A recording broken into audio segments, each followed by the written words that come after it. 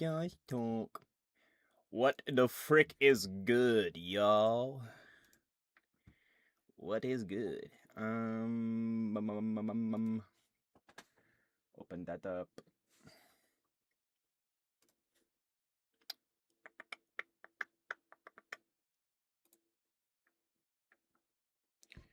Frickin' ads, man. Frickin' ads.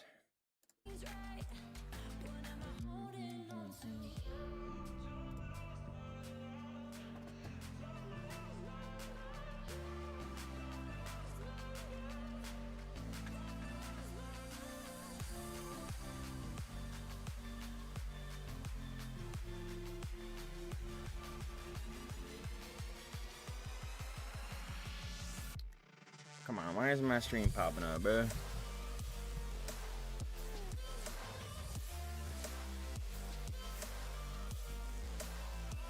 What the heck?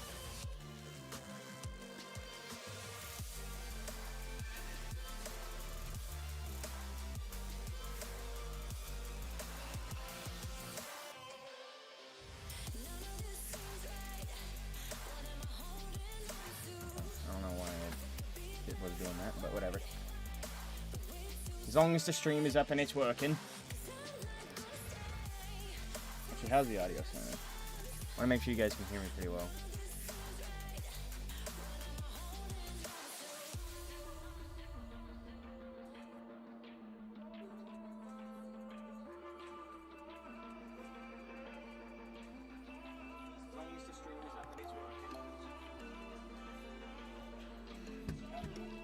Figured the music was a little loud. And then just a notch. Okay. Now we're locked in. We are locked in, brother. And sisters.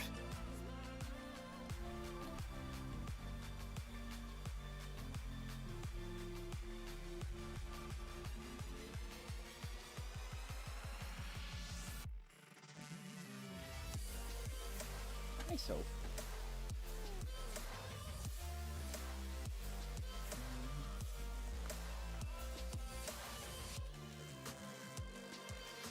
okay. It's on.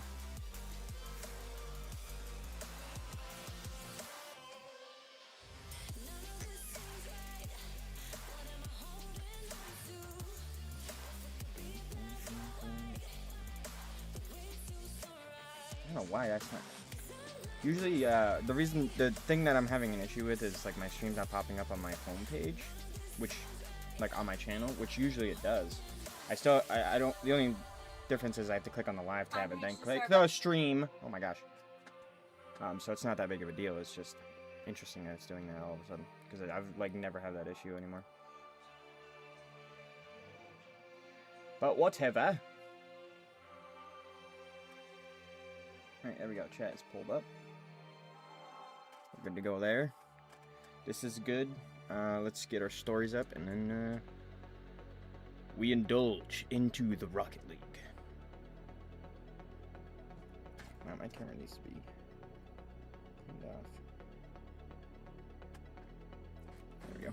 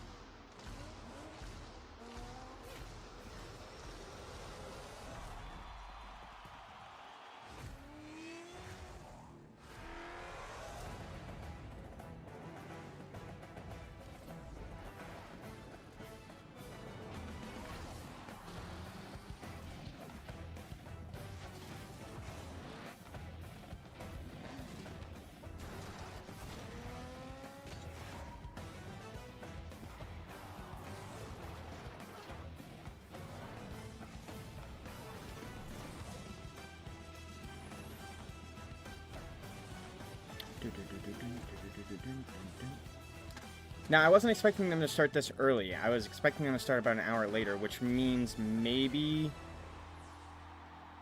the OCE match is gonna happen. Around the world, welcome to Europe for the final online broadcast competition day of the 2026 Rocket League Championship Series. It is time for the European Last Chance Qualifier. There is a single spot left at the World Championship. It is for the 6th European representative. They are bringing a legion this time around. Statistically, if they do not win this World Championship, what are they doing? They had 6 opportunities. Cole, you'll never live this one down. If we beat you on this one, you're gonna have 6 teams there. But it depends. Does Twisted Minds count of Monkey Moon, or is it only EU? Because I mean, he's obviously going to win because it's a Dickie. So the rest of us can just, you know, we can just all give up, right? He's kind of his own thing at this point. You know, fair enough. I mean, Monkey Moon is inevitable. He is a force of nature. Yeah, I mean, he's definitely going to win. This is now basically who's going to be second. Exactly, it's the battle. The battle of second place, Bates. They're bringing a lot of soldiers. It's time for us to talk about this final online day. If you've picked now to become a fan of the greatest esport in the world, you're just now watching RLCS for the first time, welcome on in. Where have you been the whole season? You missed the whole thing. We're down there in the bottom left corner, last chance qualifiers. This is the final day before the World Championship, September 15th through 20th. It'll be a fantastic competition with teams from all over the world descending into Dickie's Arena to try and hold the trophy and claim the title of Rocket League World Champion. We've had 4 online qualifiers. We had an OCE tiebreaker this morning or this evening, depending on where you are on the globe. Okay, so it already happened. Is relative to your current time in the day. That went down. Wildcards through. Torsas continues on. There's a few inevitable people continuing on to Dickie's, not just Thanos himself. Torsas going to be there again, making every World Championship he's ever been eligible for. And now it is time for the final act of the weekend. That's an impressive stat. European LCQs. We are live right now. We are filling in a spot in this bracket. The only spot left. Who's going to play 5 Fears, round 1, day 1 of the World Championship? And who will get the opportunity to get in those semifinals for a chance to win and play in the group stage of the World Championship? In that, I'm so excited for the World Championship. It's gonna be so entertaining. We've put Foot up against Falcons, put RAD Sports up against TSM, and Bigojes up against Virtus Pro. My goodness, folks, what a competition it's been. If you want to be in the building when they're crowning those champions in Dickie's Arena, make sure you scan the QR code on your screen. You can be there when history is made. But what a competition. What a bracket. I mean, everyone's quaking in their boots over there. Shogun Falcons is in the play-in bracket. Not what you want to see, but hey, they're there for the same reason you are. They didn't have the best season they could have had. So hey, I tried. Well, not you specifically. You had a pretty good season. I mean, that bottom half of the bracket looks brutal anyway, because there's 2 MENA teams that you could arguably even say, like, RA are the better between them and Falcons, so that's a horrible side of the bracket. You really want to be on the side that the winner of today is going to be on. That's correct. Let's see where they're going to be. Let's talk about this group stages that have happened so far in the LCQ, because we had so many teams. This was an open tournament. We have narrowed it down to just the top 6 right now. We will narrow it down to the top 1 before our broadcast ends. But let's rock it back to where we still had 16 teams alive. This is how Group A went down, Bates. KDOP Corp coming on through those upper semifinals. Yep, KDOP Corp definitely the #1 seed of the EU LCQ, and notably GK Esports dropping the KDOP Corp to upper semifinals and then losing to Magnolia 3-1 as well. GK, a lot of talk about them the whole entire year, throughout the whole entire season. I mean, made Boston with Seiko. Let Seiko go for Tempo. That didn't work out. Abjack came across over to NA. We saw him play the NA LCQ with Dignitas yesterday. He didn't make it through, but GK, they didn't even make it to today to even have a chance at making it to the World Championship. So big ups to Magnolia for getting that big win for big them. old rip. Toxic and Eugen, by the way, for those who might not know the team. Watch out for them today. They are going to be a threat, especially with the bracket they've got in front of them. Group B.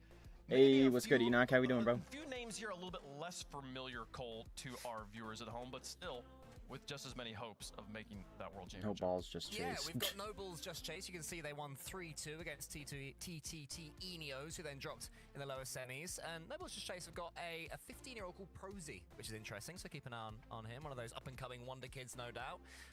Then we've also got the 3-0 for Triple Pop, and they survived, they live on. Emperor X did make it through in the lower semifinals after dropping down, but they are already out in this play-in. So of the teams you're seeing here, they're not all still in, but definitely. That's good, glad to hear it, man. Because that's the interesting team there for me. Absolutely, yeah, because we've already played the first round of the playoffs. So Emperor X, congratulations on making it to the bracket. You got 4-0'd by Magnolia. I told you, you got to watch out for those teams. They are now through against No Ball. What region is this? This is Europe. And triple pop up there. Yesterday was North America. The day before that was South America. And then the day before that was MENA, I believe. Exactly. There's a couple players that people should know. AJG, for some reason, his most infamous play was the miss against Vitality. Was that back in Boston, I believe? Where he missed a shot? I think that's what it was. But that season when he played for Complexity and on South America, they were one of the best teams in the world. And even at the World Championship in Dusseldorf, I think they lost to 7 to Vitality or Team Liquid again. And they had a couple moments where they were trying to perform. But then you also got Atomic, who's on Twisted Minds last season. And then you got Dorito, who's been all the way, I want to say all the way across the globe, but not really. He's just been on the European scene for a while. So these are 3 household names in my estimation. And then What's up, Secure? How we doing, man? OSAP, we lost to Nas. And Nas in the EU 1v1. Sorry, we had a lot of Rocket League played. And he was balling out. he was balling out in that in the EU 1v1 scene. So excited to see what he can do in the threes. But of course, watch and learn from these guys. Oh yeah, for sure. This is one of my favorite things to do, is just chill and watch this. That's why I started doing watch parties, because I genuinely enjoy it so much. That's a great example. What rank am I? I haven't played in a really long time, but I would say I'm like mid C2, maybe C3 on a good day. Especially on Utopia Dusk in that overtime, definitely kind of setting the tone and sealing the deal for them as they were able And my to peak was knock off GC. on, Tokyo 4-0 there to advance in the upper bracket. The other side of things, though, Shogun, Game 7, overtime. 3 different overtimes in this series. My goodness. Yeah, Dang. I mean, Caleb Corp are definitely the #1 seed, but they are being made to fight for it in this one. It's maybe a matchup that they weren't expecting to be pushed this far, because you see the names and you think, okay, come on, there's so much experience. You got Joy, you got Rado, you got Raziers. They should probably be walking this one, really. Not whatsoever. They were really made to fight for this the entire way through over to Game 7. And some of them, they really struggled to find the shot boots, kept to 0 goals on a couple of occasions, but there was just too much quality. But this is the threat today, Bates. You cannot look beyond anybody, because throughout this entire week, nerves have been a factor for the top seeds. It is, and that's something they do have to worry about. And I mean, it's already gives you a little cause for pause. The fact that he went to Game 7 against a Coco Perazi Shark team. I mean, Cole, you know who Shark is? I mean, trust me. As a young man myself. On the spot there. I'd love to say yes. I checked this team out earlier. I'm pretty sure Shark is the oldest one of the 3. Okay, there you go. Youngsters. Prosy's the youngest one there. But yeah, that's the point of these things, though, right? We're learning about players that we don't know too much about, and there's always a star. There's always an up-and-comer that comes out of nowhere and suddenly is in the conversation of, OC2 is good. I was GC before, but I'm C2 because I haven't played in a long time. Exactly. Fair enough. So we're right around the same thing, man. Heck yeah. Magnolia later on. No ball just chased. And Magnolia, I mean, they got some household names on that end too. Arise leading off names. I know Wave loves them, so if they can pull out that win, start off their momentum. Wow, they went to Game 7 overtime. Yeah, no, but I mean, they did clutch up, though. That's all that matters, right? Like you were starting to make their baits. Like Still, the fact that we're so unfamiliar with the players on No Ball Just Chase, and it did go to Game 7 overtime against K-Dop Corp. Tells you how much of a threat that team is, or maybe how not solid K-Dop Corp was back on July 12th. It was July 12th when they did the match, so it's been a while. Yeah, that's what you're scared around. That's what it is. Remember, it's EU depth, and NA just aren't very good at that depth. So that's always the narrative. Listen, eventually we got to start winning more tournaments if we want to swing that narrative around. It sort of makes sense right now. But we got one a lot. I think it was Sophie pretty wants to get on my bed. spectacular Hold on. plays over the course of Here, the Soph. brackets we saw. Wanna get on the Let's bed? show you the best ones here. These are the progressive top plays. Shogun with number 5. No, you can't lay in the chair. We are going to start off Come on. with the K-Dop Corp themselves. Good girl. They've got the general, they've got Get the on the man bed. that they all speak to. And Raziers, well, he'll be getting commendation for this one. Nice and There you simple, go. Good but girl. it's always going to be effective. First touch sets up the entire play. No one's getting to him. And we'll see what we can do in 1s. Let's see if we can do it in 3s. Over here at number 4, though, we're going to go Magnolia's way. It's Rise throwing it up to Eugen up top. Eugen looking for a double touch. Of course, he's going to score it. That's what the youngster does. We've all been expecting big plays from Eugen. It's been a little quiet this season, honestly. And it Rise as well. Played for Gen G. Wasn't working out. Went back to his home country, home region. And he's getting the job done so far. Well, for number 3, it starts in the same corner, and it also starts off a little bit slow here, but just keep with it. It's going to get better. There's the Zen touch, follows it up into the double tap, and that is where the class really shows. It's not just that initial touch. It's not All right, Secure. Thank you for stopping by and chatting for a minute. I appreciate it, bro. You gotta love it. There And is thank the key you. touch, taking out all the defenders. Have a good one, man. Let's go back to Emporium.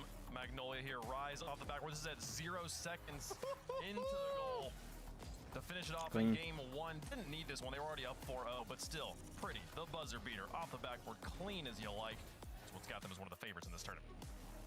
Over at number 1, though, it could only be Tempo. Unfortunately, unable to make it through to today.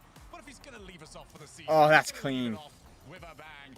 Nice little double reset, coast to Own coast. backboard, So much of the pre-flip, talent, so much of the pop capability, reset, and unfortunately, another pop this reset, is the last, clean double tap. input that Tempo's going to have for the season, and that makes me sad.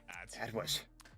It is the end of their season, and it will be the end of 5 more teams this season here today. We will finish this bracket before the end of our broadcast, and we will fill in that World's Play-In bracket spot we saw earlier. We'll fill in the last of our contenders, and we will have, finally, the entire picture of the Rocket League World Championship for 2026 set in stone and ready to go, and we can start deliberating on all of the podcasts and talk shows till September. We'll have a wonderful amount of time to deliberate on who we think is going to be the strongest teams.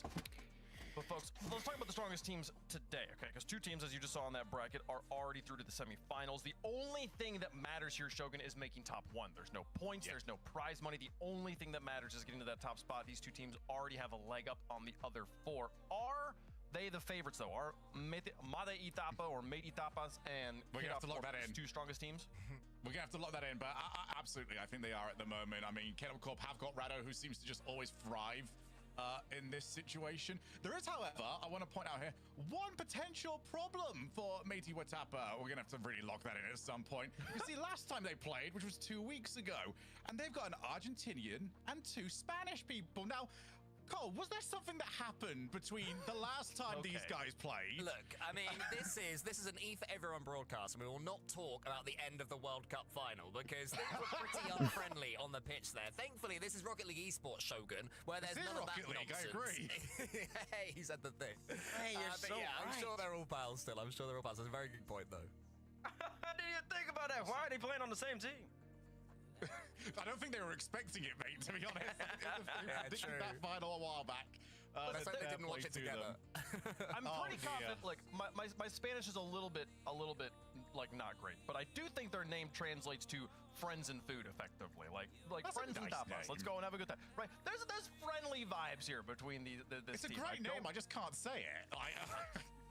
I think Mate Tapas is probably correct. People in chat can All right, can we'll let go us for Mate know Tapa. if we need to do it the other way. Though, I sort of don't trust chat, so maybe someone needs to. I need some of my friends. Wouldn't it just be like Spanish amigas y comida? Amigas and for comida would friends? be like like friends. I guess, exactly, but it doesn't roll off your tongue quite the same way, you know. Me and Shogun just looked at each other like, I'm just hearing all of these and just thinking, wow, yeah, with my pronunciation and my accent, that's gonna go great. Okay, guys, we got 5.5 minutes till kickoff here. Give me a too early prediction. Who is going to be the last chance Rado. qualifier champion, Shogun? Rado and 2 other people that are with him, but mostly Rado. Okay. Rado just he steps up in these. And people Sorry about that, chat. I was are not responding to a learning. text. Okay. Well, Alpha and Mitsa think they can go and get a different teammate, go over to Tempo, join GK. Well, they ran into Rado, didn't they? And nobody that is Rado's former teammate is gonna possibly beat him. He did it last year. He's doing it this year. That's true. That's true. Okay. W Redosa, man. sorry, go on. All right, Cole. Nah, you wanted to go. I mean, I was gonna echo, but then I was gonna say we can't all say K-Dub Corp because I do think Yeah, they're you can. big You all favorites. can. No. I'm gonna chuck in Magnolia. I'm gonna chuck in Magnolia. The return of Rise. I was gonna say He's had a Magnolia. tough I was gonna say year. Magnolia. You can't say the same thing as me now. I was gonna say Magnolia. I can't Okay. say the same thing as you, and I will say the same thing as you. Since you hop jumped, I'm coming right back to me like you never talked. Give me Magnolia. I like Rise. I like you. Very good. I want that team to be successful. I think they can be successful, and I do have them coming out to EULCQ. I think it's gonna be a barn burner of a day. Give me Made Etapa. Give me the friends and the food. Just 'cause you folks. can say I it. think that they. Made I think they'll Etapa. pull up. I think it's probably Mate. If I don't predict them at all today, you'll know exactly why. That's true. We'll say their name. I don't have to say it here. Folks, if you've got family and friends that you want to get to watch Rocket League, but maybe don't play the game and aren't going to be as familiar with the first-person viewing experience, check out the RLCS crowd camp, twitch.tv/RLEsports. It should be live right now. It's another broadcast that is a sideline viewing perspective, similar to a traditional sports viewing experience. Great way to introduce people to our fantastic esport. Folks, we've got 5 matches coming down the pipe. We kicked off today Wow. with the wild card versus Wild card Power 4-1 match. Power. What the heck? Tiebreaker, they're through. Congratulations to wild card. Damn. We'll see them play at the World Championship. And now it's time for Fair the enough. European qualifiers. Grand finals coming up at the end. Let's talk about the first matches of the day. We've got Low Mosh. Pop versus the Volair. Little Motion, Bababa, and Ostap taking on Crispy, Growly, and Toxier Cole. Yeah, I mean, looking at these names, the first one that jumps out to me is probably Tox, because the poor guy is always on the bubble. He is always on the cusp. So back him to get to the grand final and then heartbreak to occur of making the World Championships. But as far as the teams here go, Shogun, these are some of the names that we know. We know a little bit about these guys. They've gone far in 1v1s, in 2v2s, and in the case of Volair, in 3v3 as well. Yeah, absolutely. And I think a lot of people as well who joined us for the 1v1 broadcast are going to be looking at Osaf and thinking, okay, Stay hydrated, chat. Let's see how that translates then, shall we? Because he was on the cusp of some really good results. Arguably should have gone to Game 7. Actually, no argument about it. There was a bit of a collapse there in Game 6. That meant that he just couldn't take it too much further against Nas. But Little there's Mosh. opportunities there. But for Little Motion especially, he's been on the cusp. Also, he's one of those names that keeps popping up. We see him at the start of a broadcast. We don't see him that much later in the broadcast. But maybe the big dog's out of the way today. This might be the opportunity for him, T-Bates, because the bracket is available. It's open. You're right. It is open. I mean, there's always a chance here. But it's never necessarily gonna be that easy. Look at my boy Crispy though, coming all the way across the way. Just to try to make some noise yet again. He was playing North America the longest while he's in school, but he's came back over here to this side of the pond, and you know what they do say, European Rocket League is a little bit easier than any Rocket League, so it makes sense. It makes sense for him to come on over here and try to get the job done. Oh, look at the Liverpool champs in the background. Yeah, he's very proud of that. He's a... Say again? Is that Liverpool? I was just to make sure. I was trying to make sure it was the right So color how of red. bad are your eyes? Wait, there's no way. I thought he was being I'm smart. trying to enter the lobby, okay? I mean, every couple I was going to say, that was impressively bad, but yeah, Growly, regular viewers may remember Hogan mode, where they burst onto the scene with Scrub Killer. What was that now, a couple of years ago? 2 years ago now. Yeah, it goes quick, doesn't it? It goes quick. Tox, the player that I mentioned earlier, the poor guy is just always on that cusp, so close to qualifying. And then there's Coach Casper, who looks like a very serious gentleman, so I'm sure he's going to be watching everything and you know, letting them know what they need to change as they go along, because they got put into this lower bracket. Volair, they've been in the lower bracket for a long time. They had to go through the lower bracket in their group from the beginning, pretty much of it. Knocked out Novo on the way as well, so it's not been an easy run for them at all. But they make it here, and if they win this one, things pretty much reset, because you lose once now and you're out for everyone. So at this point, yeah, things have pretty much reset. Chat, let us know who you think is going to win. Hashtag BLR for Volair. Hashtag T-Pop for Triple Pop. Hopefully we get to see a Triple Pop T-Pop. out there. As they are. Have we ever seen a triple pop in Who's the one that's RLCS? going to do it? Who's got the triple pop on the... I don't know if we've ever seen a triple pop in RLCS. Have we? I'm thinking. I'd put Osaf to pull it off. I imagine there's got to be like at least one, but it's going to be one of those dead games. That's like, When they're going for 6-0. clips after Oh yeah, yeah, they got a 5-0. triple reset. I guess. Probably. Yeah, definitely hasn't been a goal. I would have remembered that one. Yeah, I would definitely remember that one. If you called that, you got to be going for it. You know, I want to see Triple Pop playing with some flair and playing with some mechs as well, especially the players that they've got on their team. We know what they can do. To me, Wave, I feel like Volair just have a bit more experience in 3v3 and a little bit more on paper. Obviously, Shogun, you mentioned nerves, you know, and maybe they'll feel it more because they've been here before, whereas Triple Pop is a bit of a free run, really, maybe. I think what we've noticed is that it's not necessarily, you know, who's got the highest ceiling, especially in these opening matches, is who can stay further away from their floor. So we'll see. It's also speculation, but you can even say it's going to be experience. You can say it's, okay, you know, the first opportunity for a lot of these players, and maybe that's going to get to them. But we will find out once we get onto the field. The question is like... I do think Shogun makes a really good point, Bates, that like, especially, this is probably true in all of Rocket League, but I think especially in this tournament, this is more about who has the highest floor not who has the highest ceiling. Yeah, correct. I mean, just about consistency. And when your back's against the wall, you have one life left. Everybody is aware of that. Everybody wants to make it to Dickies at the World Championship. This is when the best plays don't usually happen. You're not going to see the tempo double reset on this type of stage more than likely. What you are going to see is consistent, solid Rocket League. That's what you saw on the foot yesterday. Gen G was going for the Hail Mary, the home run hit every time. That didn't work off one foot, just playing solid team ball. Definitely the highest floor. They came out victorious.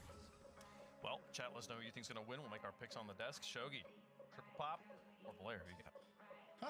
You see, I heard what Cole was saying earlier on, but I've got a feeling. I got a Triple Pop on this one. I'm liking what I've seen recently. Put me on the Osoft hype train, and I think they're going to take this one.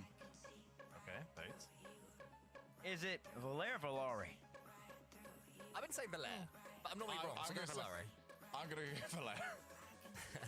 All right, give me Valari. I like Valari. I want them to be successful. I believe they're going to be successful. They come in with more experience. I think experience runs king in the LCQ. They'll be playing K-Dop Corbin Radosin, the king of LCQ next match. Yeah, it's going to be Valari for me as well. I think they've got more future experience. And again, I can't see Tox not making it to the final. It is just written in stone that somehow he'll do it. And then, could he finally break through? We'll find out, Wave Pump.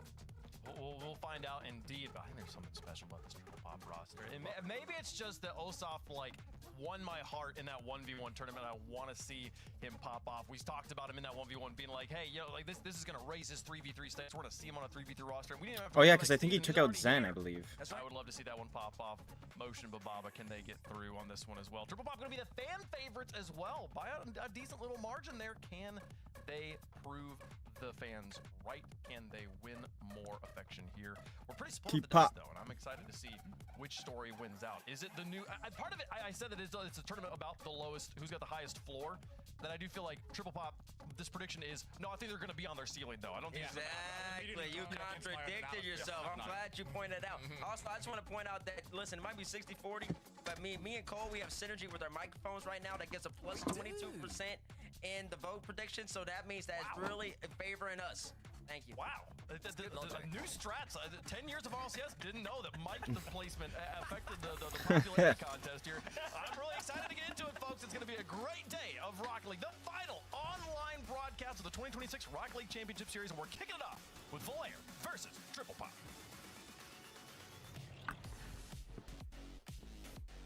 Well, everybody, it's one more region that we get to see sneak into the World Championship. It's European LCQ. I'm Hercules. I got Shogun with me, and all of this is brought to you by Progressive. Well, let's get to it then, shall we? The highest stakes, the biggest rewards are available. We'll see who can live up to the mantle, who can live up to the pressure, really. Best of sevens, every team gets one timeout apiece. And let's see then who is going to start off on the front foot. It's going to be Osaf. Immediately reset number one, goes low and can't quite get the 50. Everybody is already trying to give us the triple. Was that a team bump? For, but, no, we're going to get EU Rocket League. That's exactly what we're getting, Shogun. What in the team bump? What the heck? Like, that's Baba's ball. I don't know where Little Motion is going, but he's had a little bit of a confused moment because he's right in front of the ball. His team is trying to come in for it. Yeah, okay. A bit silly, a bit goofy, a bit wacky, and a bit wild. Listen, they're going to be a little nervous, okay? They're the first match of the LCQ for EU yesterday. We had upsets. We had stressful matches. And I assume it's going to be so much worse in EU because of all the depth that you guys got. Yeah, there's no such thing as a freebie over here. There is only going to have to be fighting for everything as Growly's on his way up. Beats the ball by Little Motion. Oh! Hits the ball against the crossbar. Very close, but not quite enough. And Triple Pop are going to want something to go their way soon. It's been a pretty horrid first minute. Yeah, this has been pretty rough for them on this one. Still following up a lot of these attempts, though. I will give it to Triple Pop.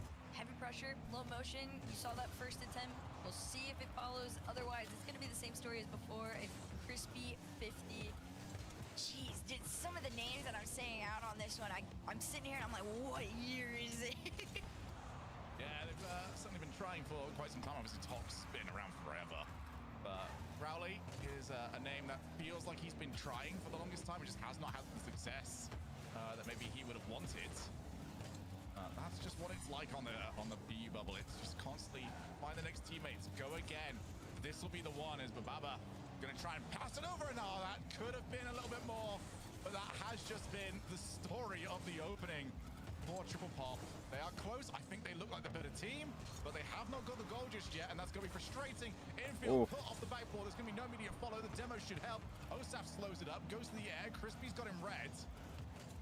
Great play, no goals. This might be it, but Growly clears the lines. Oh man, this Triple Pop team too, they do such a good job of being able to find each other. Finally, a small interception coming through, and Growly just gonna place it back.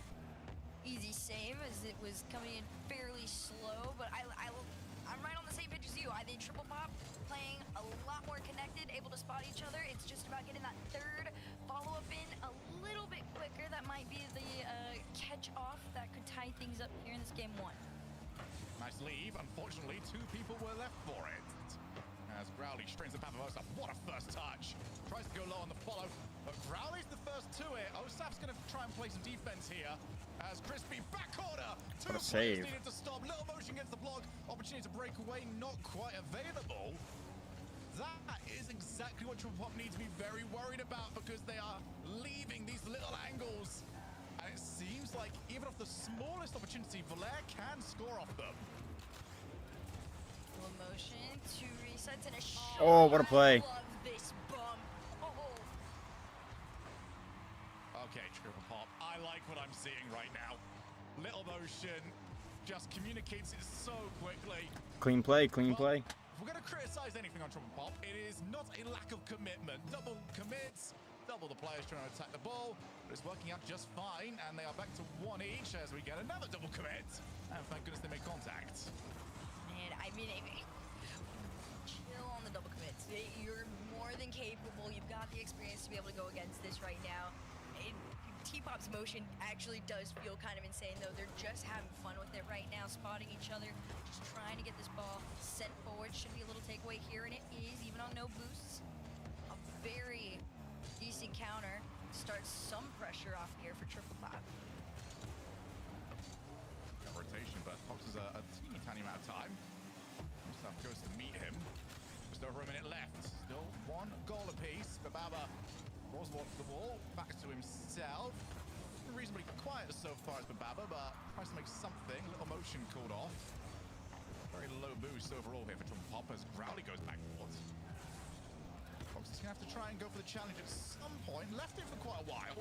Over off the wall, and that bump ruins the play he was trying to set up. Catch it from Crispy too. Pretty decent speed on either end, which is forcing you to play a much cleaner game if you want to get ahead of the curve here. Crispy gonna take this one out. Growly landing in a way that he couldn't be a menace on the other end. And final 30 coming through, still tied. No heavy pressure from Valar yet. Instead, it's a quick counter sent back, cut off in the middle. It's pretty back and forth so far, I'm not gonna lie. It's pretty flare against fundamentals at the moment, as we see a little bit more of the flare. Growly does clear, does very well actually, and who's going to claim it? Bababa wants it backboard, and that gives Growly lots of time to come in for the challenge. Crispy lays off Growly. Well, if it had 100 boost, that might have been a little bit more available. As the time does tick away, Tox wants the final chance. Crispy doesn't read that.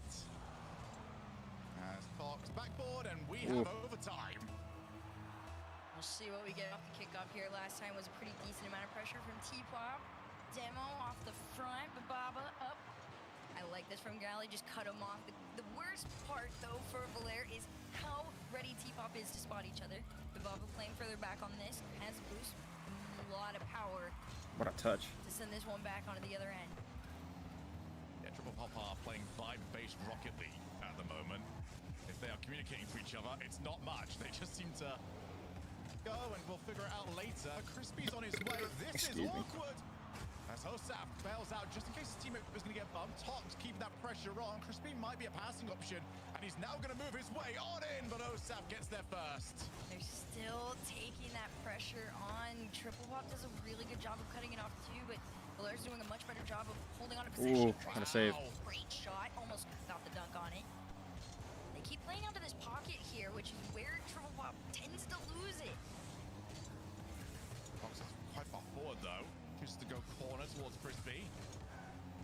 T.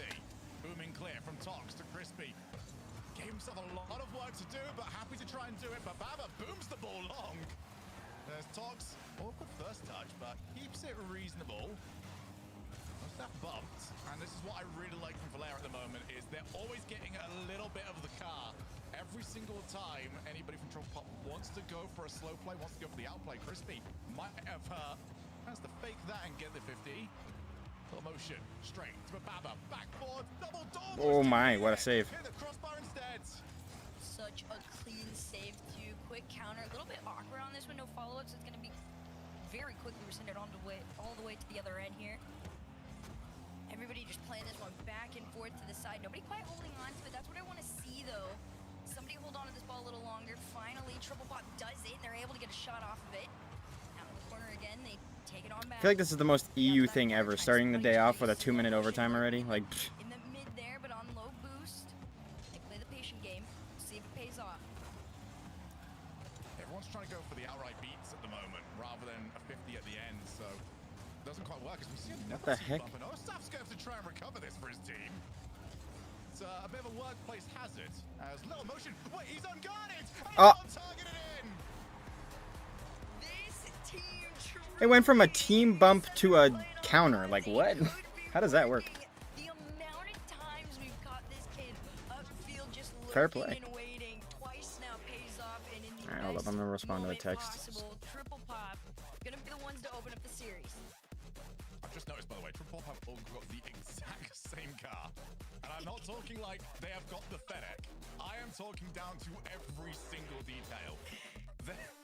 They have got synergy, apparently. But Triple Pop, they'll be very happy. Little motion, what a game from him. He was everywhere.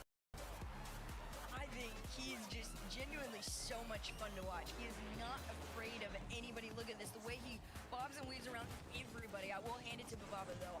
The assist in my heart on that play for going for the bump on there. It was incredibly, like you said, synergetic between the entire team. And it doesn't even feel like they're coming in with a plan on it either. It just works. It's like when you're playing with your friends in ranked and it just flows. That's what's going down with this team. And for Valère, there is no way to prepare for a moment like this. You just got to kind of hope you can also find that flow to slow them down. Yeah, I don't dislike the way Valère played game number one, especially if you are going to be playing against a team that is, you know, maybe a little bit more inexperienced when it comes to these situations. Not to say, like, obviously people over on Triple Pop have not got the experience at this point, but I think they're going to have to change it here, because what they just saw is Triple Pop are not worried about their floor today. They want to play towards their ceiling. They're willing to play off the ceiling if it's available to them. So Valère, all right, time to reset this and maybe be a little bit more expressive in game two.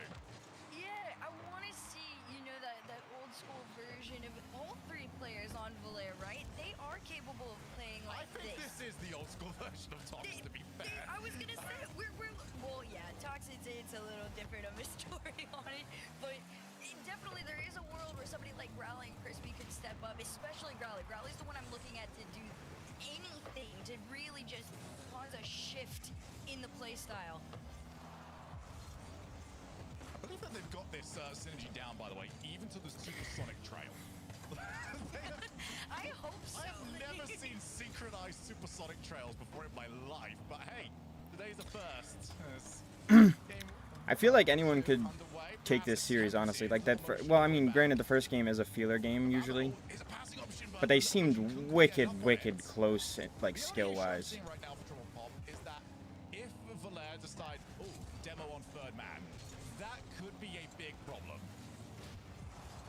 Yeah, there's not quite a plan in motion for this team should that happen. You see it right What a here. redirect. Even though this is a super powerful shot, it was made on no boost with first and second man. The third was all the way upfield. Uh-oh. Low motion going back for the boost. The timing did work in his favor because Tox was so low, but that could have cost them. Saft gets the reset. Tox gives him a little bit of a helping hand. He's reasonably safe. That's up. Crispy will be second best. Ceiling reset. For Bababa wants the 50. And Crowley taking it was the right call. Bababa couldn't quite get to it. And Triple Pop always seemed like they're just almost there. it's just they're lurking. They're little menaces, and the worst part is they all look exactly the same. They're messing with their head right now. Back infield, Crispy's going to leave it for Growly. Growly's on with the boost. Press the cut infield. Little motion cuts rotation. There's Crispy now up. Tries to get past Osaf. Guess what? There was a couple of Wonder Woman players that tried to do the same thing a few weeks ago. They struggled just as much as Crispy did. Osaf low, leaves it for Little Motion. Great cut there from Crispy. Leaves it for Growly. He's got time, he's got space. He's got Bababa heading straight at him. Little pocket play here on the side. Wait to see who's going to be able to get possession of this ball. Even on low boost.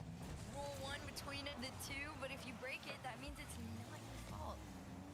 No bad luck. Which team gets cursed in that case? It's a cancel out, like two roll ones on the same team actually bring you a little bit of luck on your side. Well, there you go, everybody. You can start doing that back at home. Bababa goes over the top. I like that he just faked out the reset, made it a little bit easier to try and dive in for the challenge, then just went straight over the top of the challenging player. Little motions on the follow. Rally and Tox, clear out. They pass another one. Crispy can actually go for the chase here. And try and sell this one back down. Here comes Tox, free shot. Oh, he needed more. That kind of just also seems to be, you know, the theme for him right now. You just need a little bit more. He's gone into a couple of these fairly low this time.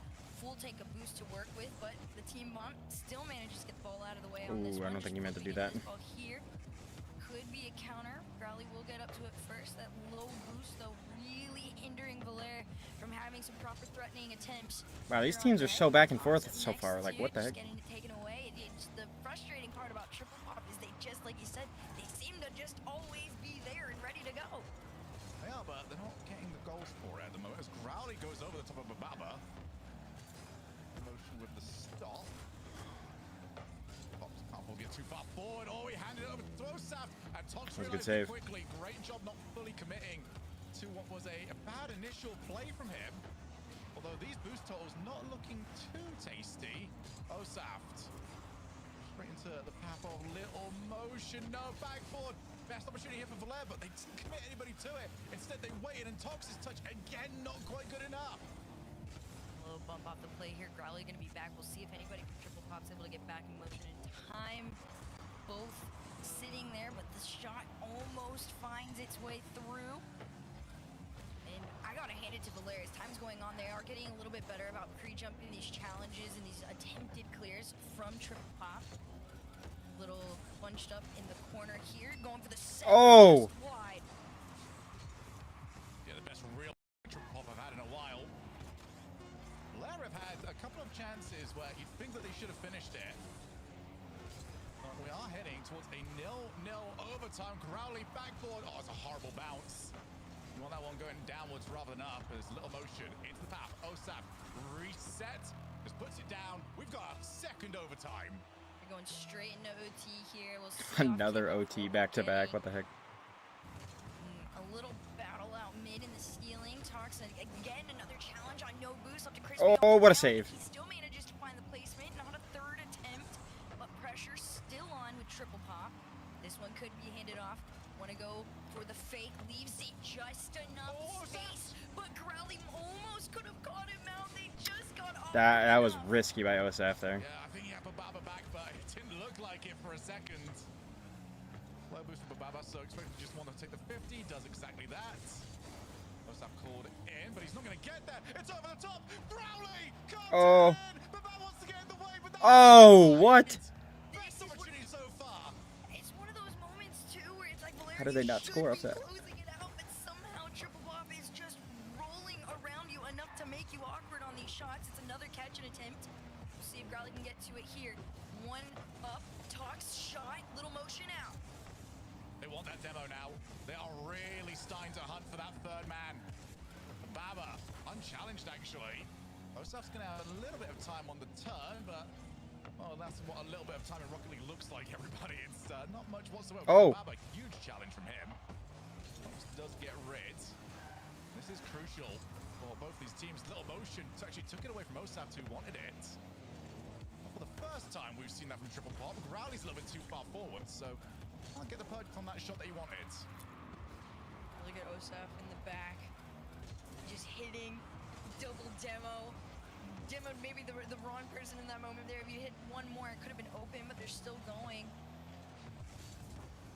Tox and Growly working together to make this clear possible, trying to find some sort of shot attempt, but Triple Pop, like we've said, they do such a good job. There's the attempted path opening. Another It's in. shot sent all the way back. This should be... No! What a save. What? Oh, now it's in. Damn. Well, get your screenshots ready, everybody, because this is a little bit beautiful. Bang! I thought even just for a second there, maybe Osaf lands in a position where Jeez. you know, finally... What's up, Sussy Meow? How we doing? Mistake that sets it off. That was... And Valera This is intense already so far. 2 games in and both of them have gone to OT. You're just on the wrong end of it if you are TP. Valera, what is this? 9 shots? I don't even know what Growly got in that moment there. We'll see. Is this 9, 12? Yeah, we're not helping the fact that Growly left the lobby like immediately. Yeah. So. Thanks. That Growly. But Blair will feel like that was very much deserved. They had the better quality opportunities. They are doing a good job of shutting down Triple Pop. If I've actually got one issue with Triple Pop at the moment, they're trying to win these engagements a little bit too much. Now, what I mean by that is they can outplay the first man, but Valer don't care about that because the ball is just rolling towards them, towards the backboard, towards their second player. I think Triple Pop would be a lot more well-suited if they just accepted a 50 on the end. They can keep that ball neutral, give their second man an opportunity to actually contest for it, because they can win the engagement, but they're also just handing the ball away. Yeah, this is one of those just clear experience diffs, right? And it's just Can we get a enough third OT in a to row? give That'd be Valera the edge crazy. on the fact that I'm gonna turn up my Triple fan real does quick. 1 play second. so quickly in those moments. It's the patience in the right moments that's gonna give Valera a little bit of an edge here. This is worrying, though. This is very worrying as Osaf's touch actually Okay. that we haven't had enough goals to really talk about. But Wow. Triple Pop have had 4 good possessions of kickoffs. Unfortunately for them, I think we've only had 6 kickoffs. You gotta hand it to them too. This is definitely Stay out of your methodical when chat. they're going into that too. We'll see what we get off this kickoff again. Another one sent straight back. They throw it out to the orange. Baba waiting on the side here. Possession does stay with Triple Pop. They do such a good job of staying clean. It's a shot on net sent out by Growly. They're still gonna go again. Osaf leaves this one for low motion. Pass over to Baba. Does he get the double? No. Just communicate that one a little bit too late because they did have players in position. That bump makes life awkward for everybody, but Tox doesn't have the boost to take advantage of it. Osaf lays it straight over to Ababa, who is going very quickly actually with that play. Did not slow down too much. That's a fantastic start here for Triple Pop. They're also going to now force Valer to play a little bit more open. Might make them more available for the counter-attack. Oh, Crispy's in a perfect spot. Lays it back to Growly. Oh. Tox. Oh my gosh, what a save. How are they not in on this one? Triple Pop, genuinely, it's not even motion at this point. A play like that is just straight aura. To be able to stay that calm and keep that ball out and not even give them the opportunity for another one. It's a demo and a counter that clears it out, lets Triple Pop out of their side. We'll see what they can work with here. But Growly and Crispy, everybody just struggling to put the ball past the mate. Triple Pop are playing a lot more for their second man here. But Valer just makes so many really good goal-scoring opportunities for themselves. They just have not had the finishing power just yet. All-nighters are no joke, lol. Yeah. Yeah. Crispy does have options here. That's valid. Is that option, who has given himself a heck of a task. And Osaf will clear, at least temporarily. Double commit to try and get rid of it. But Baba plays aggressively to make sure he can't be counterattacked. Why did you stay up? You didn't sleep last night or something, Hunter? Little motion, can't make any real purchase on the board. Tox, well, he tried to bait Osaf too, didn't quite fall for it. I love these handoffs too between triple pop. Oh, what a These are catch. plays that Oh, say, damn, what a and bump. off the Oh, it's so top, and unknown. there it is. What the heck? The first 2 games of the series, we go to crazy overtimes, and now triple pop is just like, yeah, we're just gonna be better, I guess. Nope. Oh, okay, fair enough. Keep rotating the car and just pop the ball over the top of your challenge. Absolutely disgusting. It's him. and off What the heck is happening? It is a gigantic kickoff diff. Little motion, Been up since like but 12-ish and probably stayed the up ever easiest one since. they've set Oh, up okay, so fair far. enough. It was also the most effective. halfway point now. Up 3-0. It felt like that just happened in the blink of an eye, too. And for Valère, it's like, what do you do in this moment? You haven't even quite been able to get to the other end. You tried doing, the hyper-aggressive thing where you send one person upfield. You even see the demo coming in for them trying to get something here. But Baba's always Oh my, in the what a air. pinch. Low motion's always on the other end waiting to make the catch. It's a playstyle difference at this point that T-Box just works against them. And again, how much different could this have been if that earlier shot went in? Where, I still don't know how that wasn't quite in. With some sort of force of nature, perhaps. But it is now 3-0. And it is a long, long way back here for Valère, who were putting together some really good stuff, in my opinion. Not quite rewarded for it. Triple Pop rewarded for their consistency, or no? Oh, Fox couldn't get the bump and get a hold of the ball. Osat, happy just pop that over the top. Crispy back into the path of Tox. A couple of demos, maybe they can get one more. Really clear out the routes, and well, Tox will walk it in. okay, fair enough. And he'll Just walk open. it in thanks to his teammate. Look at this. First, there's the bump in the back end. Growly's just like, you know what? Whoever's in my way, you're gone. That's when you can feel it. Valère's showing a It's little gonna bit of be life. A very different game in this next minute and a half. Should be a They are still really down 2, aggressive though. version of Valère if they can pull that off again. Crispy and Tox are gonna play this one further from behind. Osef already up. Takes this one away. Tox off the infield. Baba commits. Triple Pop really not worried about a double commit for a defensive stop. A little motion up immediately, but Baba goes to join him. Backboard double, asks a lot of himself, but Crispy's really being forced to stretch. Needs the help of Tox, does get it, a little motion. Actually faked out at the infield. Decided to go backboard. Triple Pop leave options for themselves every single time, but now the breakaway opportunity. Growly just powers it. And Bababa lays it over. I think Growly would have been better off trying to get the reset. Go for an outplay, just anything that isn't just handing over possession. Oh man, another one too. And Tox staying in on this side, but Little Motion will hand this off to the corner. Could have been mad, but even on low boost, I love how Oh, what a save. communicative Triple Pop has been with each other on the back end.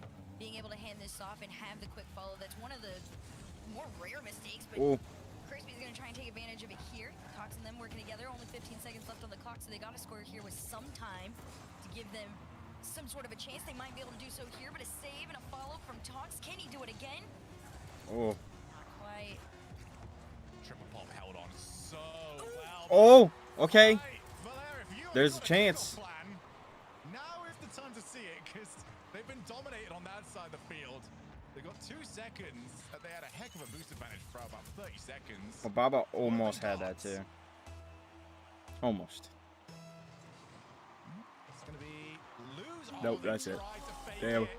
Fake first time shot the second man. It's not a bad idea, but Triple Pop were able to read it and just get that ball away. All right, we finally have someone that has taken. I mean, Well, I was gonna say finally have someone that's taken series lead, but technically, I think it was Valère that took the series lead, right? Let Tox be the follow-up.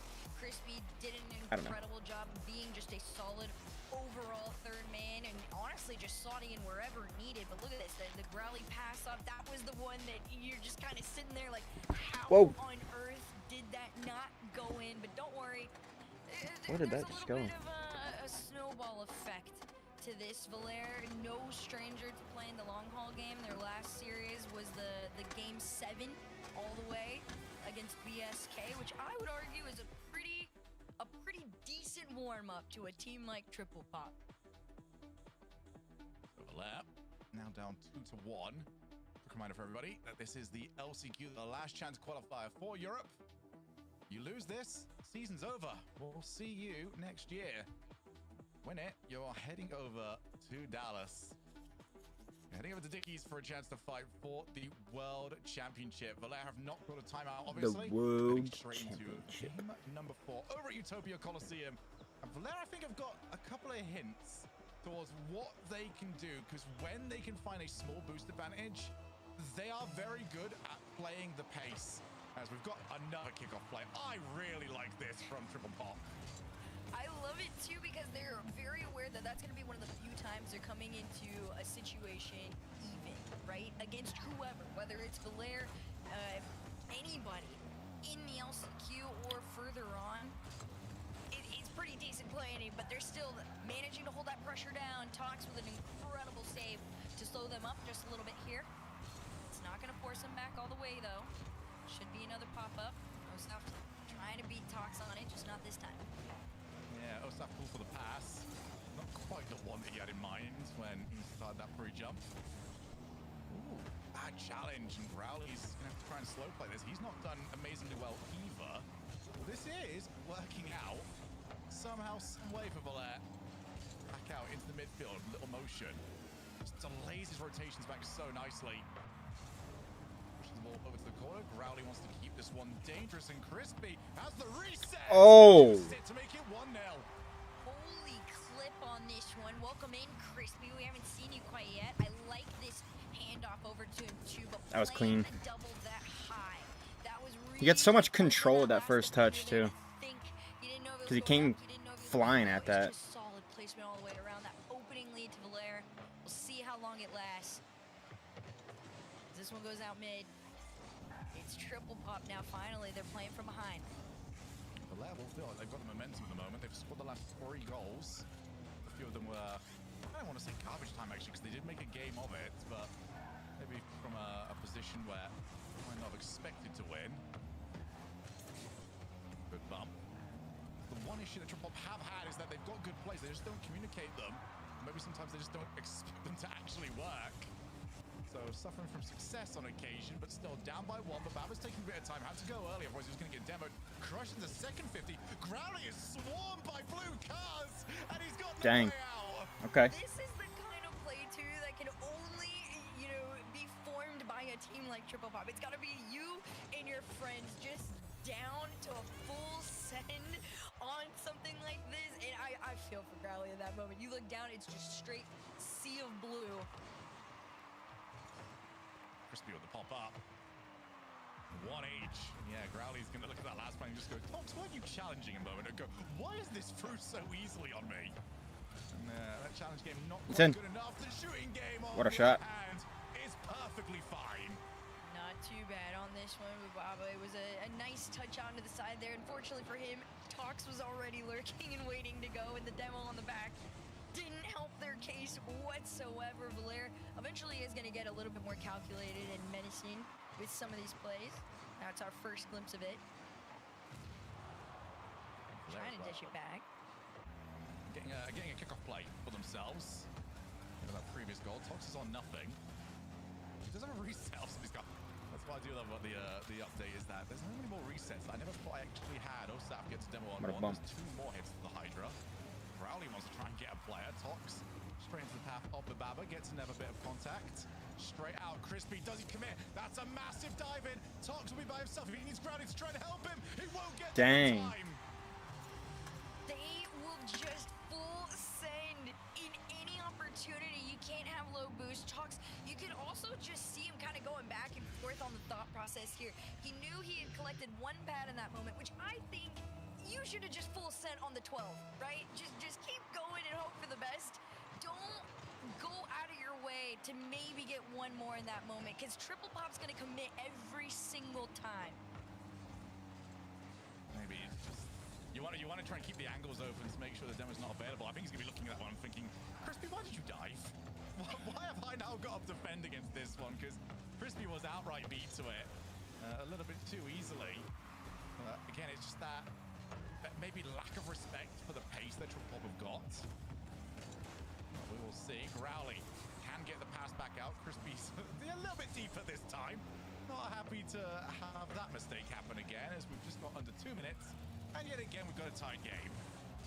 I want Valère to almost simplify triple pop a little bit more. Another shot, this one just wide. Growly in position to make that save and almost cleared out, but Baba just staying and boost stealing. Like I said, they're just absolute menaces. Nice clear though. Almost immediately sent back. Poor Tox, he keeps just having to pop it up. By the moment you get, you know, a small touch on this ball, there's already 2 more there and a follow-up. That corner, Bababa cuts rotation, fakes out Growly, tries to get it. He's actually got the ball popped up into a nice spot, but it is Tox there first. Who goes low? Osaft. Oh, that's brilliant there from Crispy. Do not let Osaf control that ball. Just under a minute, 2 each. Pass to Tox.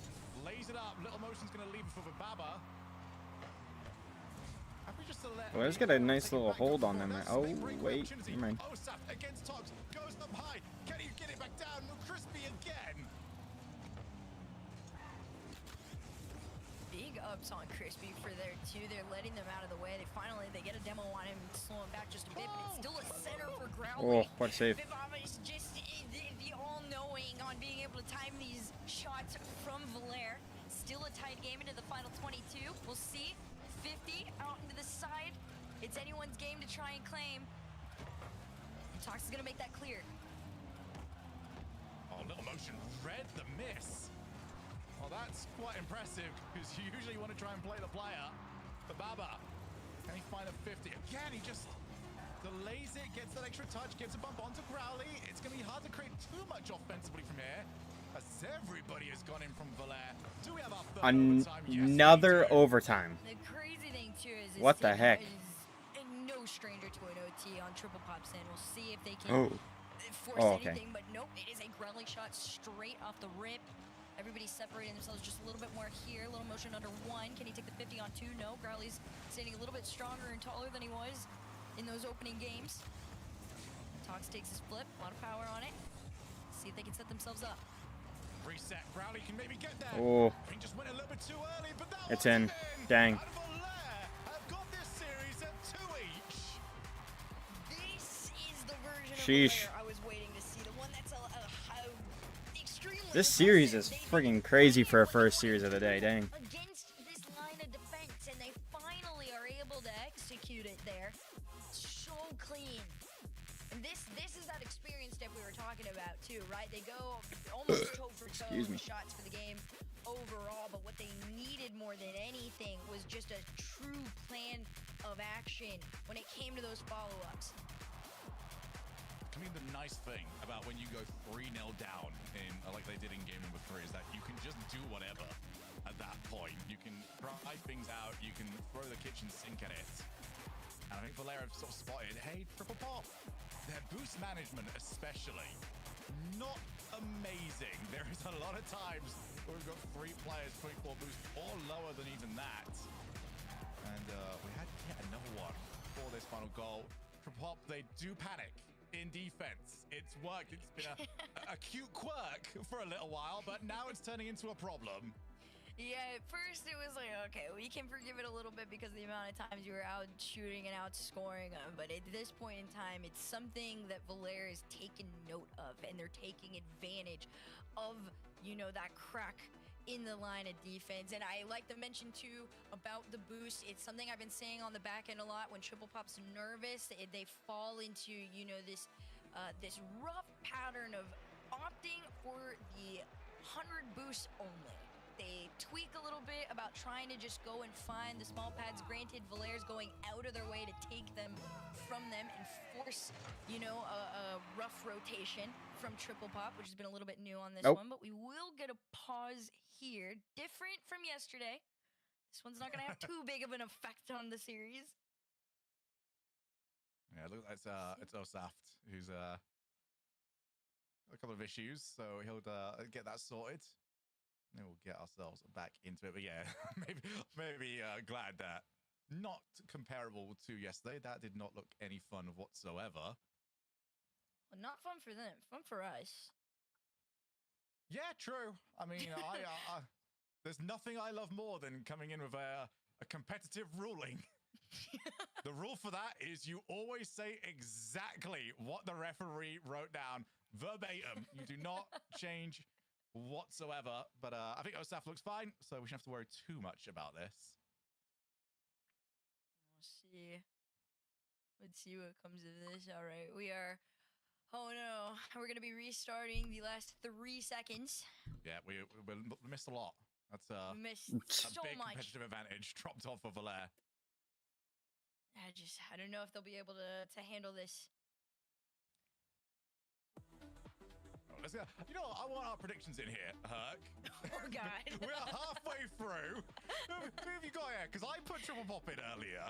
You did? I'm sticking with Triple Pop. Honestly, you're so real for that. My brain wants to go Valère. Like I think Valère actually closes this out, but it's going to be a Dignitas versus Fortnite Flick scenario where we're going to game 7 OT 5 Bruh. minutes, and then we see the triple commit, and Tox goes in, and we all go Well, if I'm hearing triple commit, I'm not thinking Valère in Oh. that situation.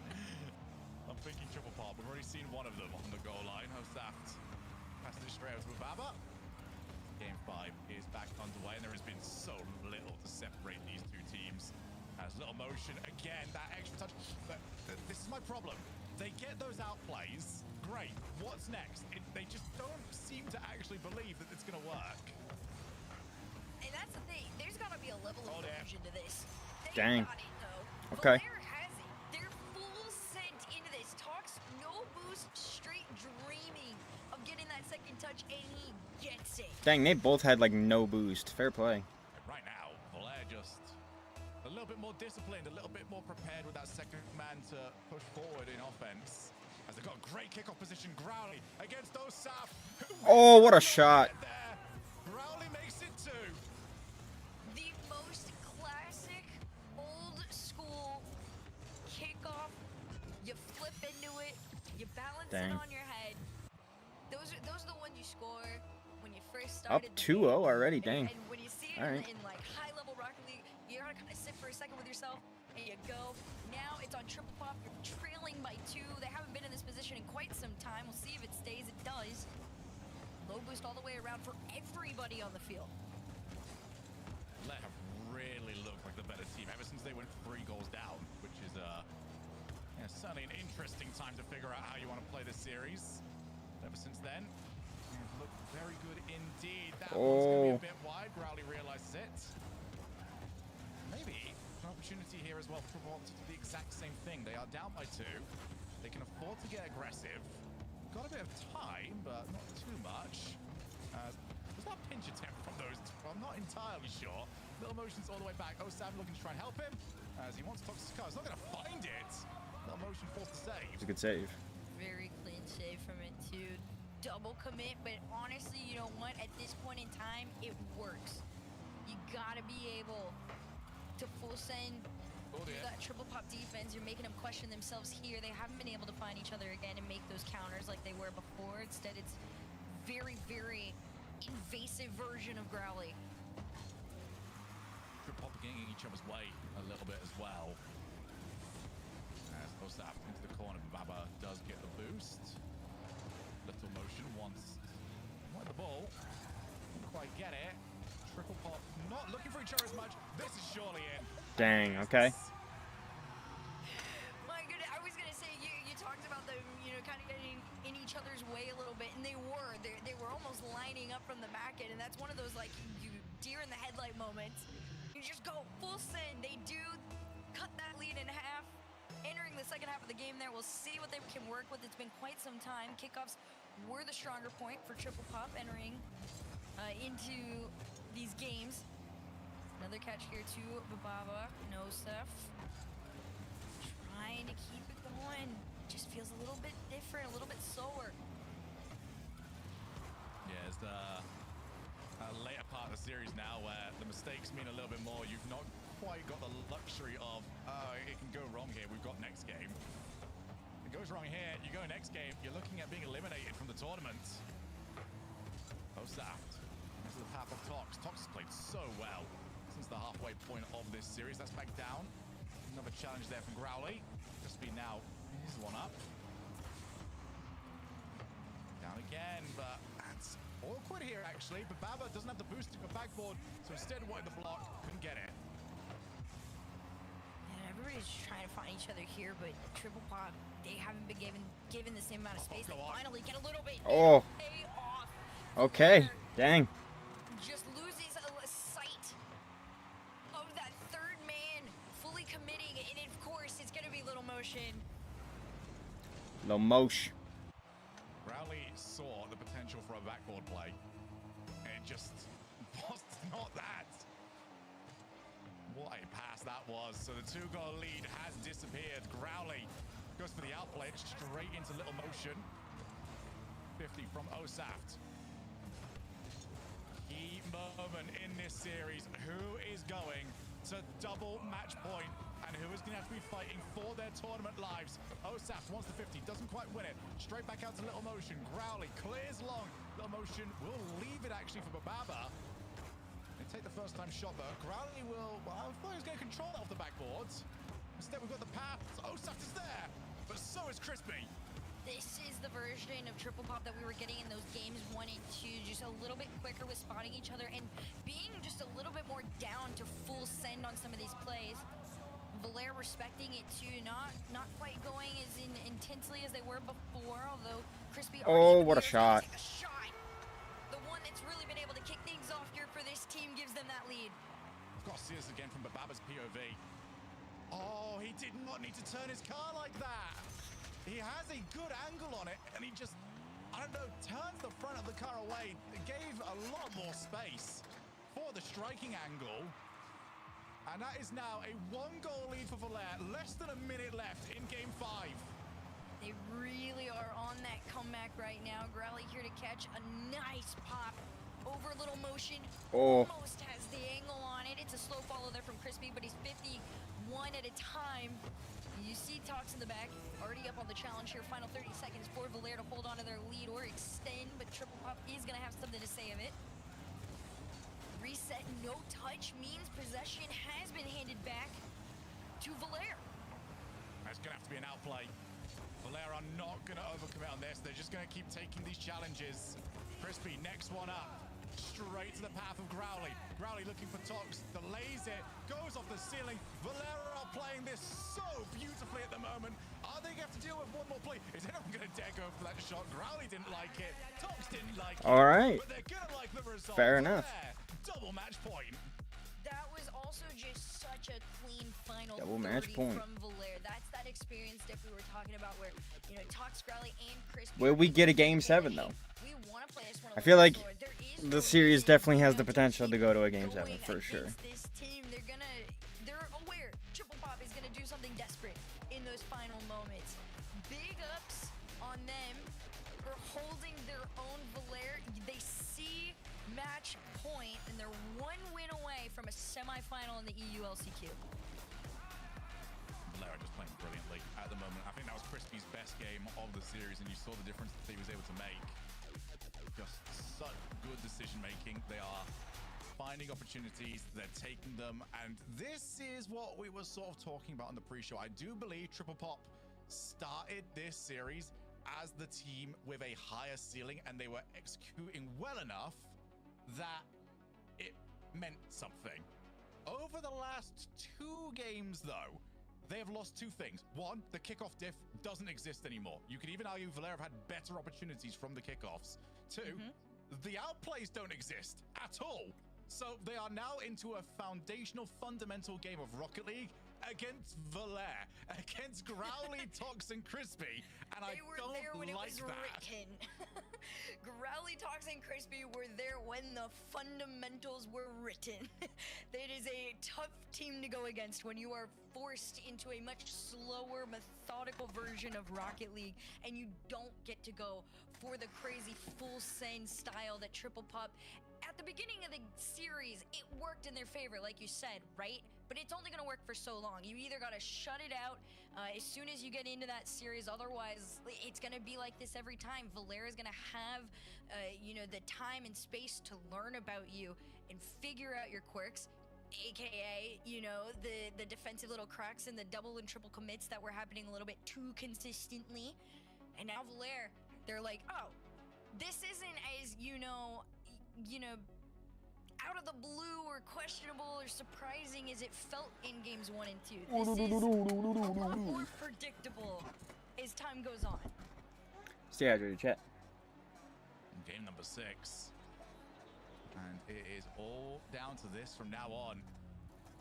Need to find... They're going to have to do it their way. They're going to have to continue to try and play with those mechanics. You know, get these bit of pockets of space to try and create something. But for triple pop, well, they're going to start off with a kickoff play. Not going for the outright win, not going for an immediate goal. I do like this a little bit more. Just re-establish this part of your game. They know that that's where there was a point in time that was when they were the strongest. Kind of makes Valera a little stressed. They are able to hold on to this ball for now. Nice reset. Oh, nice. Pass over to Osaf. It's a That great pass one-two was... from Tox, but it's Oh, that not play was gonna almost stop so clean. the pressure. Unless you're able to demo him and send him forced back home.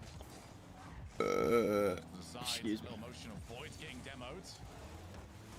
Tox, not going to be able to follow this. I didn't think so, but no one's really all that keen to come towards him. So Growly shepherds his teammate out of the way, tries to take it off him. Osaf. Midfield, Growly cuts rotation, doesn't get it. Baba, I think was still put off though by Growly, couldn't get the double. First minute goes almost Dang. scoreless. A very classic triple pop play. Tox was trying to take this one out. And of course, Little Motion was there. So much power, but more on Bababa for just already being there, ready to make the catch. It's clean, it's menacing, it's annoying, it's triple pop. Yeah, again, trying to lose backcourt. This is a brilliant start here from triple pop. Bababa didn't have any passing options, so straight to the path of the opposing number 1. Bababa takes it yet again. There's a lot of diving challenges here.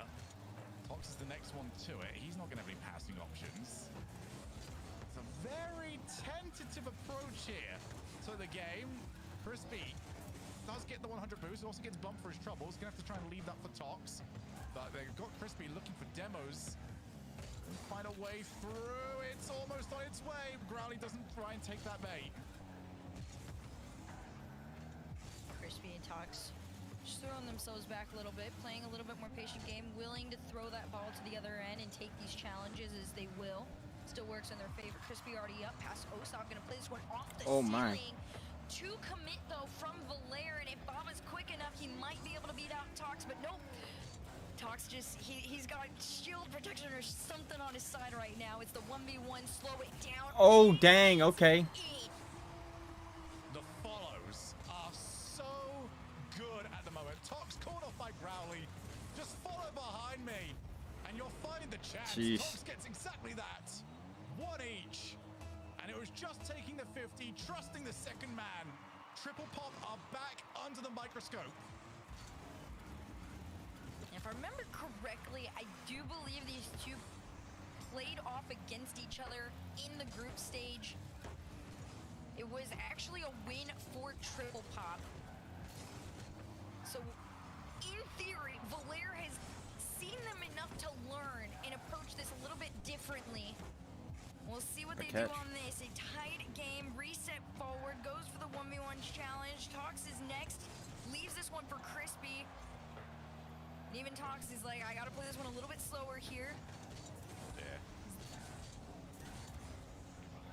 Valera are playing very up the field right now with that. Triple pop respond every single time. They are puppets on strings in those situations. Gonna have to go away because they've got 2 minutes. No mistakes allowed from here on out. Good pop over to the side, but Baba has got Osaf in the midfield. Instead, he's going to try and take it by himself. Osaf waiting on the wall. But Crispy's in front of everybody, and he's not having any of it. Growly beats the ball. Tox is on 0. Little Motion wants to just try and scrape this one back into the midfield. But that one's too easy for Crispy. Instead, he can lay that over to Tox. Yeah, these handoffs are very, very clean right now from Valera. Even when they're taken away, look at this. It's the bump on one. Bibaba just not enough boost to be able to send it back. Everybody from Valera is now pretty reminiscent of the triple pop, approach in those first few games. They're just widespread, open, ready to catch and challenge on all. Oh, that's awkward, but Baba had to make contact. Does so well. 1 minute infield. Tox is certainly not playing in a limousine. He's not making it to that. A little motion had to make contact. As Osaf on the respawn, he's still being harassed by Growly. The 2v2, at least for the time being. Little motion. Tries to get the ball infield, but Baba still back. 50 seconds. OT, Champions Field, or elimination. Those are your options, Triple Pop. And right now, you've got to defend against Crispy, who's got Tox in support, waiting for his chance. Doesn't get there in time, but there's so much pressure on them. Now we're approaching those final 30 seconds, and this is where the pressure's really going to ramp up from Valera. Pass over to Tox. Little motion just completely bumps him off of the play as they try and get over to the other end. He's already there, waiting, lurking. Osaf's up. Growly's low boost, but they still make the beat on the challenge. The final 15 in front of Triple Pop. If they can keep the pressure going, they might have shot opportunity here. It's Bibaba over to the side. 10 in the tank, low boost all the way around. They got to take these 150s at a time, and Crispy's got the win. But Little Motion seems like he can't be stopped quite yet. As this one clears out to the side, Growly's going to keep it in play. They pop it up around the corner here. It goes down to the ground. Valera, 1 goal away. Another OT. What the heck? And Valera beating them 2-1 at the moment in the OT victories. Will it be 2 each? Or is it all done and dusted here? Osaf looks backboard. Growly does so well, but they're still under so much pressure. Crispy over to the wall. That 100 is going to pop up just in time, but not enough to try and get the hold of the ball. A couple of demos attempted, but Baba keeps the supersonic going. Well, the ball's at the corner. There's a lot of pressure. None of it's really going to amount to too much here, though. As Triple Pop wanting to create something. That block might very well do it. As certainly not this time around, but Lil Motion's got a little bit of space. Past Growly. Can he get past one more? Yes, he can. My. There's no follow. Tox, even on low boost, is still able to defend, but the resources are getting low. It's a swing and a miss from Triple Pop, and Valera is still in the running. Little Motion having to face the other way on this one, and Bibaba's playing it safe from the back line. Osaf's running back for boost, and you just gotta fake the pass off. All 3 members of Valera in the air trying to defend. They gotta get out and just reset the mental and the attack on this overtime push. Back forward, Little Motion with Baba, who is now called into action. Maybe a chance. Wanted the 50 against Crispy. Gets it back down. In for Little Motion. Realized he couldn't take the shot. He couldn't get the angle. But Baba's going to reset this. Go again for their tournament lives. As Growly send face. Up goes Osaf. Doesn't want the reset first time. Drops it. Oh, dang. Here we come. Okay. We are getting a game 7. Let's go. Osaf has not 1 but 2 flips. They tried to bump him out of it, and there's still just enough motion for it to go. Triple Pop have forced Champions Field for their tournament lives. That delay from Osaf is diabolical. That is unbelievable, because he's got them thinking the entire way he's just going to maybe, pinch the ball down for a teammate. Instead, delay. Okay, now I've got the reset, and I'm going straight for your goal. This team, what they are bringing to the table, if they could just be more consistent with it, right, has the potential to just disrupt everybody in their path. They've got the mechs, they've got the creativity more than anything, but look at this one back. Nope. And you can see it too. When it was like straight on him with the reset indicator too, you got to see that there was the second one caught, and you knew it was very intentional to delay. That's what makes them so fun. And what is maybe even more interesting about this, I didn't see no timeout called. I don't hear no timeout.mp3. We are going straight into this Game No timeout at 7, all, dang. Triple pop against Valair just to make it to the semifinals. Actual aura. That is like, truly, it is a statement to do that and just go straight back into it. And it's in. Nothing to give you calm. Oh, And never they mind. didn't need it here. You thought maybe it would scare him just a tiny bit, but no, even off the kickoff, off the goal line save, they're calm and collected. I think it was going to be calm and collected by the end of this. Both teams have been adapting to each other. Both teams looking very different to how they started the series. Osaf got the OT winner. Oh. Tried to start us off in game 7. But Baba, does he dare go for that ball? Well, he jumped a little bit late, but he's not going to get caught on the counterattack. Oh, Osaf, Oh, he dies! it's in. And he's gone from hero. Dang. Massive mistake in game 7. Oh, you gotta feel for him in this moment too, right? Tox, you gotta remember, any opportunity he has right now is going to be a shot targeted on net. And that's gotta stay in the back of your mind, especially in this game 7 now. He's angry that they lost that game 6. And it is on Triple Pop to really prioritize that defense. Otherwise, Valaire's gonna do what they did before, nobody back. And it's a No way. for Tox. Triple pop. What is are getting happening? in their own way. They are collapsing, and it's the same guy, the same situation, the same mistake. Osaf dives in, and he's by far second best. There's plenty of time. You're still in that first minute of play here to just really relax. They might have needed that timeout. It might have been too much for them to go, chest up to some big OGs. Oh. Little motion, just trying to get something for his team going here. I think more than anything else, they need a couple of good touches from Osaf to just settle him into this. As Valair, they're straight into game 7. They didn't like the idea of the timeout. Certainly looking good for it at the moment. That's dropping in front of the goal line. Dang. Crispy didn't need to do much. 3-0. No, this is... Bruh. Listen, you asked me before who I thought was taking this one. I know I sounded a little shaky on it, but this was why. Valair, at the end of it all, when it matters most, I was telling you, they're going to run with it. In game 7, it's the experience. If Triple Pop hasn't experienced this level of high pressure yet, and it's absolutely showing. Right, well, let's find the good news here for Triple Pop. There's 3.5 minutes left. Okay, cool. We have ended the good news for Triple Pop. They've got to get something. They've got to get it soon. And they cannot afford to drop another one. That would be the end of it entirely. An intercept from Growly, even on low boost, it's still a threat. You're up 3-0. Crispy around the corner. Tox lurking in the back, ready to go to work on this one. Center and a follow. Crispy all the way to the other end. He's gonna pass it to him. Actually, no. No connect on it. To be fair, low boost on it, Triple Pop. You're given your opportunity to shoot. Not too much done with it. Crowley just taking the shot. Just test them at the moment. You might as well. Triple Pop are going to have to commit, and they're going to have to commit very heavily. Straight back down. Osaf does not have the boost, so he's going to have to try and bait something in. Cut across.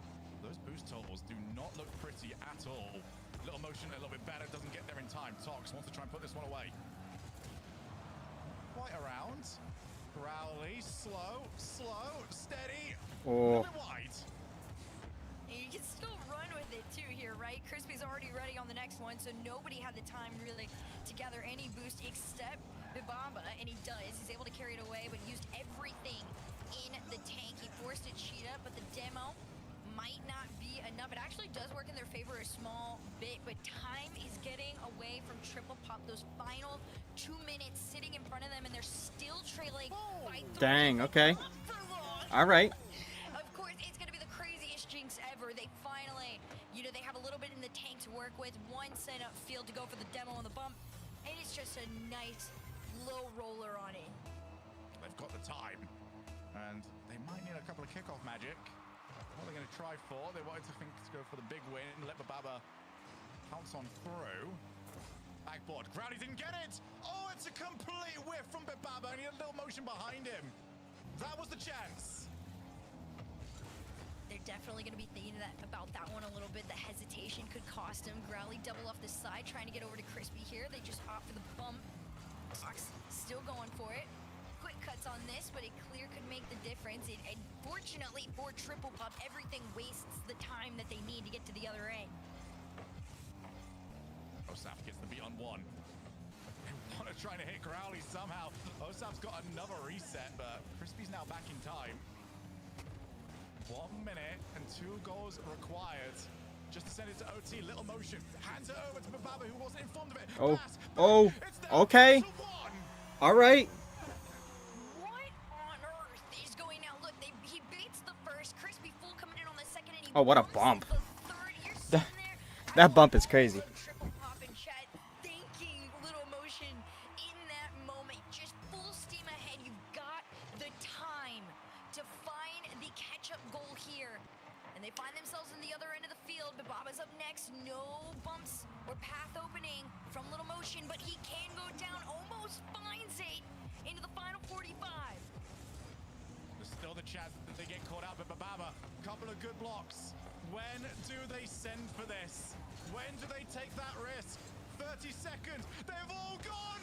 Oh, what a save. And it's a heck of a save at that because they've managed to keep it out of danger. They gotta get that boost there, get themselves out of their side of the field. 20 seconds to go and Little Motion's up. Osaf and Bababa. Bababa's going for the bump.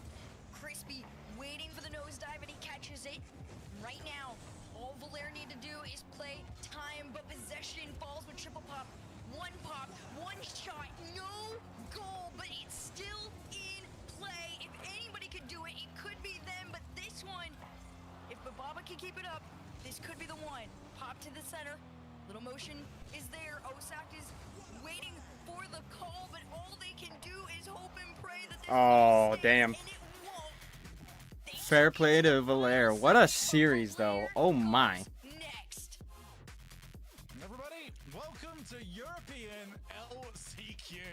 1 down, 4 to go. But for Valair, well, I'm not going to say march on, they limp on, but they have survived this battle. They have got more to come in the future. Oh, what a series to start us off. Oh my gosh, I mean, you want to talk depth for years, even Yeah, that with the series was running crazy. joke, they've got it. Triple Pop, new generation of Rocket League. Your eyes are officially on them. I love this team, but unfortunately for them, Valair is the one that wants to see K-Dop Corp. We've got that coming later. Keith, I want to try an experiment. All right. To help you unbecome your I parents, wanna want try you an to a game called experiment. Rocket League. Ooh, is it a puzzle like my crossword? No, picture soccer Okay. with a car. What do I hang my feet outside the window? No, not your car. But you said think of. It's a video game. Oh, okay, I get it. Where's the cartridge? No, it's an online thing. Is there a joystick? Not like the ones you're thinking of. But I need to get some quarters, right? No. I gotta blow in the cartridge. Again, like no cartridge, but you'll need a username. Username, huh? How about Keith_9914? The bathroom code? That's the only number I can kind of remember easily, so. Don't hold back.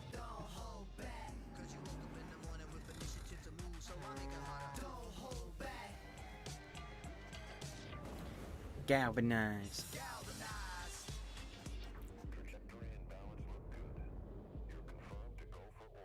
Every day, Michelin innovates to move the world forward on the road and far beyond. Michelin, motion for life. Motion for life.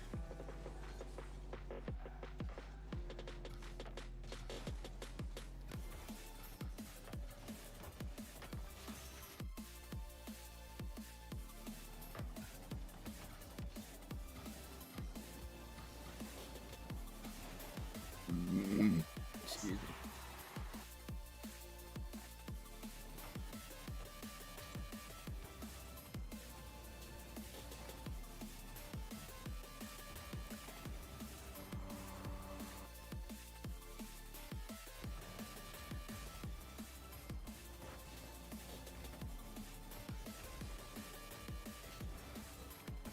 What's up, car guy? How we doing, bro? How's it going? It's going. It's going alright. How's it going for you?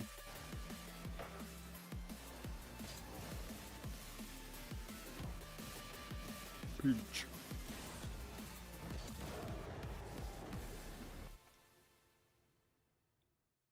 Pressure's starting to build though. Oh, it landed the bump, but saved it and Miser looking to finish. Oh, what a demo. Oh, Stizzy, downfield, down the jack. Open net. He doesn't have to hit it. Big shot, pass. Oh, up high, not over. 0 seconds. It's too late. On the ground. Army points. That is how you take an opportunity, Ruas. Nudge the exotic out of the way to open the door.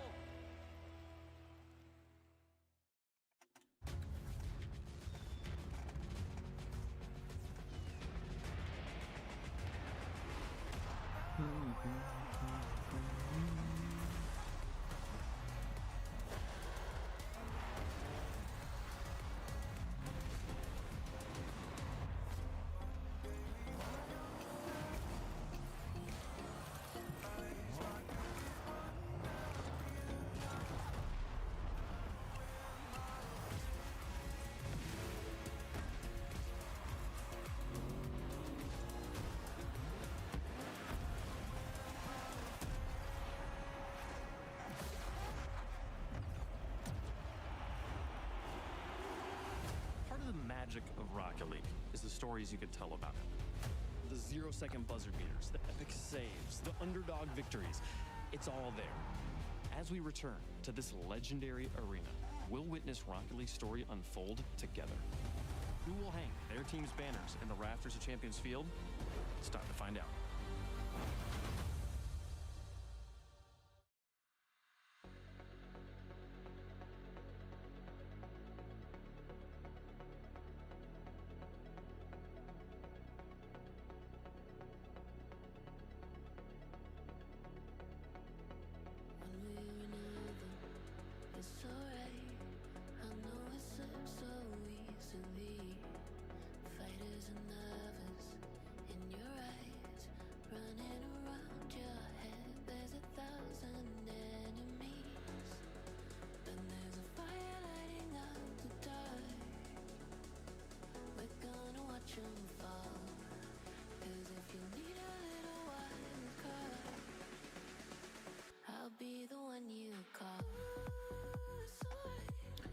We got NBJ. Who? Wait. Oh. Quarterfinal 2. No Ball Just Chase versus Magnolia. Ooh, okay. I have no idea who is on either of these teams, but I have heard some good things about Magnolia. So, should be interesting. I'm just responding to a text chat. Sorry.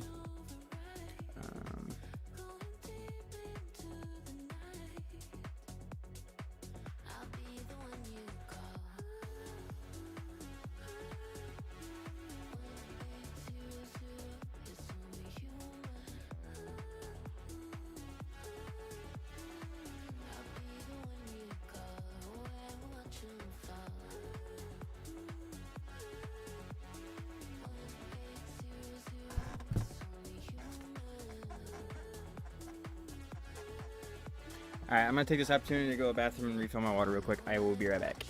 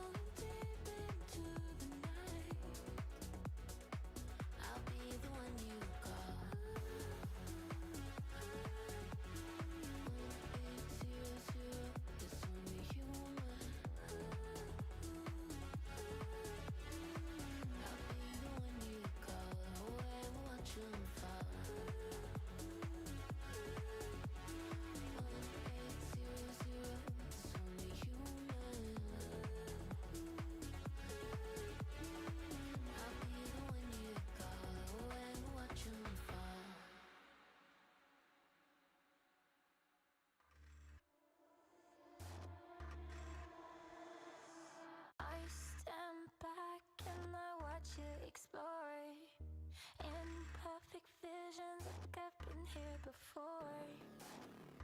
Falling faster, I try to ignore. I see you, I see you.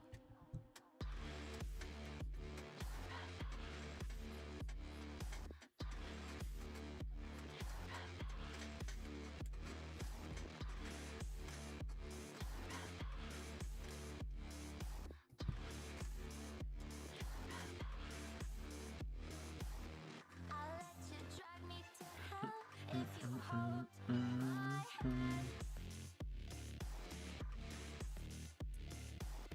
Tell me this is real and it will never end.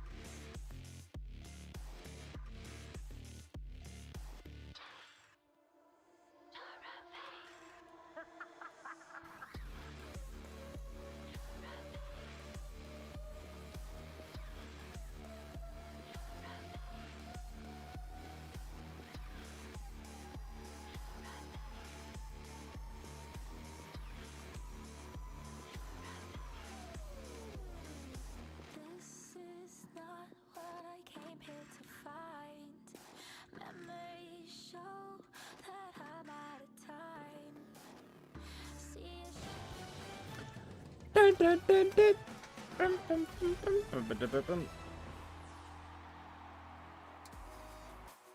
Game 7 thriller to kick off the Last Chance Qualifier main event here. Valair are through over triple pop, but they had to go all the way to Champions Field, hold them off at the last minute there, secure it. 4 overtimes? I mean, you couldn't ask for a more successful series here. We're joined by Talk Sir. Congratulations on the win. I gotta ask, first off, I gotta ask, is it Valair? Is it Valare? We cannot decide. I think it's Valair. I think that sounds Valair. the most correct.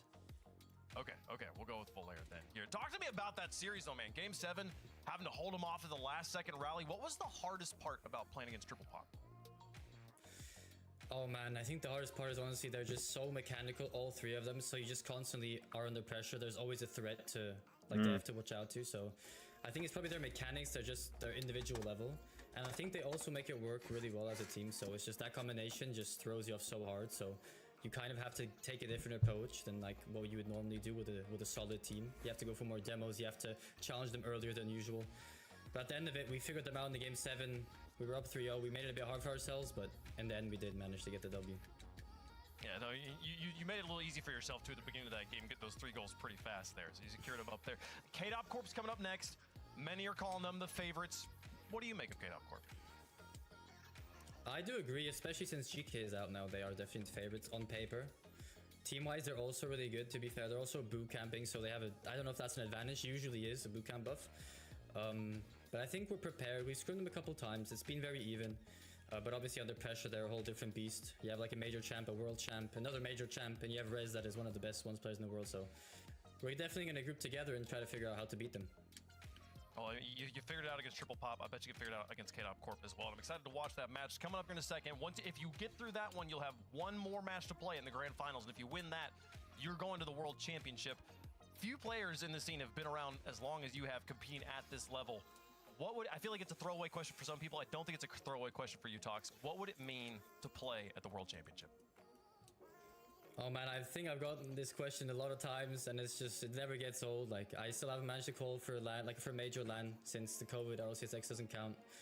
I've gotten close too many times. I don't know if it was a mental block or anything. I feel like I've definitely put in the work for the past year now, like trying to get better individually, not always rely on the teammates to do like the mechanical stuff. I think I showed in this series that individually I've definitely stepped up, and I hope with my amazing team that's supporting me as well, that we can just somehow get that qualification, because obviously it would mean the world to me.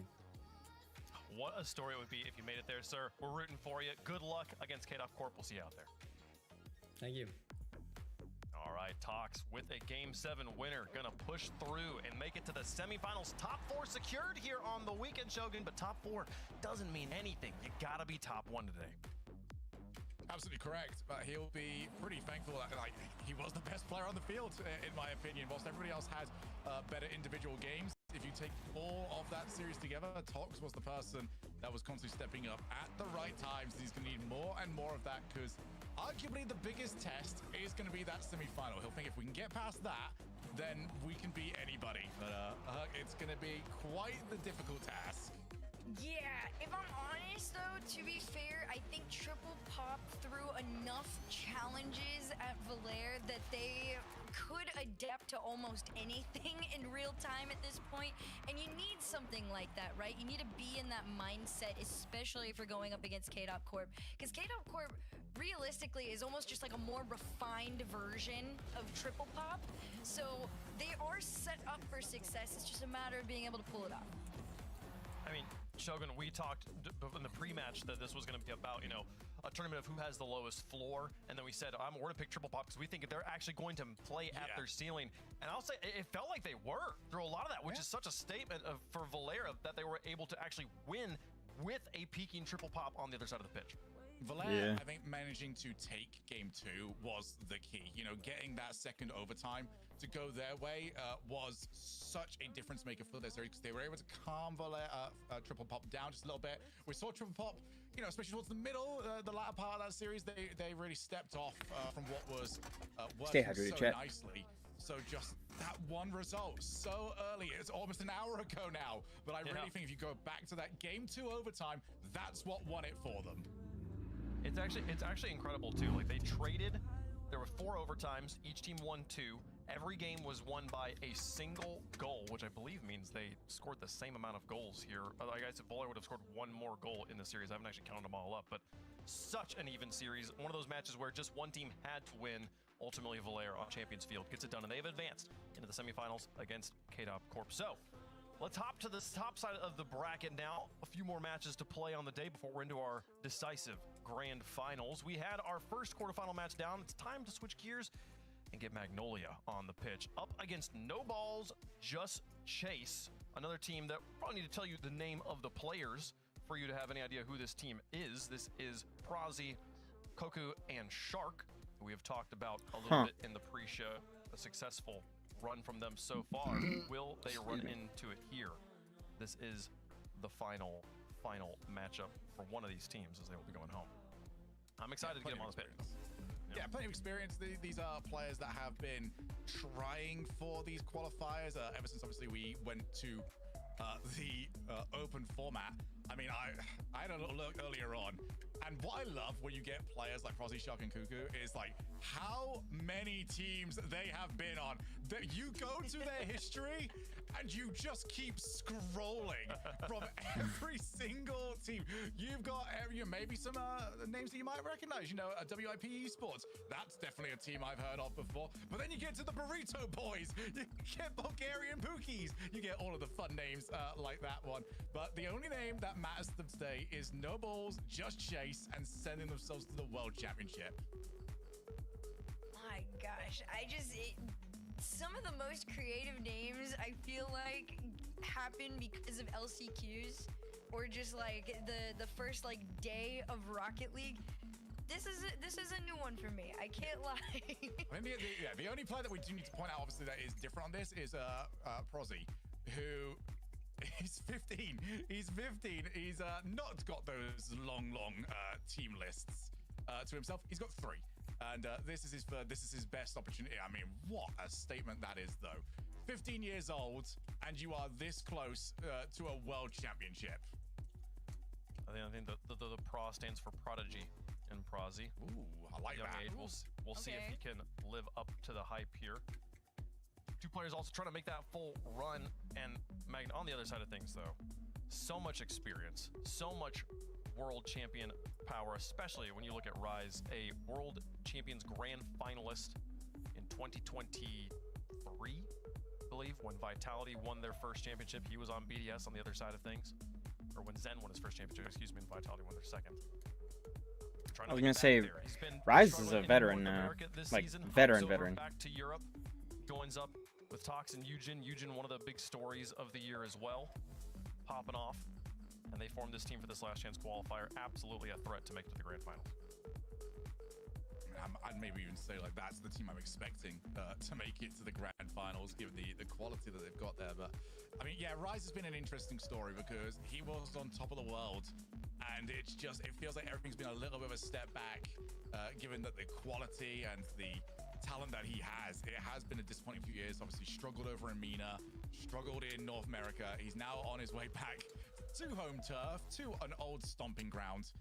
But he has got a bit of a ways to go here, but I think he's got a heck of a talent around him to try and get this done. Because Eugene, as you mentioned, Wavepunk, there was sort of the question of like, all right, who's going to take the gamble on this? Because it did feel like this was the next French player.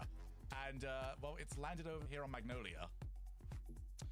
Magnolia's lost one game so far through the group stage and the playoff bracket, 4-0 over Emperor X. They only allowed 5 goals in that series, scored an average of, they scored 4 goals in 3 of the games. So they've been very, very strong. But again, that was back on the 12th, a while ago. Wow. Yeah. They have to make sure they have stayed in form, and the quality of the opponent is only going to be improving as the tournament goes on. They make it through this, they go up against Mata Itapa. We'll see if they're able to make the full distance. But they have earned this opportunity, and again, only 5 teams left in the tournament.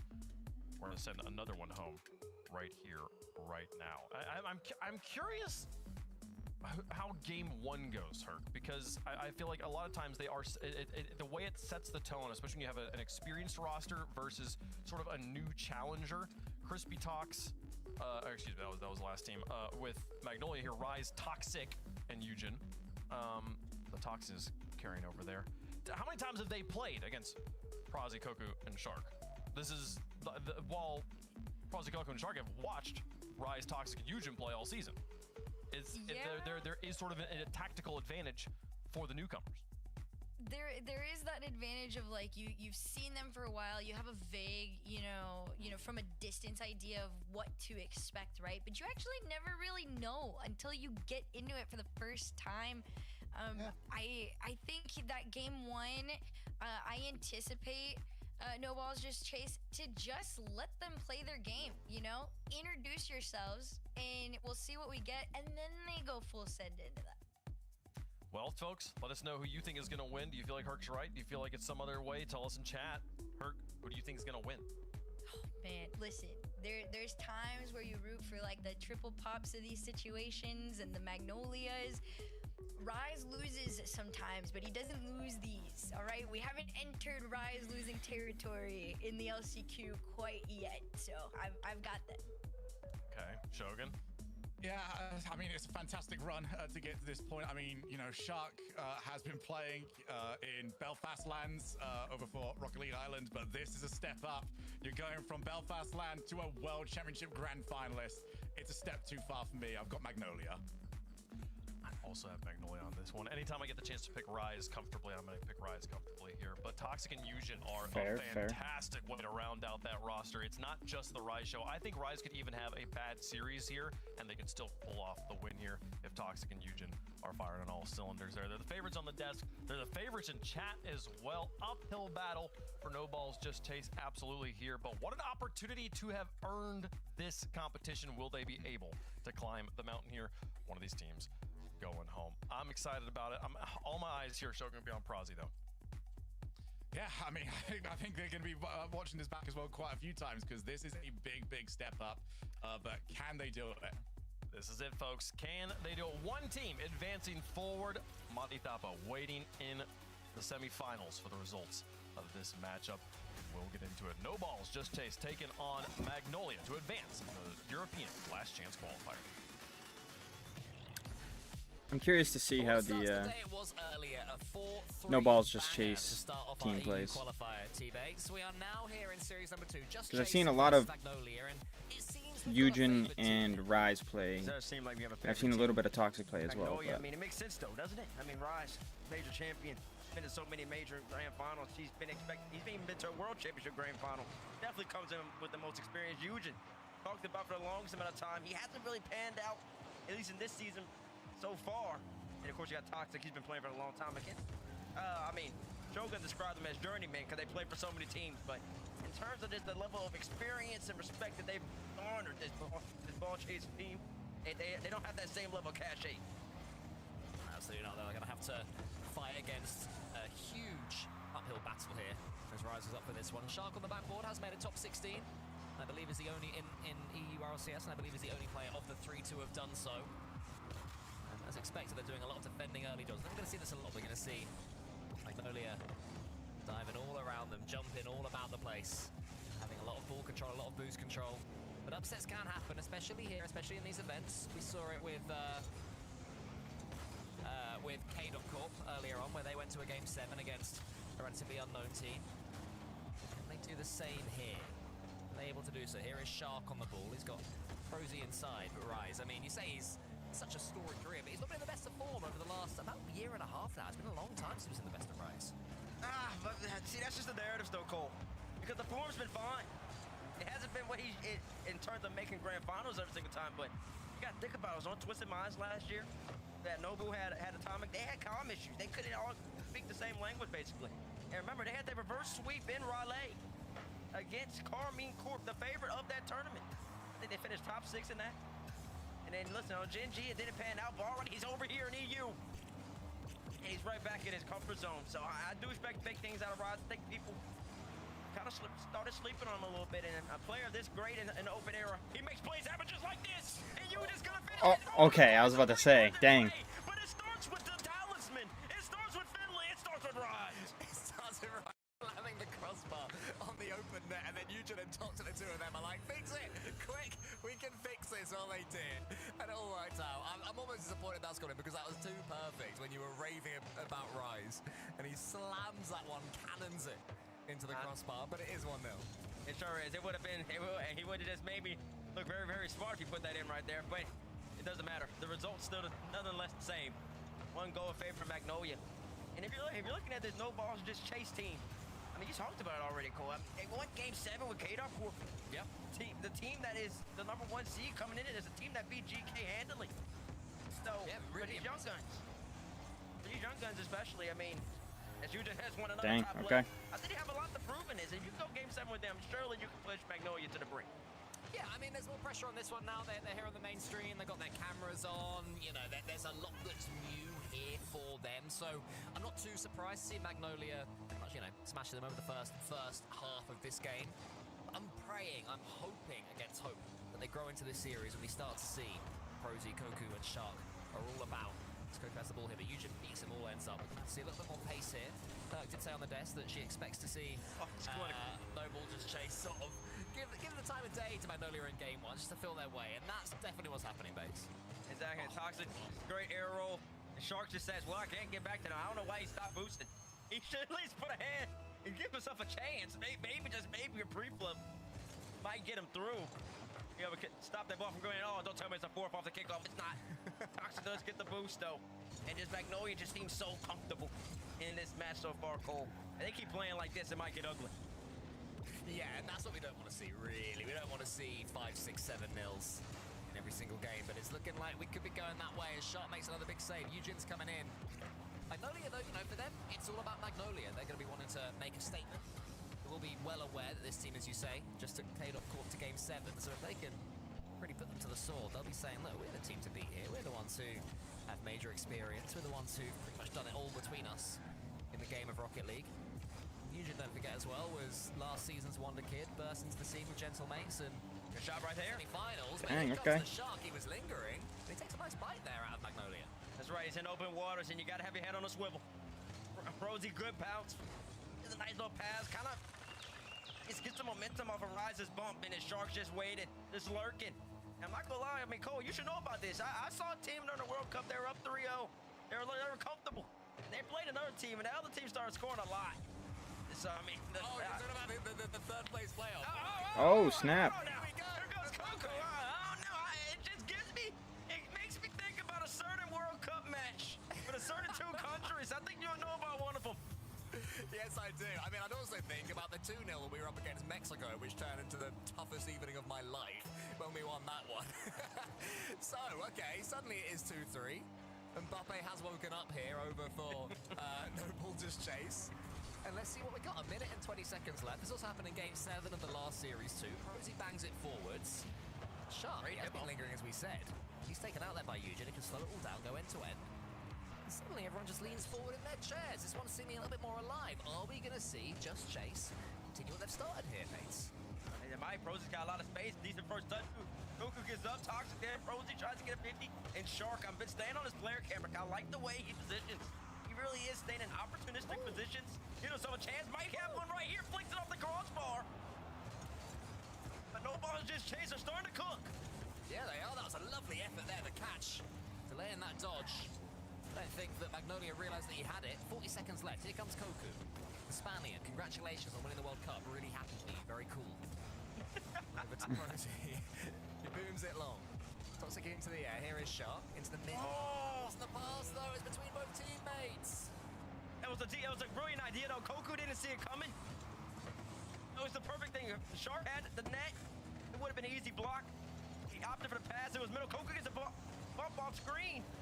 But already, no ball just chased. They have about one more attack in them. If they can get this ball off of Toxic, can they? Koku challenges in.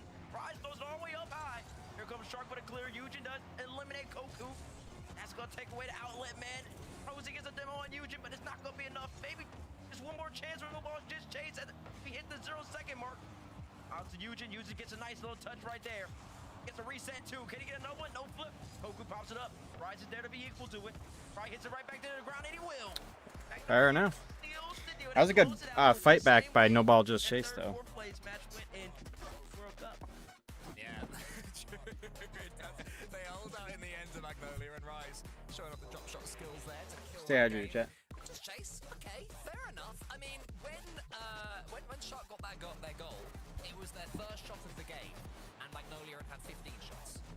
So it's safe to say that Herc was very right on the desk in saying that, you know, they might just sort of find their way into this one. They might chill for a little bit. Yeah, let Magnolia get a few goals, and then suddenly go, do you know what? We can play Rocket League 2. We're pretty good ourselves. 2 goals in the end and a 3-2 loss as far as Just Chase is concerned. But Magnolia held out. But, I mean, I don't feel like Magnolia were ready for that Just Chase comeback. I wasn't ready, Bates, for that Just Chase comeback. I wasn't ready for it either. It didn't look like it was possible, you know? It didn't look like it was actually going to happen, but they ended up they started generating some offense, and you got to give credit where credit's due. Now, saying that, though, I'm seeing 16 shots on the side of Magnolia. That's a lot of shots there, Cole.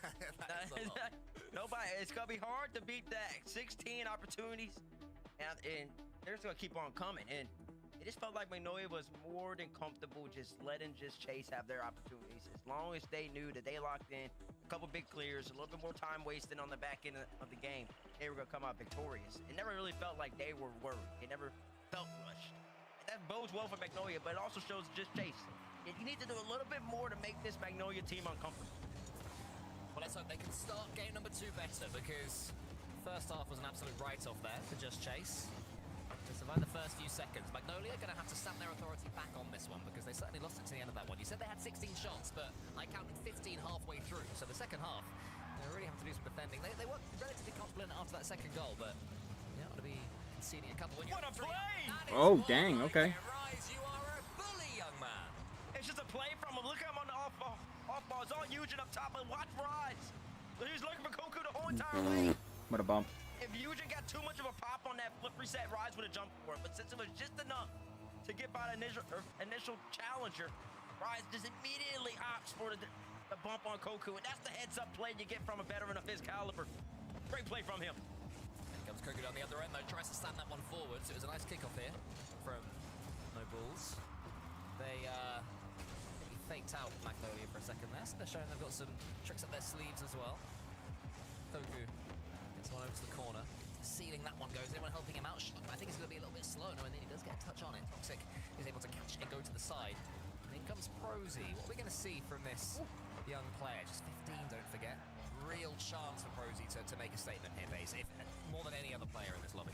I mean, just 15. His breath smelling like he's a newborn pup. He's out here trying to make plays happen, and you got to respect that. You also know there's been a couple great 15-year-olds in RLCS history, you know, Cole. One of them's been a world champion and also a major champion. His name is Zen. He also has Scrub back in the day, a young cat as well. So 15 is a good age for these young players to come in and really make a name for themselves in the RLCS. And what a way to do it if Prosy can come in and do what he does. Maybe that one to the side. Rise. It's Toxic in front of him. It seems to be most of these plays are slower and more considered at the moment for Magnolia. They're not rushing anything. They're not being tempted to play the game that Just Chase want them to play. And that is the chasing game as Toxic leaves that boost for Eugen. Toxic into the center, uses everything he's got in the tank to get that one forwards. Prosy gets the catch and just gives it back to Rise. Not the best, and can't get the dunk either. Shark there on the other side, a player that you were saying you like the look of Shark. I do, I love it. His positioning is excellent. He's always just there to make a play for his team. whether that's coming in, getting a quick 50, just getting a quick beat. Even right here, helping out on the challenge to get Koku a chance. And he's going to come again. Once again, he might even be on target, too. Oh, it is. Dang. It's just that. It's just really, it's just a shark in the water. He What a knows how shot. to make the plays happen. Yeah, I mean, Shark, he wasn't forcing it, wasn't rushing anything. And then as soon as he got half a chance to send that one forward, he just had the instinct, I think, that Toxic had ventured too far forwards. And once again, Shark is the player that gets Just Chase right back in it. And this time, it's not when he's 3 goals down. That is for the equalizer. So a much better start for Just Chase. Definitely much better, but a little bit of an upgrade from Prosy and Shark right here. His communication, Rise gets up. Hoku's gonna have to collect it for a second, brings it back. You're up something on the money right now so far. Oh, that's Eugen. I see a pre-jump for him. He's looking for the net, but Shark's there to be equal to it. But no plus Just Chase. Definitely looking better in game number 2, and it's very good that they equalize so early. And now the game is gonna be played more so at their pace. They don't have to rush. They can take opportunities What a and pre-flip. take their time. Toxic there was trying to enter the pre-flip gang, couldn't quite get enough touch on it, and now Shark can come forwards. He's shown that he's been incredibly dangerous shooting-wise. Definitely can sense when an opportunity is in the water as Prosy gets a catch there. There's a bump there as well. Koku was coming in, thought he had a chance for a second. There it is! Is it going all the way? I think it is. It might be making it. No way. And Rise, the old man of the lobby, has Bruh. still got it. I mean, it's just a heads-up play from him. Shark hits him with Cuxer a little quick pinch. shot from across mat. Rise says, listen, I can do you one better. How about a Cuxer pinch? Throwing it back to 2K16. That's just a great play from him. Yeah, but it's cooler in the Batmobile, though. Well, yeah. It was a morning dove on my bird Unfortunately, feeder. doesn't fit the matter. They can't get enough 50s for that car. Shame. Not enough 50s and not enough pop reset, so unfortunately, they'll never see it again. You might never see that dominance again either, so. And you play them long guards, I'm sorry for you. You gotta play Octane to finish. You're very, very sad indeed. What a save. Was a double commit, but it worked. Return, but today's not that day. Today we'll see Rise and his Fennec entertaining us all. As Koku goes round the corner. Just Shark though. Chase. Oh! This game and Shark again. You spotted him early, mate. Oh, he's a good player. Once again, he's in position. Takes there's a little bit of hesitation to get by Toxic. That slight break Dang. gave Toxic What a shot. a little bit of cause for pause. Shark immediately pounces, gets the reset. Rise tries to get up, but it's simply too little too late. Great play from Shark yet again. Tied up too. Shark, the sharp shooter.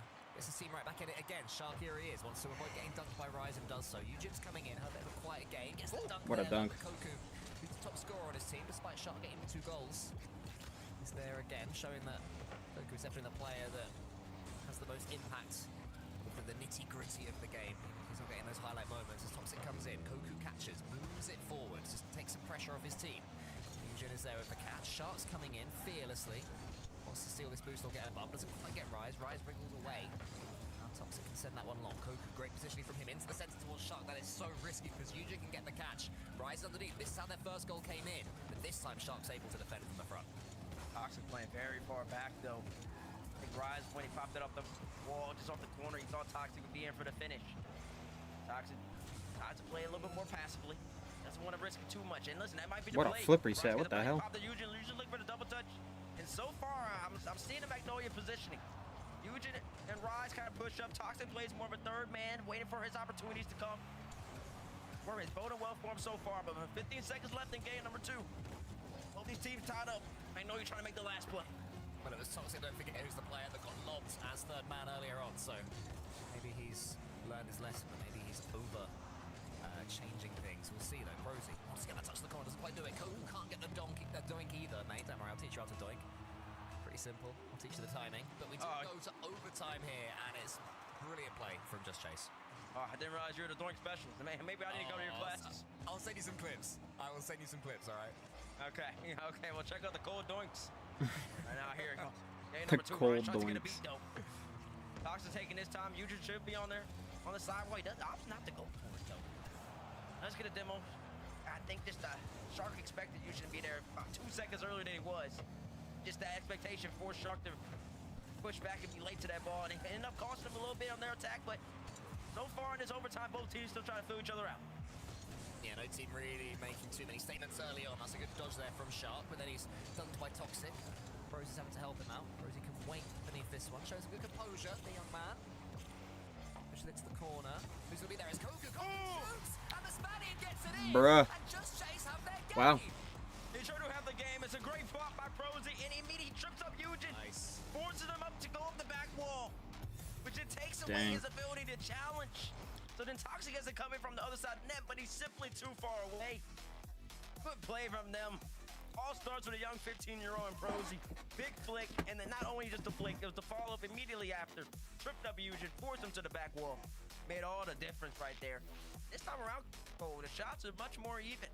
8 going for Magnolia, and 11 going for no balls, just chase. So no 16 of 6 or whatever it was last game. Yeah, huge turnaround.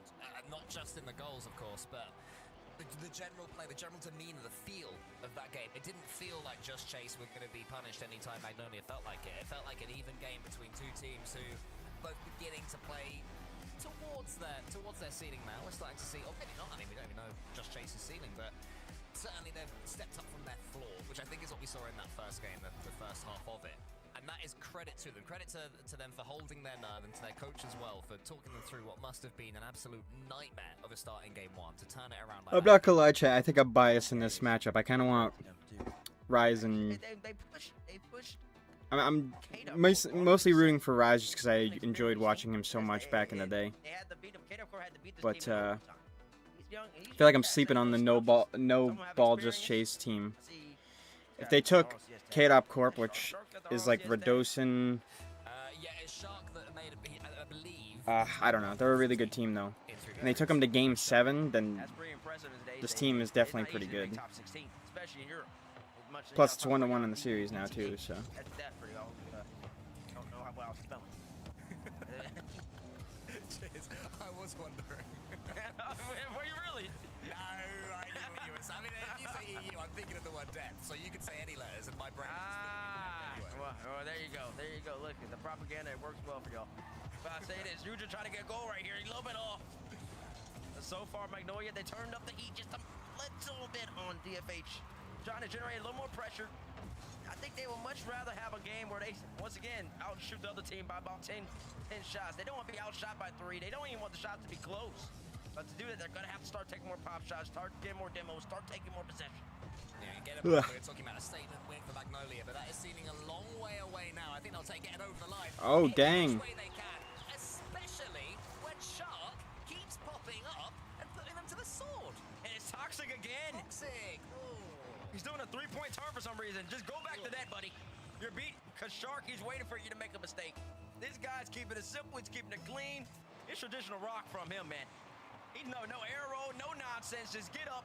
Even trying to bump. Oh, they double cleared though. Get out the way, lad. I got it. He's out here playing. Against the Shark, that was a bit of a tugboat maneuver. I think you're going to need a better one than that if you are to beat this player. Goku won't get this boost though. Nil boost for him, but the first early lead that we have seen for Just Chase. How do they play when they're ahead? How do Magnolia play when they're beginning to get a little bit frustrated? Can they keep their nerves, keep their play style, or they get tempted into this Just Chase game? Koku goes up, pre-jumps. Oh, what a shot. Young fella, that was not very good. Yeah, it's a spill right in front of his net. It's not what he wants. Koku gets being in Prosy. Is he trying to go back corner to Stark? Stark is there. He just doesn't need it. Doesn't need it. He had full control. Would have been able to catch that. Bring that really deep into the corner. Bring it back to the back wall. I know he's more than capable of handling that situation. Just had a panic moment. It's okay though. Those happen, but it can't happen again. Here is Shark trying to immediately get the lead back for Just Chase. And I think when your youngster makes a mistake like that, it's on your teammates to immediately say, don't worry about it, move on. You know, it's easy for a young player to tilt after that. So hopefully he's got Koku and Shark with their experience telling him not to worry. Shark leaves that one for Pros. Actually, it's a bit of a bump in the air. I thought they were faking it out. So a few mistakes starting to creep in now for Just Chase. As Eugen pushes it out to Rise. Maybe a key moment in this series for them. How do they deal with this wave? Yeah, that's the question. So far, now the team has really had a highlight moment. It's just been good rock. Is that how you play over here in Europe? It's good rock? Yeah, clean shots, clean shooting. Make sure you bump when you rotate out, all the basics. Good, I like that. I was seeing too much highlight ball yesterday in North America. I was getting tilted. Yeah. Everyone wants to go solo in North America. Lovely shot there for Prosy. Gets too much angle on it. And now, who have we got defending right now for Just Chase? Eugen wins the race just about against Prosy, who was returning back. And Shark gets back in there in time for that all-important clearing touch. Ooh, it's another forward touch on the clear, though. Rise almost comes in and gets a freebie. that phrase in the US? Hospital pass. You ever say that? A hospital ball. Yeah, you know that one? That was definitely a hospital pass there defensively. And the attack is still going on right now from Magnolia. Shark clears it away, a much better clearance. Top 6 only able to put this one into the center. That's well read by Rise. So now up against Koku. Koku defends well and gets the next touch as well. That's really good play from Koku. 3 clean 50s in a row. It is as well, and they're Chase is playing so calm, avoiding the Rise demos. The Rise every single time he comes anywhere near their corner, he's doing a sweeper every single time. Looking for demos. Sometimes he gets one, but many times they didn't have their head on. Oh my gosh, what a save! Get multiple. Prosy goes for off-wall redirect. Almost puts it in, and now Magnolia kind of scrambling off of that play. Prosy gets by one. Eugene kind of awkward. Where's the follow? Nobody there. Coco's too far back.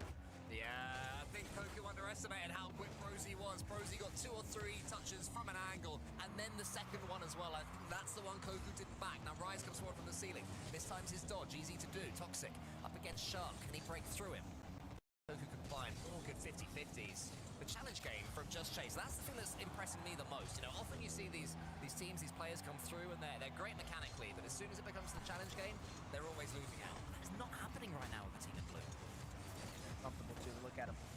About 20 seconds of pressure so far from Magnolia, and they're just not phased by it. Usually throws it right back down. Rise looks for the man. What a shot! Dang. Too much space on the outlet counterattack. And Rise, he's been doing this for years. Yeah, play in front of the ball. Always knows what to do, does Rise. Knows when to catch. Knows when to get the snapshot going, and the shot was of the uppest class. And has Rise taken away an almighty scare from his team. Now Eugen's through, but just forgets the ball behind him. So there is a chance here for Prosy to leave this one to Koku. Shark's in the air. Surely the pre-jump's there. Yes, it is.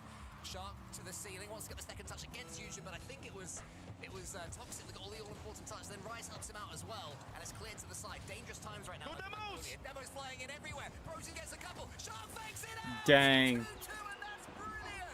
Wow. It's a great play from all 3. Did they even get a last bump? Prosy got a bump too. 2 demos from Prosy. And a bump on the last. Wow. Shark finish it out, but it's all Prosy. Taking out the whole Magnolia defense. Clearing the lines. Magnolia just cannot shake them off. And we are seeing why K.Corp struggled. Shark goes forward, no boost. He still get a challenge, he doesn't. Koku has to reverse and does. Eugen takes out Koku. Toxic now has the 100. Can they finish this one here, Magnolia? There's still a chance to avoid overtime. Underneath Prosy. Oh. Shoots, but it's saved by Koku and Shark. Eugen into the corner, Rise up. Can he win this race? No, he can't. Huge clearance. Toxic all the way. What? How on earth has that made No way. Rise and Koku pitched off. Rise got greedy. Oh, man. Was that going in already, or was it a pure own goal? I don't know if it was going to hit the floor. It looked like it was going into me.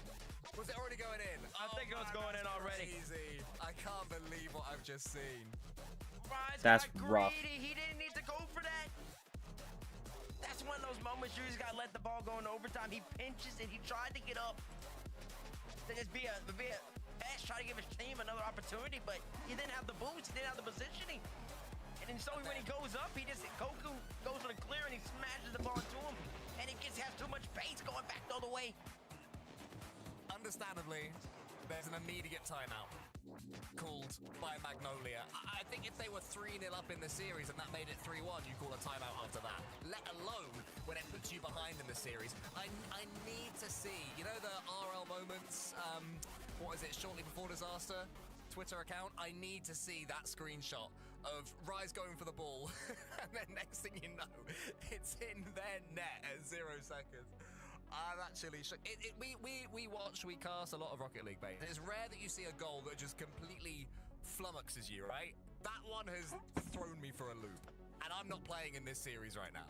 That's a tilter. That's a tilter because it's so avoidable. It's completely avoidable. It's just something you don't need to do. You want to play the 0 second, and that's what happens at 0. People start getting a little too.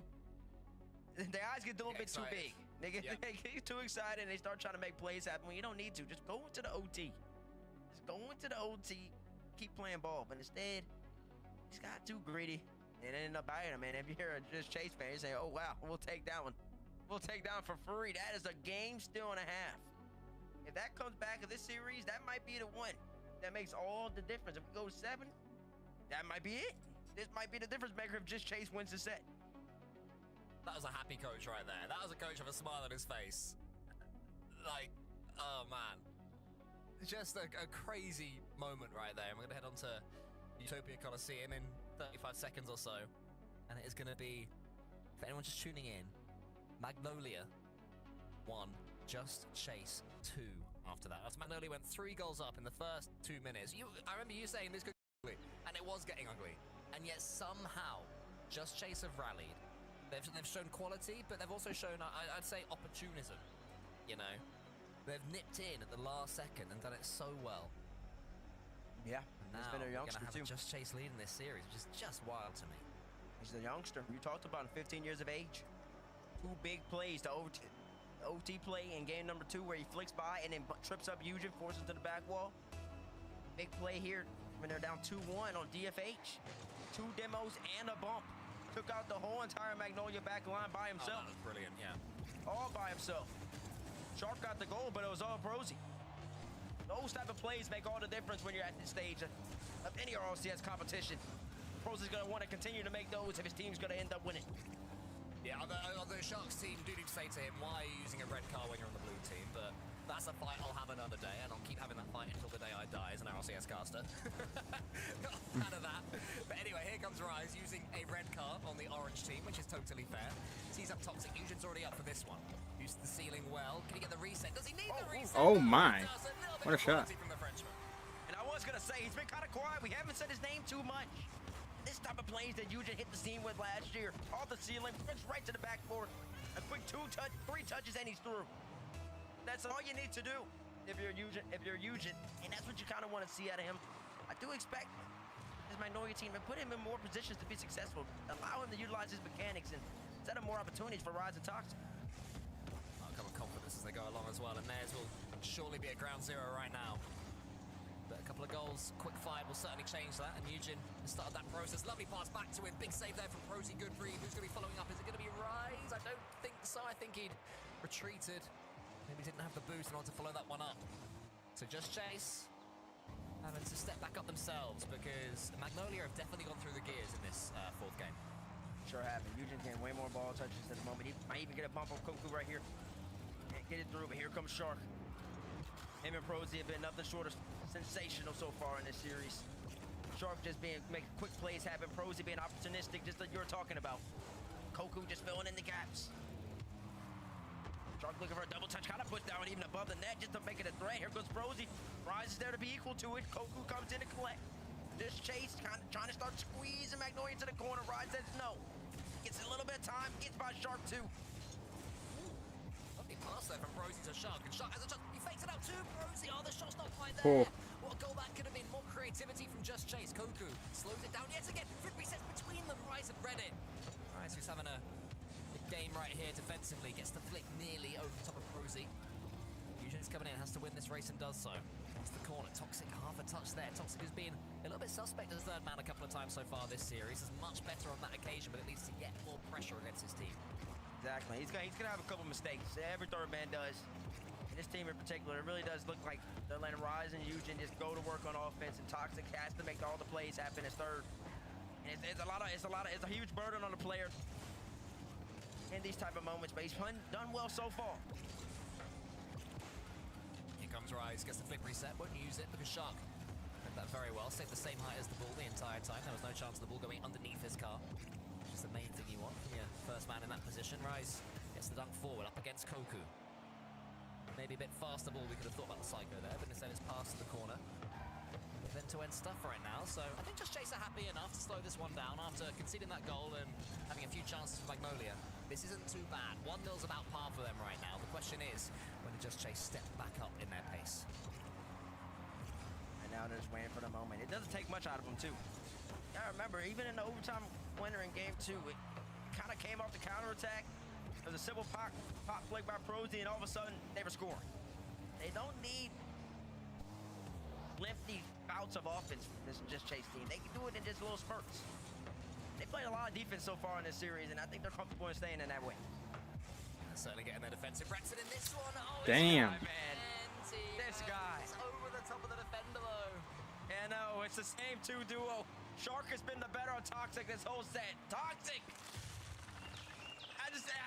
There's 3 times so far where Shark just goes right by you and he does it for free.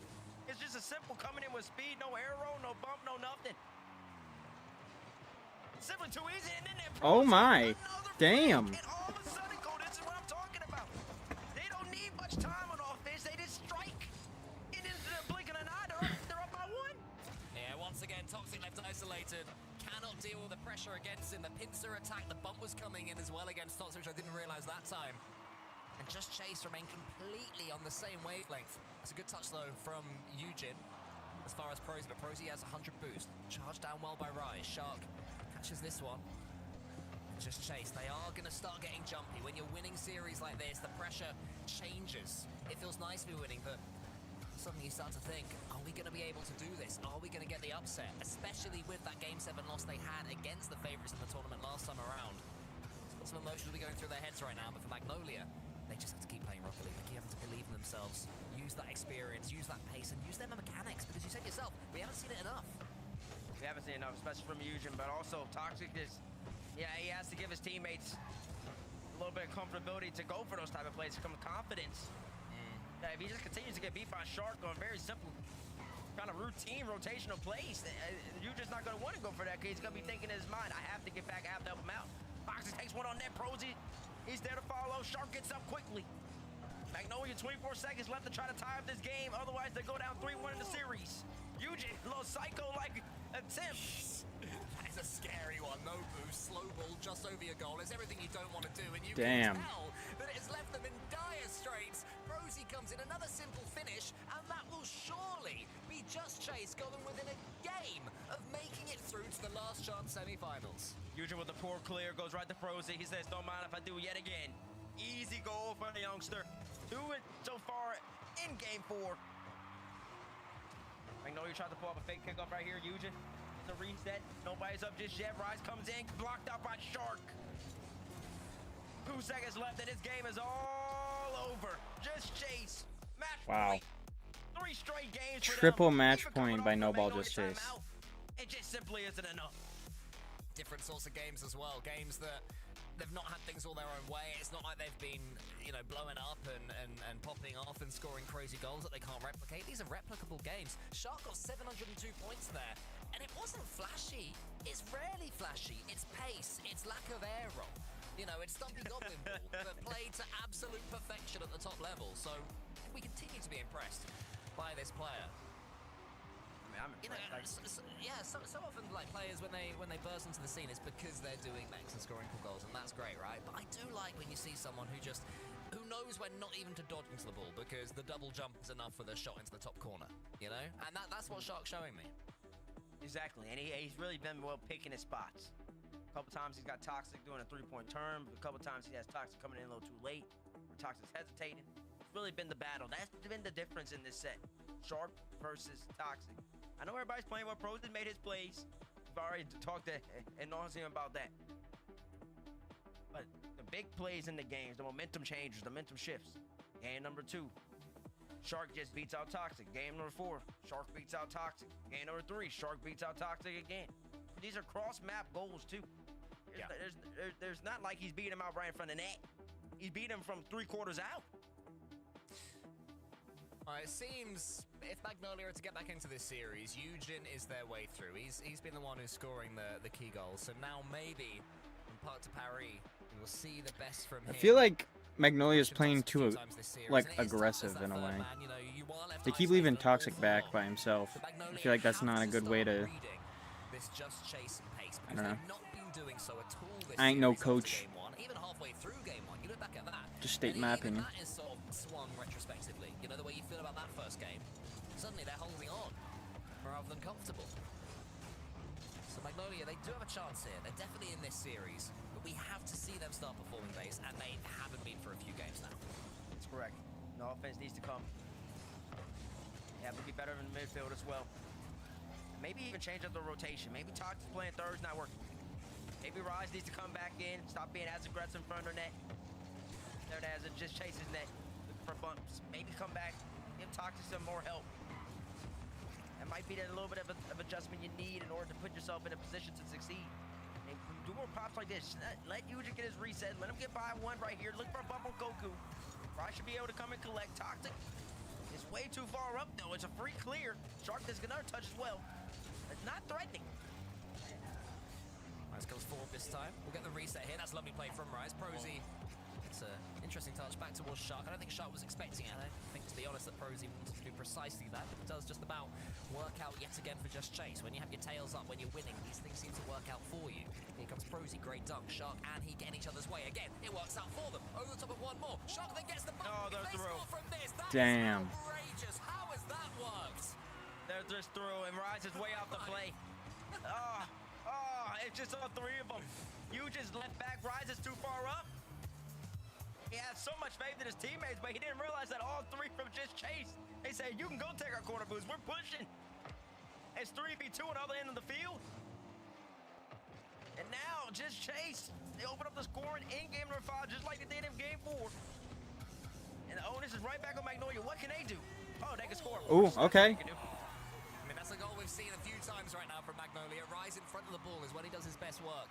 Clearing that path and knowing what to do with it. It was a good pass there from Toxic. Prosy was tempted in. Rise said, see you later. Magnolia have an early equalizer and an important equalizer for their mentality. They needed it. They needed it quickly. But like all the momentum was starting to hit Just Chase. Eugen and Rise, that's been the duo. Eugen and Rise trying to make something happen again. Oh, he missed. I wasn't on his cam. Yeah, he did. He really did. It's been a tough series. But you're still in it. Toxic's going to have to pick himself up right now because you can tell the pressure is starting to get to him. A few mistakes turn into more mistakes. The snowball effect works both ways. Right now, it's Just Chase that have the snowball in their favor. It is the weight that's tied around Toxic right now. It's a good play from him. Gets the reset. Leaves it for Rise just about. Rise pops it forward. Prosy was already reading it. Eugen backflips, so it's a little bit awkward from both teams. We'll basically have a reset here in the center. Both teams will go again. Yep, Eugen just get right by one. Great low team cleared from Eugen and Toxic right there. Rise pushed up very far again, trying to get 50s, trying to make the nuisance. Here comes Toxic as well in the corner. With Eugen and Rise sitting more further back. Ooh, what a shot. The way to succeed. Eugen is comes in, top right corner.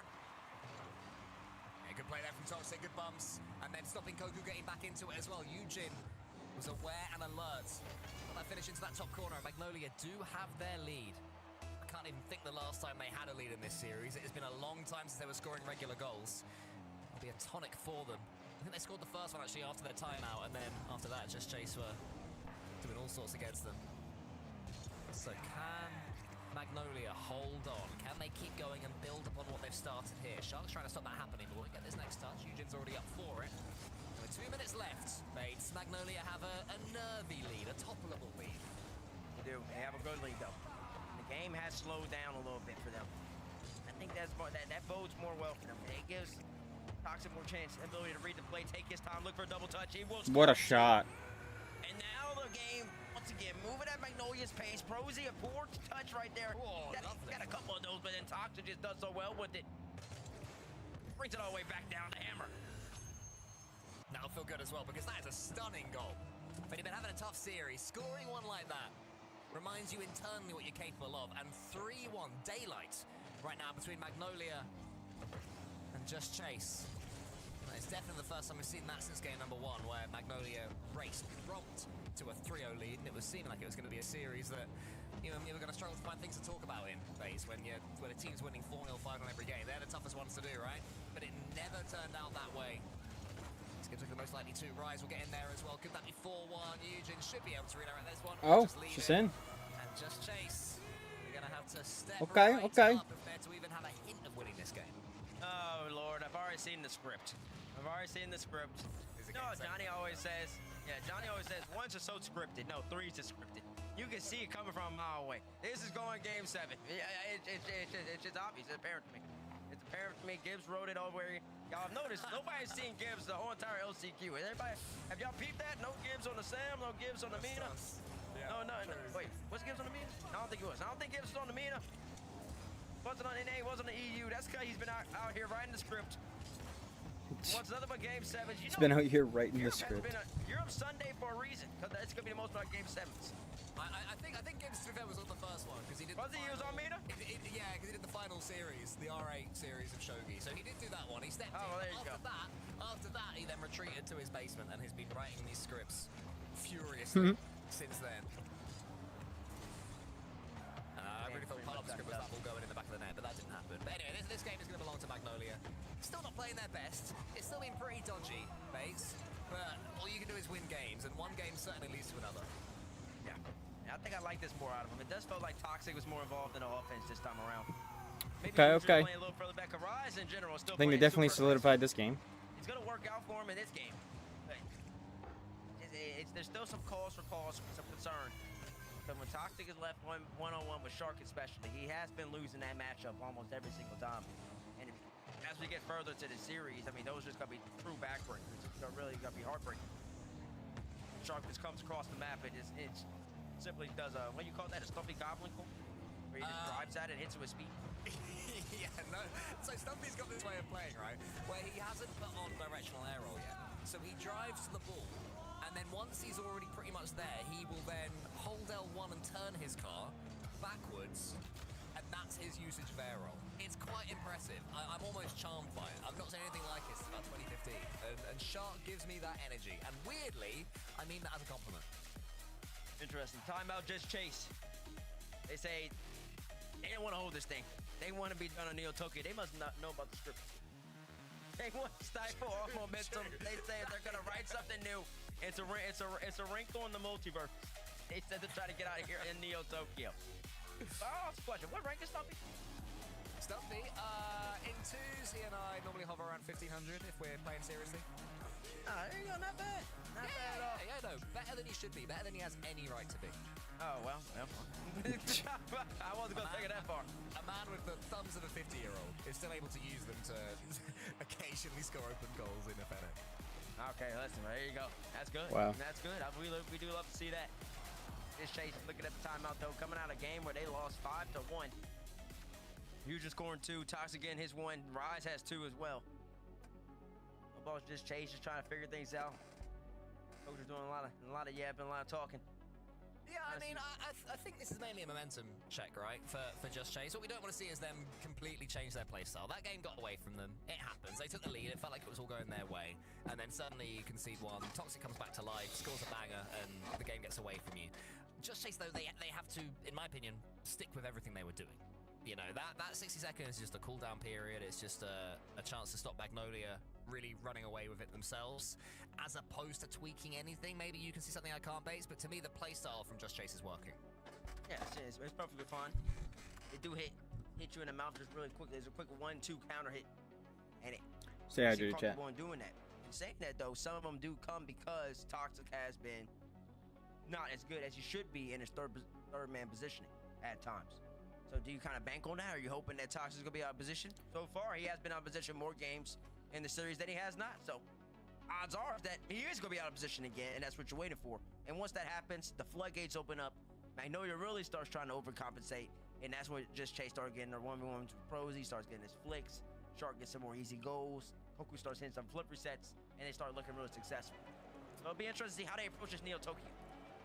Well, Just Chase are on the cusp, 1 game away from making it to the semi-finals of the EU Last Chance qualifiers. But the hardest game to win is the final one in the series, and Magnolia have all the experience of Neo Tokyo. They have all the experience of being on the big broadcast, and they have that last game victory, 5-1. And now apparently they've got nearly scoring bangers. Oh, Rise and Toxic are already playing way too fast. In the corner, double commit when they didn't need it. Especially up on Yuji getting that double reset, just like you talked about, Cole. That opened up a lot of space for him, and Magnolia just simply threw it away quickly when Rise overcommitted. Eugen catches this one, tries to get another flick going on, but Prosy forces it upwards. Rise slap shot, and then Eugen trying to clear the path for him. Prosy was in there quickly to do something with it. So a couple of scary moments so far from each team. Magnolia needs to be careful they're not over-chasing here. It is going to be tempting to win this one as soon as you possibly can. Koku does get that flip reset. Shark underneath this one has to track Eugen all the way. It's Prosy that goes for it, actually. Prosy dunks it downwards, and then there was Shark. Here he comes. Recently qualified for the Esports Nations Cup with Ireland, but if he can make it to the World Championships, that would be even larger achievement by an order of magnitude. Let's get a trade done right there. Prosy looks middle. Toxic is there to cut it off. That's the type of plays you went from Toxic. Saw that come from my way. Look for a demo on Coco on the way out too. Shark just tried to give his team a little bit more time. Prosy should be there to meet this. Toxic's still playing him more of a nuisance. So far, honestly, he's playing much more aggressively on Neo Tokyo than he has the whole entire series. Rise being a little further back than he normally plays. That might pay dividends, because now you got Rise come over. Oh, okay. It will pay dividends. I kind of like this formation from Magnolia. Let Toxic kind of be up front more and let Rise come in and be your third man. Because plays like this happen. Yeah, it's making sense. Rise he wasn't scoring there, but he was just able to do enough to make that ball go loose. And when that happens, you need your teammates to be sniffing about, waiting for it to roll back to them. That's exactly what Eugen was doing, did it brilliantly. And the script is happening, Bates. It's getting closer and closer to happening. Another Game 7, 2 Game 7s in a row to start our final online broadcast of the year. Can't ask too much more than that. Rise goes high. Koku reads it easily. Is there not going to be anyone there? It's Prosy, but it's not the best touch. Eugen almost dunks it. Be a chance right now, though. Or just Chase Shark coming forward. The difference. Rise is getting so much more involved from the back. Sophie. I know, Declan. The difference was just so apparent right there earlier in the series. Toxic is just flat-footed. Just gets beat immediately. Rise says, nah, I'm just going to fake chow. Shark expected a challenge, throws the ball away. Rise easily collects it, brings it to the corner. That's the type of play that just makes... It's a small one if you're not really paying attention, but it's a big one in terms of the series. Got a little distracted, but Sophie wanted to be under my blanket, so I figured He's not going to be thinking allow I can that just forward. go in and shoot the ball immediately at net. Now I got to actually make a play happen. Again there, Shark, the early shot. Eugen was up for it. Rise waits it out. He's been doing that his whole career, knowing when to slow the game down. Up against Koku, brilliant challenge again. It's not quite going on target. And by any means, Shark was back anyway. Got a big clear. Toxic is there. Well and truly back is Toxic, playing his better version of himself now. Shark goes high. Just Chase have avoided overcommitting after going behind and avoided Chase. Genuine not intended, but however, what on earth Damn. happened there? I think Rise got bumped. Rise got tripped up, he did. And Toxic. And Toxic got bumped too, and then that's just empty. Prosy. Another big bump from the youngster. Prosy with the disruption. Again. But a bump as well to open up the net for Koku. Yeah, they'll take it. Tying up the game, looking for a kickoff goal. None for him this time around. But now, Neo Tokyo Cole, you know how it gets. It starts getting gritty when the game's tied up at this point. Teams start getting a little nervous. We've seen a few big whiffs in Neo Tokyo history as well. We don't need to talk about the whiffs. We don't need to talk about the whiffs. I had none in mind. I can't think of two particular North American ones in mind at all, okay? Nobody needs to know about the whiffs. And I'll tell you this, Toxic coming in, trying to shoot the ball, and he does it. Let's focus on this game, Cole. We're not focusing on another region. You're in Europe for a reason right now. It's Prosy. No, it's a demo. It's No way. Man, I thought the floor pinch was on, but it didn't matter in the end because Shark, again, only had eyes for Rise. Prosy prods it into the corner. And Magnolia, not only have they lost their lead, Okay. they are going out. The major champion is going out. Eugen has to be better there. He jumped up playing the ball high, and he's just play ball. Might be a shot right here to redeem himself. Oh, dang. Okay. No, from just Chase is in the area code. It's just too easy for Eugen. He says, don't mind if I do. I made a mistake on one end. I make up for it on the other end. 2-2 apiece. And there was right back in it. play. There was some great play from Toxic as well, chasing down the defender. I think it was Shark. Made it so much more difficult for Shark. This game has definitely come alive. No nerves here. This is a blowout. Rise up against Koku, beats him. Eugen's coming in, might be 3-2. Nearly there. Prosy sweeps it to the side. Shark, huge win. Koku in front of the ball, but no boost at all. And just Chase are playing fearlessly. They do not care. They have nothing in the tank. They're still going forwards, but it can backfire, especially when Rice is coming forwards. Gets a few touches. Oh. Eugen almost gets it in. Prosy just barely got a glimpse of his car. Otherwise, that was a Rise double touch, and every single day of the week, twice on Sundays. Rise trying to beat out Prosy right here, gets Vito. And now, less than a minute left in Neo Tokyo. Remember, just in case y'all don't understand what that scoreboard means, Prosy and the boys just Chase. They are on match point. If they win this one, Magnolia is eliminated from the LCQ. Magnolia trying to force Champions Field. Koku's in here, but Toxic's going to beat him to it. Eugen catches, sends it on its way. Toxic waits, but Shark's going to be the only player to get this ball towards Rise. Rise trying to cause some damage up top now. He's been more defensive this game, but it's going to be Eugen in the end that it falls to. Good defending once again from Just Chase. Toxic with the catch. Wants to turn it into a reset. Instead, prods it forward. Gets the reset eventually and tries to slam it backwards.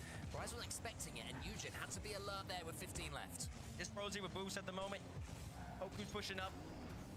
And it does enough with it, too. Just forces the ball back into the corner. That should give his team some time. Here comes Shark. He's the only one boosting his team, so no real threat at the moment. Prosy stays with it, though. Just to put one on net. He really just wants overtime. And he'll get overtime. Oh, man. Game 6 right here, Cole. Magnolia. Do they have it in them? Rise, Toxic, and Eugen, huge names in the Rocket League world. They are staring down the barrel. They have to get this next goal to stay alive. Shark slows it down alongside Prosy, just 15 years old, don't forget.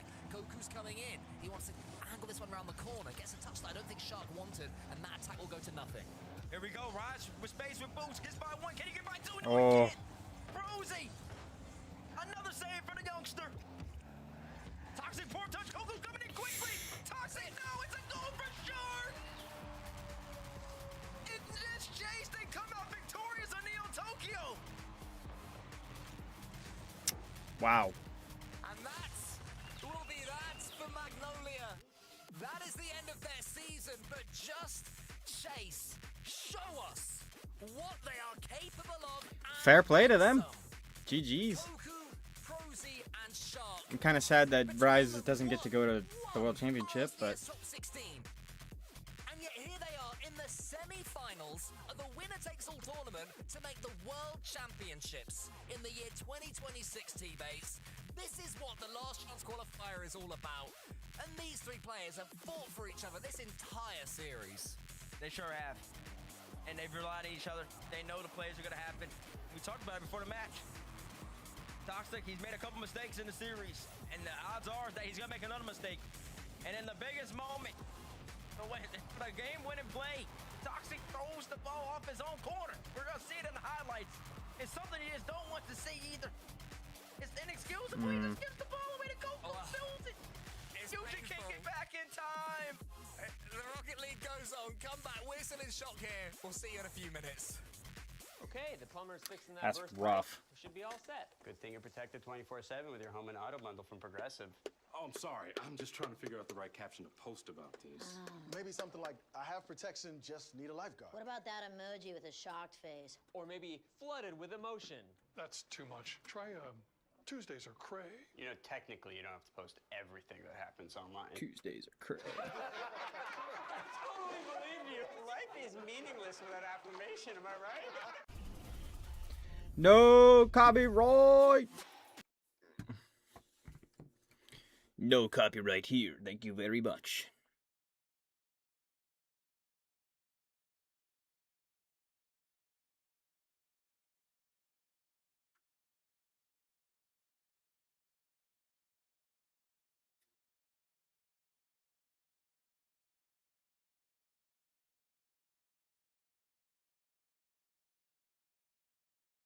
Oh, okay, we're good.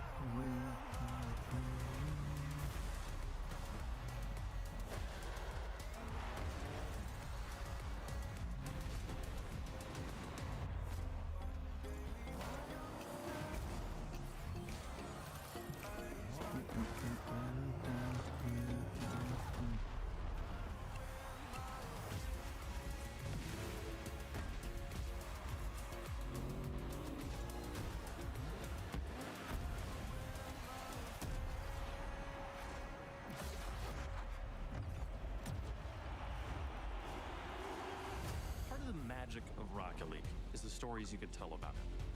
The 0-second buzzer beaters, the epic saves, the underdog victories. It's all there. As we return to this legendary arena, we'll witness Rocket League's story unfold together. Who will hang their team's banners in the rafters of Champions Field? It's time to find out. September 15th.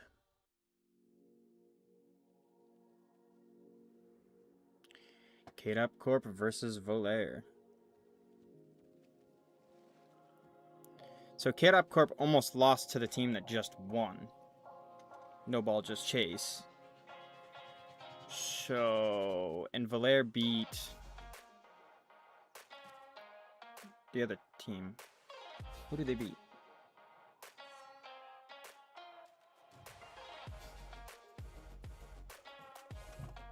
I don't know. But they beat the other team. And it was close. Oh, it was Triple Pop.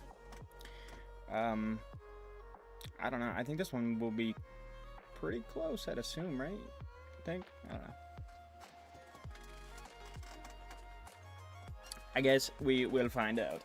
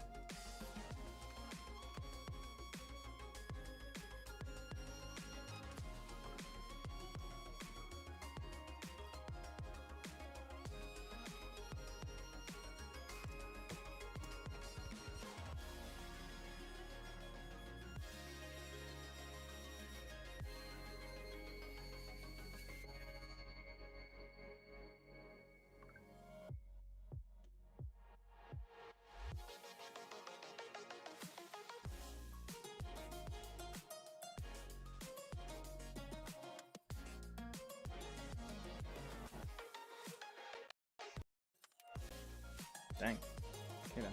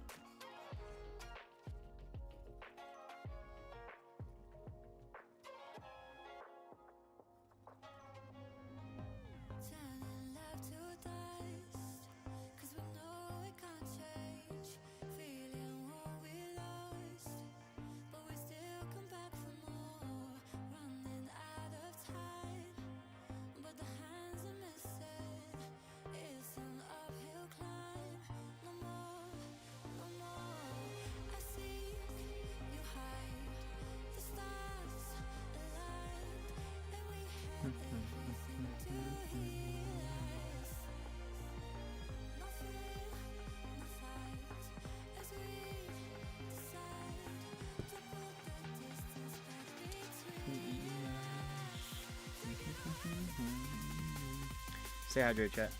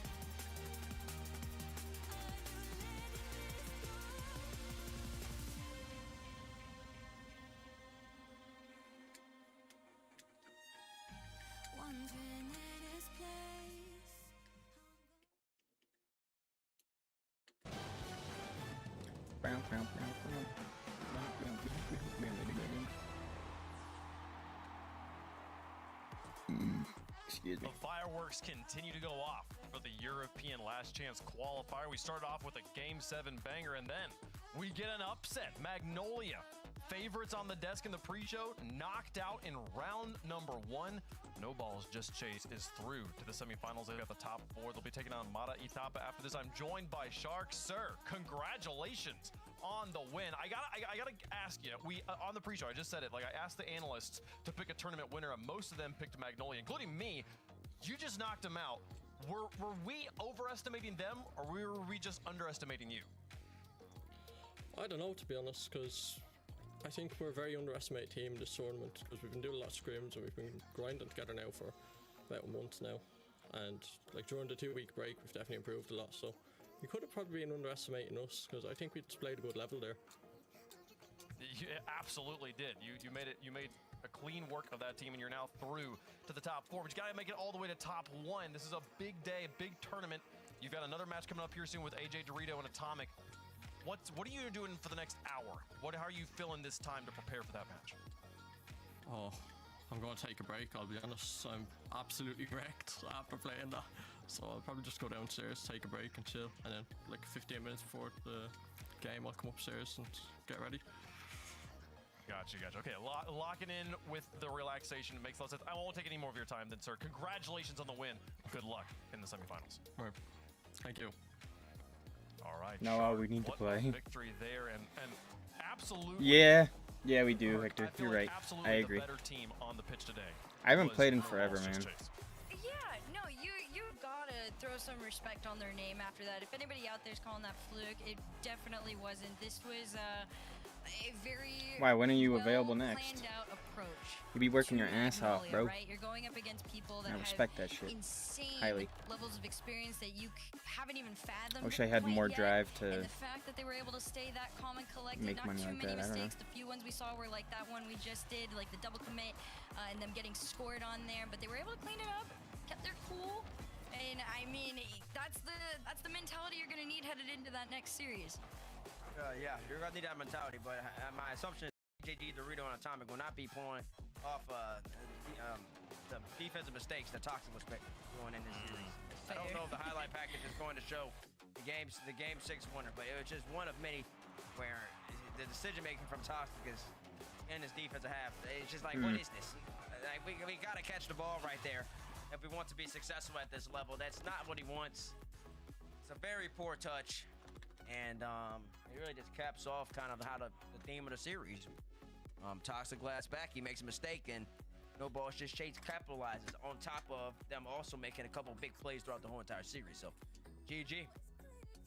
GG indeed for Magnolia. For the players of Magnolia, 2026 will be a learning opportunity, and hopefully they'll be able to take those learnings into 2027 for the future of RLCS. But their season does end here. No Balls Just Chases through to the semifinals. They will have some time to go downstairs and relax, take care of their nerves and emotions after what was an intense series for them. They've got a big opponent coming up here in just a little bit. But before that, it's time to drop back to the lower side of the bracket. Valair has had their time to relax, prepare, and now they will be taking on who have been truly the favorites, the most talked about team coming into the LCQ KDOP Corp. Joyo, Raziers, and Radosin. taking on What a Crispy, team. Rowley, and Tox here. Hurt.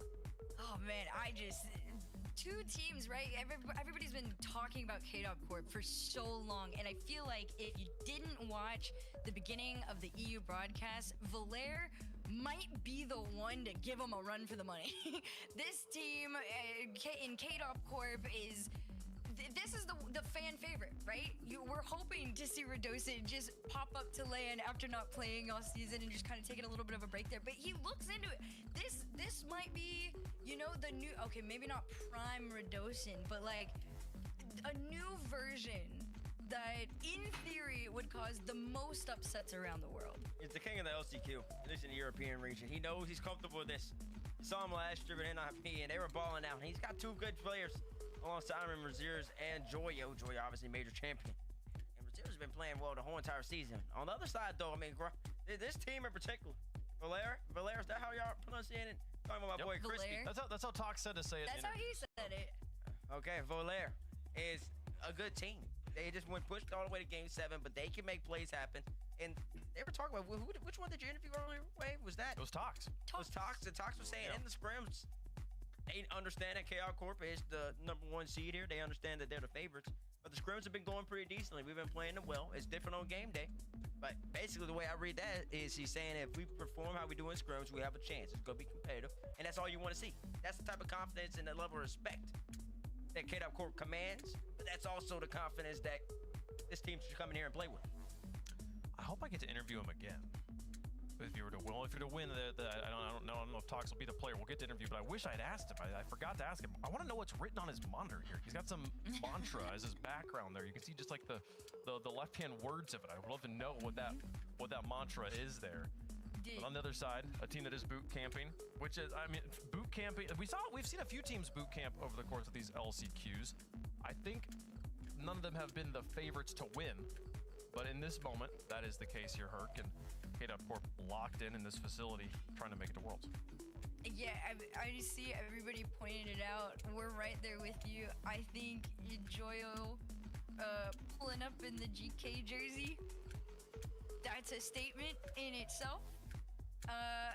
This whole team is, everybody's here for a different reason, whether, you know, it's like chip on your shoulder, there's some story behind everything, and that's usually the setup for a fan favorite to make it all the way through. Like you said, they're everybody's, you know, biggest opponent in these situations here, but Valer definitely, I think, has a better chance than most in comparison to everybody they've probably faced off against throughout this entire LCQ. Getting ready to go. Tell us who you think is going to win in the chat. Hashtag VLR for Valer. Hashtag KDC. KW Corp.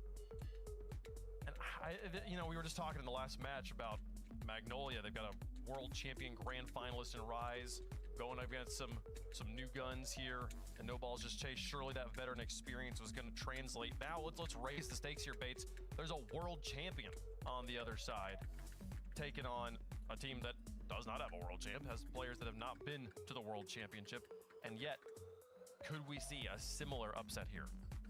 We could definitely see a similar upset. I mean, without question. I mean, both these two teams are playing in this tournament for a reason. They're not necessarily playing at the old world champ level form, whether that be they don't have the same amount of teammates, the same level of teammates, or they aren't individually playing at the same level, or a both and situation. Regardless of the fact of whatever it is, everybody's out here playing today because everybody hasn't had the best season possible, which leads me to believe that everybody is generally on the same level playing field, and all it takes is one great series. You have to win 4 matches, and anybody can do that at this level. These are all 2400 level players of ranked of that caliber. And all it takes is a couple bounces. You saw the last series, man. Like, No Balls Just Chase. They had moments. The Toxic is a little bit of a couple mistakes. Even Rise, major champion, major finals, world championship final. He made a mental mistake in game number 3 where he jumped up, got greedy. The ball went all the way across the map. That's a big swing. Little moments like that can happen for even the best. So there's always a chance. For sure. And also, I think it's worth talking about KW Corp's run through the tournament so far. While they are the favorites, it has not been clean. Round 1 of Group A, they went to Game 5 against the Bricks. Round 2, they did win that one in Game 5, but then they went to Game 4 against GK, who did not have a good series, good tournament. 3 of those games went to overtime in that series, so still having to kind of put in the work to beat GK. And then in the upper finals, they went to Game 7 against No Ball Just Chase. That one going to 1 minute and 50 seconds of overtime as well. So it has not been a clean walk through the park for KW Corp so far. That was a couple weeks ago. Things can have changed here, Herc, but we'll see if they are locked in today. Again, these are wins and in, losing out the whole time. You've got to stay clean here. The last chance qualifier on Sunday.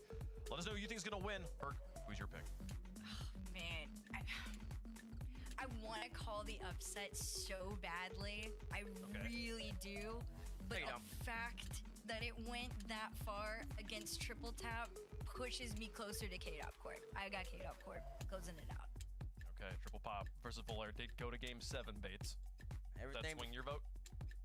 No, I mean, it's just KW Corp. I don't need to add the extra words. At least I want to pick the upset. No, I don't want to pick the upset. KW Corp's going to end up beating Yeah, but see, Valer team probably in about 6 games. They were this confident about Magnolia winning and This is Magnolia the lost. second time So. that Triple Pop and Volair have played, by the way. They played round 1 of Group B. Triple Pop got the win there. Volair had to come through the lower bracket, and they had to go through Nova Esports in 5 games, and then eventually did get the sweep to qualify for this point. But I don't know, Volair. I feel like this one. We've had really close games so far. I think this one's going to be a little bit more one-sided. I think it's going to be a 4-1. KDOP Corp going to be taking the victory. Though we did just all sweep in favor of Magnolia, and it went the other way, so anything can happen. Wow. They were not this big of a fan favorite though either. Rado brings the fans out of the woodworks here. People want to see that man back at the World Championship, and I would love to see it as well. Let's get into Yeah. it. One of these teams gonna Seeing play Rodosin and LCQ Joyo there. Grand Finals, 2 spots Well, and Raziers available too. with Phil 1 and KDOP Corp trying to live up to the hype. Volair That'd be cool. trying to spoil it right here, folks. Volair versus KDOP Corp to continue the last chance qualifier. Well, the backing crew might be different, but the task is still the same. Get to Worlds at the last possible moment. Only 1 year ago, Cole, the backing crew was Oski and Nas. This time, it's Raziers and Joyo. But will KO Corp do the same thing? Yeah, I mean, it's easy to say, and it's easy for us to sit here and say that these are the favorites, but you're up against players that have been so close in Tox, Crispy and Growly. Growly, who has, made top 6 in EU in his time, maybe I think top 4 as well. These are players that have been in and around the best of Europe all season. It will not be easy across a best of 7. And as we saw earlier on, even some of the unknown name Shogi can cause all sorts of troubles, let alone Tox and Crispy over here and Growly. Yeah, it's all about peaking at the right time and the right day. Game 1 brought to you by Progressive. As we will get a chance to see KDOP Corp, who are boot camping. Isn't that something cool to see for an LCQ, a team that really realizes this is the chance. Go to Worlds. Anything can happen. Infield attempted. Nobody was really around, but it was still a bit of a panic there from Volair, who are looking to try and get themselves out. Let's see if they're able to. The early pressure here is from KDOP Corp. Here comes Joe as well. Lovely little fake, but Tox was ready for it. Tox, a player who, we have to say this every time we see him, especially when it's on a last chance qualifier. 7 occasions he has been within 1 result of qualifying. He's finished 5th when it's top 4. He's finished 6th when it's top 5. 7 times. And he's never made a major or a Worlds. The harshest bit about that is the one time he would have done, it was cancelled because of a global pandemic. But this is certainly not the start he would have wanted at all. They're already down by 1, and it has been all KDOP Corp since the kickoff. Yeah, they've been dominating. Finally, it's happened. Scored by Raziers. Looking pretty simple for them so far. I mean, in our last series, it was won by a team, but at this point, we're 3-0 down in the game. So, because the team started dominating, it won't mean they continue to do so across a best of 7. There's so much that can change, so much that can be adapted. Players of this quality. Raziers comes forwards, though. It's good to see him in a lobby. Such an entertaining player, and Joyo as well. Things went wrong for GK in the end, but they had their moments throughout the season, as did Joyo himself. Yeah, Joyo might be just sort of saying, look, it's not me, it's the team name, okay? I'm going to get away from that. I'm over with KDOP Corp. And then we're going to be just fine as Raziers. First time shot. Oh, almost found a way on the half flip to just turn that one in. Well, that's a self-challenge. KDOP Corp can't look too confident. You can't convince us too much here, lads. Well, Raziers is currently on 4 shots, and nobody else in the lobby has had one. So Raziers is playing very greedily so far in the ancient shogi game of greed. Raziers would be absolutely dominating up to this point. Ancient game of greed, 28 points is not necessarily the best start. You can find out who I'm talking about because it's even Rado and Tox. Been very much, 3 players are sharing the ball, and this is one of them. Joyo, straight to the path of Crispy. Can't do too much of it. In comes Rodosin. Can he get himself involved here? The player who qualified last time around, as you mentioned at the top of this cast. Into the pajamas back then. Unsigned with his own sort of unsigned team, KDOP Corp. They're the one that are associated with Rodosin. So tries to get that one forwards. Rodosin does go forwards. Such a dangerous player. Such a mercurial player is Rodosin. He sends it high. Crispy's already there for it. Crispy's who's been in and around the top 6 in NA all season. Now trying to be the 6th player, or the 6th team in Europe instead. A couple of bump attempts, and that now puts them in all sorts of trouble. Nice job, just to call for a bit of help. Oh, what a shot. Joyo with a beauty of a goal. He's always had it in him. He's always had those sparkling What a moments goal. as Joyo, but that one is one of the tighter angles you're going to see across the day. Huge finish from him. And and it's no more than his team deserve. K-Dot Corp have dominated so far in the opener. It's one of those ones as a defender, you look and just go, no way. You don't have that angle. I'm waiting for it to bounce off the backboard, and oh dearie me. Up goes Rado. Reset gauge. You have to go and challenge him. Here comes Raziz. It is all K-Dot Corp at the moment. Joyo on the way back. Cuts rotation. Nobody in the corner. A couple of demos. Up goes Rado. Fakes the challenge. Riley does well to spot it though. 90 seconds to really put anything together, as that was risky, and it worked out quite nicely. Yeah, so far they've not laid a glove, Valare, but it can happen quick. One goal and suddenly you're right back in it. Especially with all the strats that teams have from kickoffs now as well, as Tox tries to take out the K-Dot Corp player. Redosin into the center. Chris is waiting underneath this one. Does get an all-important touch, so Growly can go high. Valare trying to increase the pace somewhat, and that demo might change it as well. Again, Raziz off his own backboard, but at least for Valare, they've managed to get the ball to the K-Dot Corp backboard, which I guess would be step one. Step two is defending this. They're not able to do that one, and that's going to be 3-0. Yeah, okay, all right. He plays the shot that could happen, and unfortunately doesn't. Joyo, lovely fake. They are playing so clean at the moment, and as you mentioned from the last series, yes, it did look dominant in game number 1. But I can't necessarily take that as an example of, okay, yeah, Valare have got a good chance of this, because right now they look a distant second. This has not been a good opening game to the series at all from Valare. K-Dot Corp did everything asked of them. They've shown a little bit of magic sprinkled in among the team plays. This player here, the young Englishman Joyo, has been at the heart of that magic. German, a Frenchman, and an Englishman teaming up. It's an interesting dynamic. There is Joyo. Makes this one, sends it forward. Wouldn't mind a 4th goal, would always be nice. This is, I think both teams are quite content to see this one trickle away and for it to be 1-0 to K-Dot Corp. Oh, Tox got a chance to turn for this. Okay, okay. So at least something just by loitering around, taking the 50. And it's surely too far away, and Raziz will maybe be thinking to himself, why did I try for the outplay? I'm just sort of giving that one away as a golf tee. Yeah, nice challenge as well from Crispy to get that one to him. 19 seconds left. It's incredibly unlikely we'll see anything here lead from that goal, unless we see an almighty couple of kickoff goals here. Joyo's already gone to the ceiling. If Grant looking underneath Joyo, it might be in here, but not going to happen. So that'll almost certainly be game. Oh. And I said, I did say almost. I made You also said not going to happen. Uh-oh. That was a big not going to happen that came out of your mouth. Say I did, Jeff. Certainly not going to happen. But now I'll swing it to probably. Okay, I'll take it. Well, we'll see what the kickoff is, because they did have a couple of kickoff plays earlier. Although, that's not quite worked. Joyo does a good job of just committing to the going through the ball. Still a little bit of time. Reset gained, and yeah. So, okay. The mechanics. I don't necessarily like much else about that. Yeah, that was definitely a, hey, look, I can get my wheels in the bottom of the ball here. How cool am I?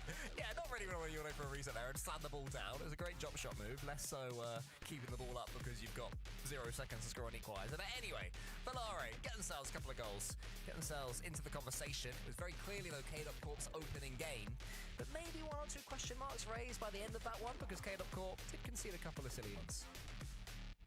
Yeah, they didn't really need to be doing that. That second one, especially, I thought was so unnecessary from Raziz to go low on that ball. Just take the 50.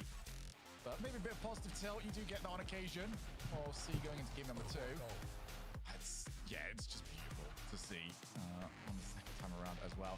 But this is also not different from Valare at all. Like, they were pretty poor in game 1 in the quarterfinals, and that's when they started to figure themselves out, started to spot some of the weaknesses. We'll see if those weaknesses still apply when we're back to 0-0, or if not, K-Dot Corp was, on coast mode because they thought they were so far up.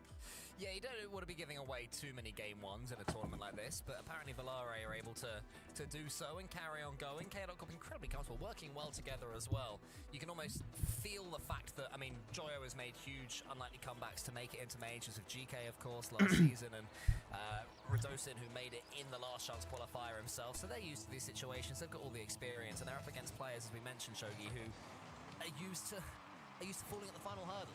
And I do think that will have an effect on their mindsets going forward. This will feel comfortable, even taking away that first game for K-Dot Corp, in a way that it won't and probably never will for Valare. Okay, counterpoint, this is not the final hurdle. So that's true, the penultimate hurdle. So that means, surely that means Valare are the favorites because they have to make it to the final hurdle. When you Rocket put it League like that. maths. Yeah, I like it. Okay, I'm intrigued. I don't know what I think, but you've made me change my thoughts in some capacity. So let's see what happens going forward in game 2. Well, it's not necessarily the best touch to get that going. Radosin on the cut. It's all against one, and that one is Tox who sends the face. Resist. I don't necessarily like that touch. I really don't like that touch. As Tox is aiming for his teammates. Keep on going there. It does remain 0-0. Crispy trying to keep this attack going. Good pace there from Tox. Gets the shot away. Razias is able to get the catch, but it's a much better start right here from Valare, assuming that Crispy doesn't get dumped here, which he doesn't. So the pressure will go back towards Calming Cook. It's hard, isn't it? Yeah, I know. It's the first. I just saw that KC in the corner of my eye, and there's only one thing I'm thinking there. Oh, slow down here from Joya. Wanted to try and get the 50 back into the midfield. Yeah, thankfully, the other KC are not playing. We've already had that issue once this season. Not fun whatsoever. Well, maybe for everybody that casting it. But everyone watching it, I'm sure was unbelievably good fun. All we needed would be Tox and Toxic in that same Okay, anyway, all right. Tox involved, and it's Growly that gets the lead for Valare. Valaire's showing some early life. It's now 3 in a row here for Valare. This is why you don't want to let off towards I mean, they did fight back 2 goals after going down 3-0, so. This is a team that finds momentum, they find goals. You'd argue that, you know, at the end of the tournament, you won't remember very many of Valare's goals. They don't care. They've still scored them as Resist trying to get there first. Oh, dang. By a good distance. Wow. Well, that stops the run right there for K.Corp. Huge win for Radosin. Round the corner, huge power. Such a heavy hitter of the ball. Swings his car at it. And Razias had the pace to beat his opponent as well. So just like that, just when it seems that Valare are going to be able to take a few lumps out of K.Corp, K.Corp comes straight back and win the subsequent pickoff as well. Radosin up against Growly. Growly wins it. The boost to go toe-to-toe with Joe. Crispy's there finding Growly again, but that boost didn't spawn, so Growly can't do too much. Just get the shot away, but it's going to be simple right there for K.Corp. Despite conceding straight away after, it's a better second game for Valare. Oh, by a considerable distance, they looked second best in a very worrying way for our opening 4 minutes. As there's the shot, that's a little bit wide. Who's for the follow? It's Growly on 0 boost. Razias lays it over to Joyo. Tox is on his way. This has been Tox's job all day. Just get the good bit of contact. Set up. There's the follow. And that is the slowest goal. That was a Panenka, if anything. This clearly is a turtle race right here, okay? The little rabbits running about with their supersonic boost. Rados in there, chasing his tail.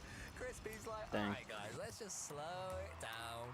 Eventually encourages the ball out of its shell and into the back of the net. And that's 2-1. You don't have to slam the ball, Shogi. It's chill, man. Okay, but, you know, you could. Here's Rado. Doesn't hit it at all. Yeah, that's the Radosin we know and love. I guarantee you, next thing he's going to do will be a triple flip reset after completely whipping on the backboard right there. And that's what we've come to expect from him over the years. That's why we love him. Listen, the main broadcast was not prepared for a day that had both OCE and Radosin on the same channel. One day, Radosin will play for OCE, like Jarius did. Goodness. And it will break the internet in some way that I can't predict how. OCE, major victory right there. Crispy on the way up. Growly's going to leave it fake, as Radosin doesn't read that. Instead, just goes straight for the ball. Walks up against Rado. In comes Razid. He's unchallenged. Was the backboard. Just doesn't get very good contact. No, Razid has also had to do a half flip there. They kept Radosin grounded as well, and that's led to all sorts of... That came from the midfield. Damn. That came from Radosin not being able to jump because his teammate was half flipping over him. Then one lost 50-50 later, and the defensive dynamics completely gone. I do want to point out, Resistance again just jumped up and gone, I can get a flip reset. Nice. Okay, great. We saw that last game where he got dunked. He's done it there. I'm assuming for the recovery so he could get the block, you know, use it to flip back down, wave dash, and then continue. The problem with all of that stuff you planned afterwards it's just in. You weren't there. You are, however, there for this one. Okay. We have just got goal after goal after goal. Yeah, and they're not brilliant goals either. I mean, Growly completely misses this one, so 3-2. One way or another, it's 3-2 in game 2, and Valare have the lead. And tune back in now. Reset.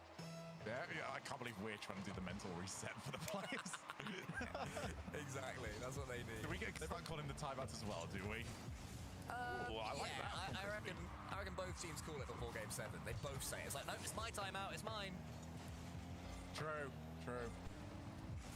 Rally, he's got that one long. Rado's awkward here. Goes under him. Just over a minute left here, Cole. One goal between them. Yeah, decent shot there from Growly again. Ooh. And Tox helps it on his way. He was going for the bump. It'll take the goal, I'm sure. Yeah, 2 goals between them is what I was actually trying to say. This and a is reset from Tox.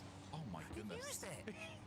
What is that? Oh, that's so much more going on than I realised. I thought he just dodged into it, but he got a reset on the player. Actually, a needless amount going on with that goal, considering most of it was just hit on target and the goalkeeper's not getting to it. Shogun, we have Radosin in the lobby. Are you surprised that it's become this chaotic by game 2? No, I'm not! Another one goes in. Okay. Yeah, okay, we've got another goal. This is back one. Okay, this time actually it is Rado getting a demo, so a bit of disruption play to at least get that one going. I'm looking for the positives. Don't you giggle, all right? I'm trying to think of what's going to happen in the next 57 seconds, because in this game, that's a lot of game time. No, we cannot. Nothing we'll say will come to be. See, huge pitch, round the corner. Why not? Razias almost gets hugged straight away after Cole, as the well. Aztec calendar is more likely to be correct than you are predicting the next 20 seconds. Well, let's find out. Tox here. Is he going to be able to get to this one? Radosin bounces almost over Tox. Crispy wisely saves his boost and goes forward. Tox, lovely ceiling reset attempt. What is Razias? Reset every 50! It's like the 3rd time! Because it's cool. It makes the cool noise. It does. Here comes Joyo. That's going to be 4 each. Wow. All right. Well, there you go. If you said a pointless reset 50, leading to a double commit for no reason, Radosin steaming in and Joyo getting another reset that he used. Good for him. Well done, Joyo. You'd have been correct. 100 points for you. Okay, everyone, breathe in, breathe out, straight face. This is serious Rocket League time for serious stakes and consequences. So let's lock in, and I'm talking to everybody, including the players. That one's up, Rado clears. Actually, no, he's gone for the setup. Razias looking for Tox's car, but it just takes too long. I mean, if ever I've seen a game that's going to end with a comedy own goal, this is that game. So let's wait and see. Will it be 0 seconds, or will it be 18 minutes into overtime? It looks like it's going to be the latter, so... 18 minutes into overtime. It's going to be a crazy one. A couple of kickoff plays, and they tried for another one. Infield pass, over to the invisible man. Nobody available, Growly. Straight to Tox. Very delayed on these challenges, and It's just in. Bundle it home from no angle. You got no right to score from there. But Valare can go toe-to-toe with K.Corp in a way that... Why did Tox get a flip reset there? It didn't do anything. It didn't do anything, Shogun. He just got a flip reset for no reason. Just get a flip reset. Off Radosin. Like, yeah, reset. Definitely a tough way to lose a game, but I will say that fair enough to Valere. Yeah, Valere. K.Corp, there was I think it's so Hayes. many shadows and fake challenges, and Tox just didn't care. He's like, yeah, I'll flip reset up Radosin. That's what I want to do. That's what I want to do. All right, if I'm a coach, I'm saying, okay, next game, no flip resets. You're not allowed to. It's like a training drill. You know, only hit the ball with the nose or maybe the butt of your car. Yeah, you know what? I feel like I nail that training drill every single time I play. So I'd be your favorite student right there, Cool Cole. You always are, Shogi. You're always listening. Well, the good news for everybody is that we have now seen 7 goals apiece. It's been that sort of series across 2 games, so nobody's going to get a lack of goal-scoring opportunities. But, I mean, this thing obviously needs to settle down going into game number 2. Who does this sort of favor more, though? If this stays this way, who would you sort of go, all right, yeah, we're going to start nudging towards them? I mean, normally I would say K.Corp, because it's a meme, but it's true. Radosin is just so at home in that sort of series, and Joyo as well. He likes the chaos. He likes emerging from chaotic Rocket League explosions everywhere with something beautiful to stand the ball into the net. But Valare, they're not shying away from it. They're not saying, okay, look, if you guys want to be silly and play dumb, then we're gonna play cleanly. They're like, okay, let's play this style. Let's go for silly plays. Let's do some dumb stuff. Let's have fun with it. You know, so normally I'd say K.Corp. At the moment, I'll tip it to Valare. They seem to be enjoying themselves. They're playing very, very well today. Just seem to... I don't know, start slow and then figure out exactly what they need to do against their opponents. It's a brilliant first touch from Rado. He's going to run out of boost, so he just has to try and go for the setup. Fox maintains Supersonic very well. Just seems like he's always doing something to be relevant in the play. And in a series like this one, you're going to need more and more of that. Called into action. Gets a block. That's another reset. This update's starting to upset me. Okay.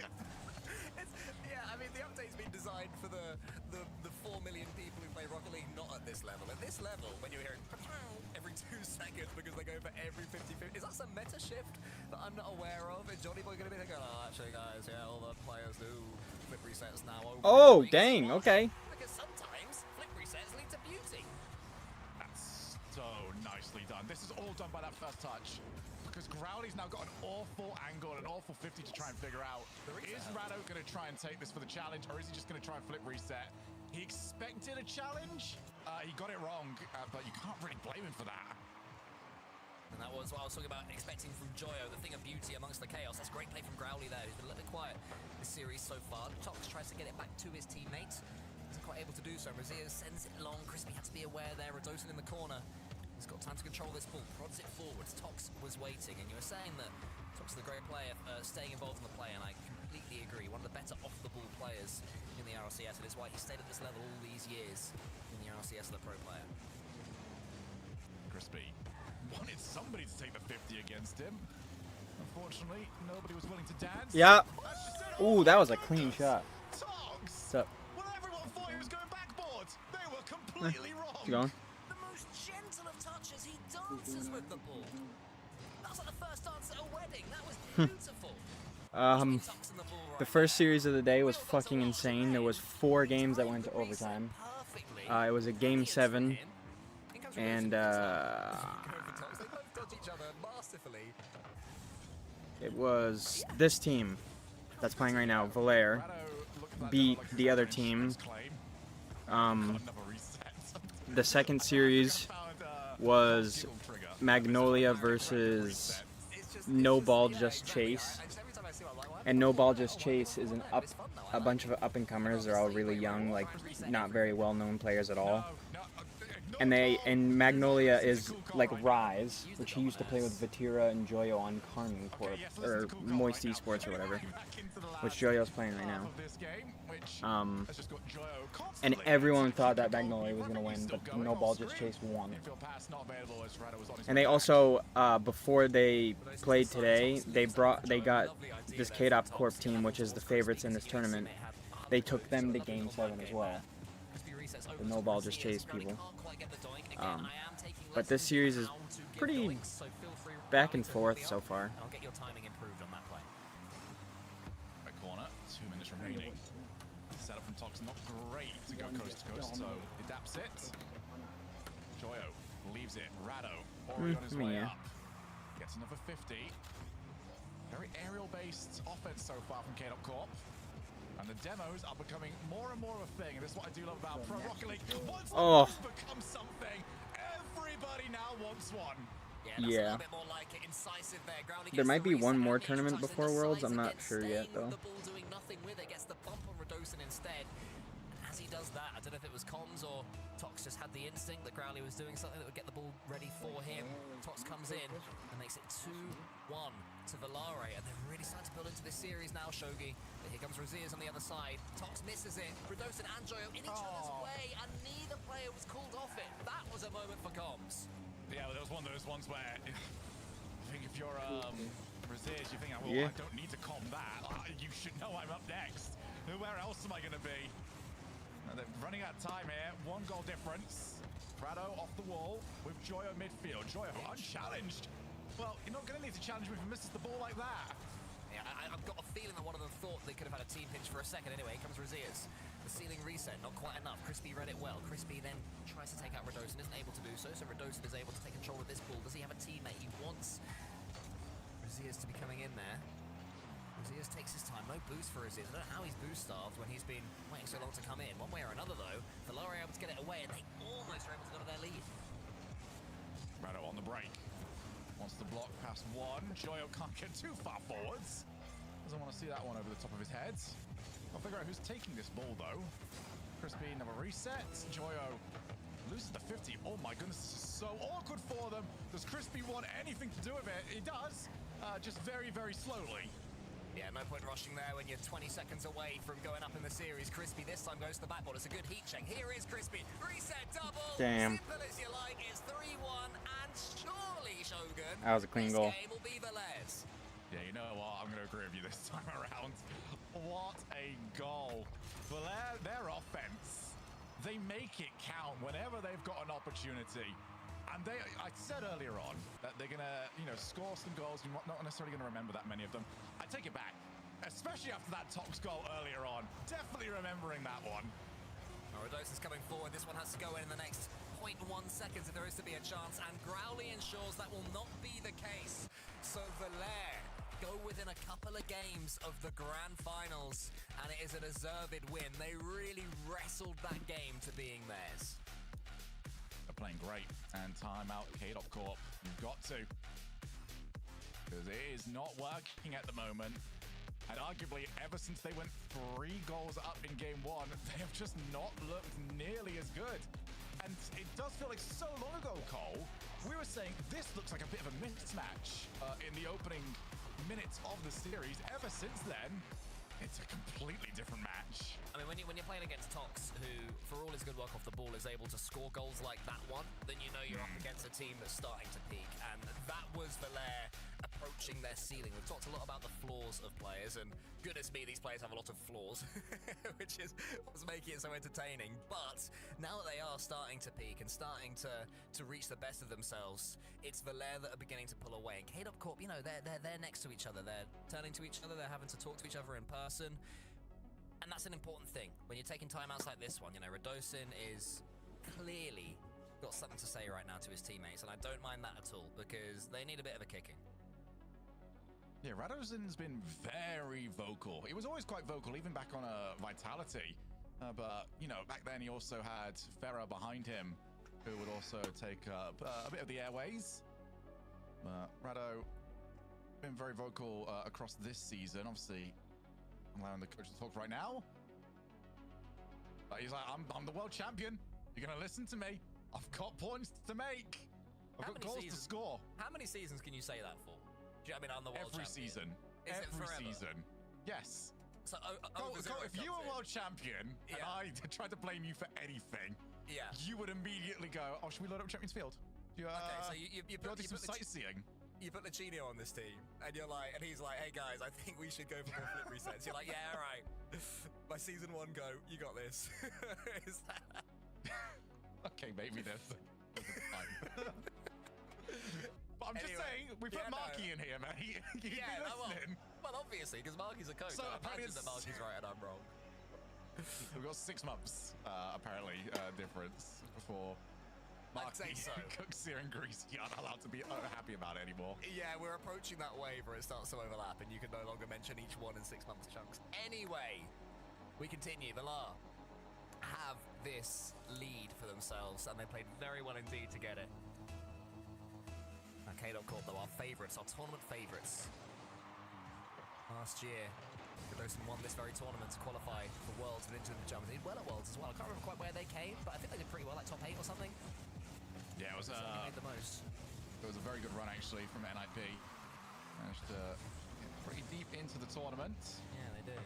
Especially after, it just seems to be the case, doesn't it? It's like being the last European seed guarantees you a good run. But now we have a 6th seed. You thought 5th seed was the number 1 ticket. Apparently it's not. Quick reminder as well, if you do win this, you're not immediately into that top 16. You've got to play the play-in, where 5 Fears are waiting. And I believe it's I can't quite remember the next game after that. I think it's the South American contingent that you're probably running into.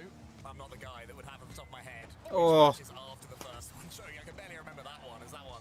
Just stands for crossbar. But I'm sure somebody in chat is going to tell you. We'll be able to say that ourselves. Pretend we remembered because we are thieves in that regard. So help us out, chat. Scrolly gets that onto the back wall. Crispy hadn't gone for it. He's waited instead, tempting Joyo to clear it to himself. Ooh, that's an awkward couple of touches there from Crispy. So he goes inside from Tox. So a couple of awkward plays from both teams so far in this game. sort of the way to describe how everyone's playing at the moment. What a bump. It's a feature, not a bug, when it comes to LCQ Rocket League. Joyo has got a bit of time. Oh, that touch was so heavy, you had to adjust it. But Radosin wanted the demo. Joyo's heavy touch took it away. Great stop from Crowley. K-Dot will feel like they've got to score here. Yeah, huge stun there from Razias. They'll keep going though. The boost belongs right now to K-Dot Corp. Radosin dancing in the air. Comes his teammate. Radosin, can he get the pass? Instead he tries to keep it to himself. I think an infield pass would have been the play there. And looking at Razias' car body language, that's what he wanted. His car was suddenly looking a little bit awkward there with Radosin's touch. Joyo gets the catch. They'll come again. Radosin a bit speedier this time. A bit more focused on his touch. Razias in the center. This is what he wanted. Can he get this pitch? He can for now. Great pressure still from K-Dot Corp, but that should be enough. Growly could have left that one for Crispy, but you can see why he went for it with the ball trickling over his goal line. Oh, great demo. Growly, he's had to panic. There's just no follow. It's a little too late. As Razias got Joyo. Oh, he's over the top of everybody. And there's not quite a way to react to that. The defense did very well. So far, the Law are surviving in this matchup. They have to do more than that. This is looking more like that game one, but the difference is that in that first game, K-Dot Corp got their rewards. They got their goals. This time, the Law's defending has been good enough. 6 saves between the 3 of them so far, 2 each. So they have to do work on the goal line as well. Lovely pass attempt there from Tox towards Growly. Tox gets it for himself. Growly clears the well. This ball's going to roll all the way up. Crispy can't do too much with it apart from hit the ceiling. And Radosin clears. So many double commits. Awkward touches, but it remains somehow 0-0. That's so unfortunate as well, because that roll up the wall just killed the offense. Not really what they were after. Razias on the turn. Not going to get a 50. Joyo sees Rado. Takes another 100. That's the first. A couple of options here. Wants the low 50. Oh, and Razias just a touch too early.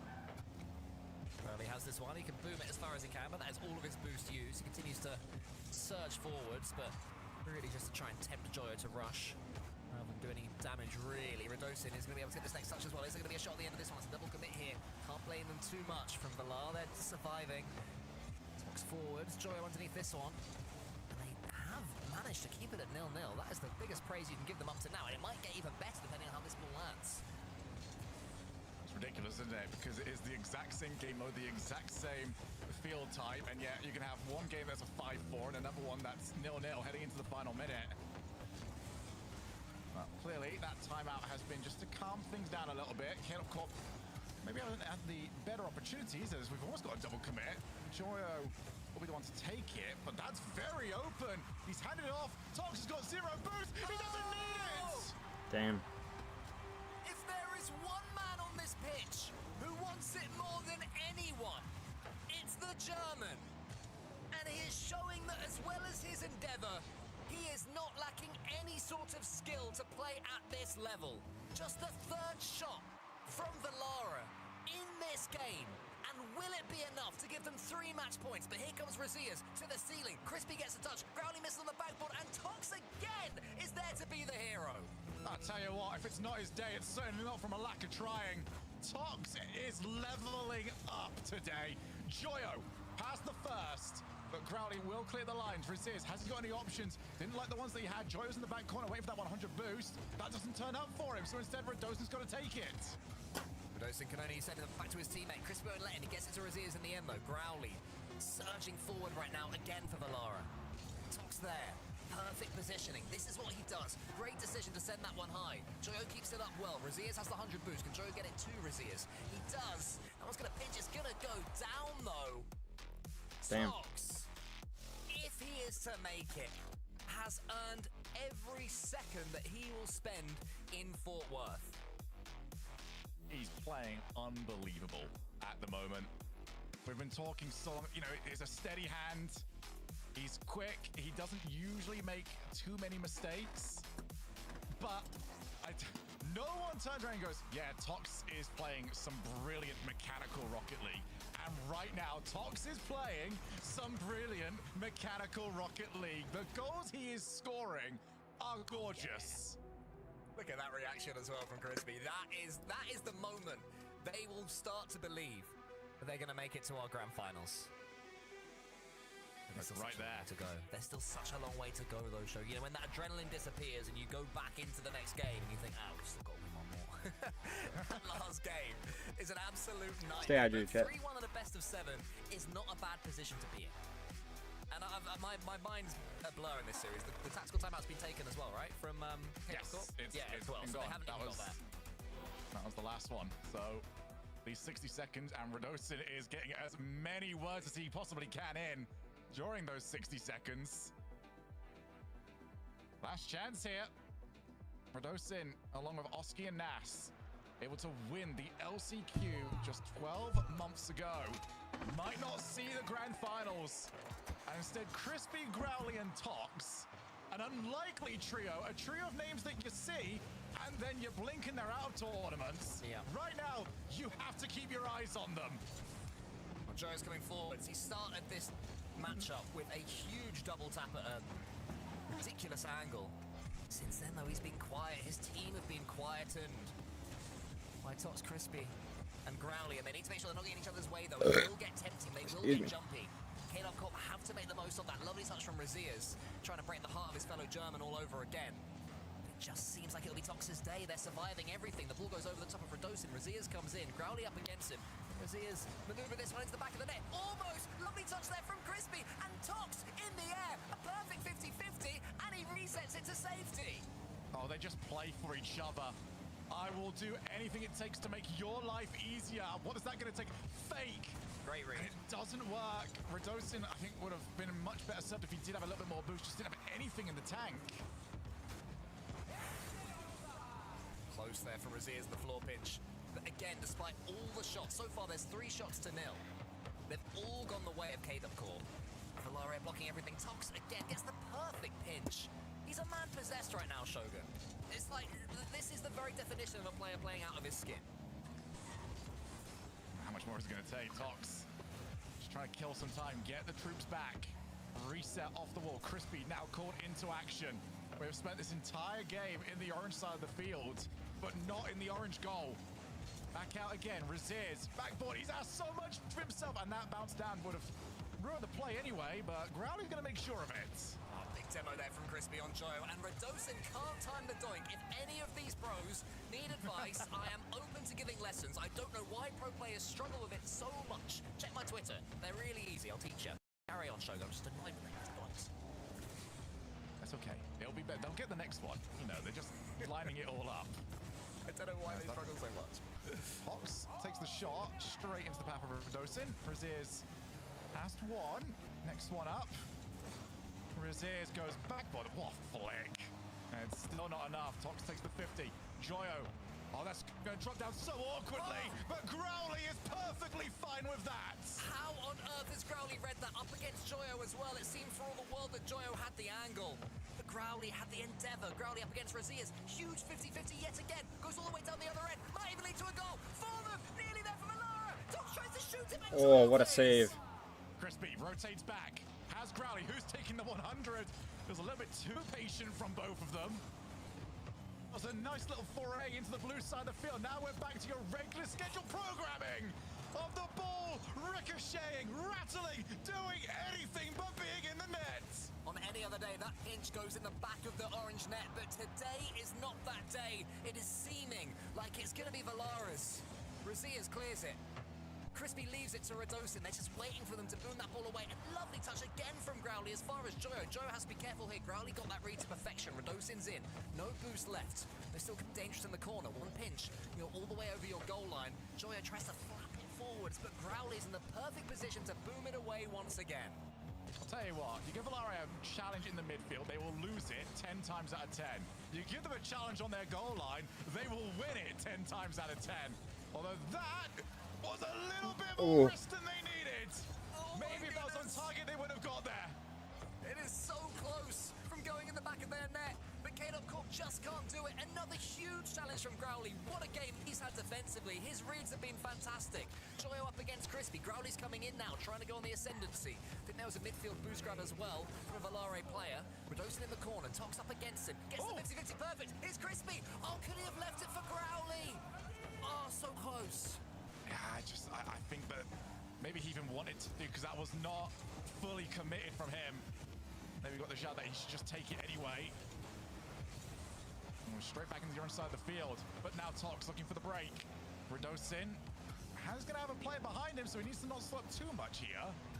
Growly goes towards. Growly has been the standout of Valare on this one, but they need something else. They need more than defensive standouts. He'll get that ball into the net on the blue side of the field. That's Oh, what a shot! That was a beautiful shot by Radosin, damn. Is the man. This is his tournament. Flip reset. Oh, into the double from the floor. Can they hold the lead, though? Can they hold it? Finally, they break through Valare. 20 seconds left. Oh, that is brilliant. And now they've got possession of the ball as well. Crispy gonna take the long route, make you come and challenge, do anything to kill some time as Growly's gonna dive. That's awkward, but no one's around. There's Growly! Oh no. It was on a plate! They just kept fighting. Growly lingers, he stays. Razias, look at that challenge. Shogun from Tox. Who is this kid? He's got no right, okay? I checked. He has zero right to be getting that on the hood.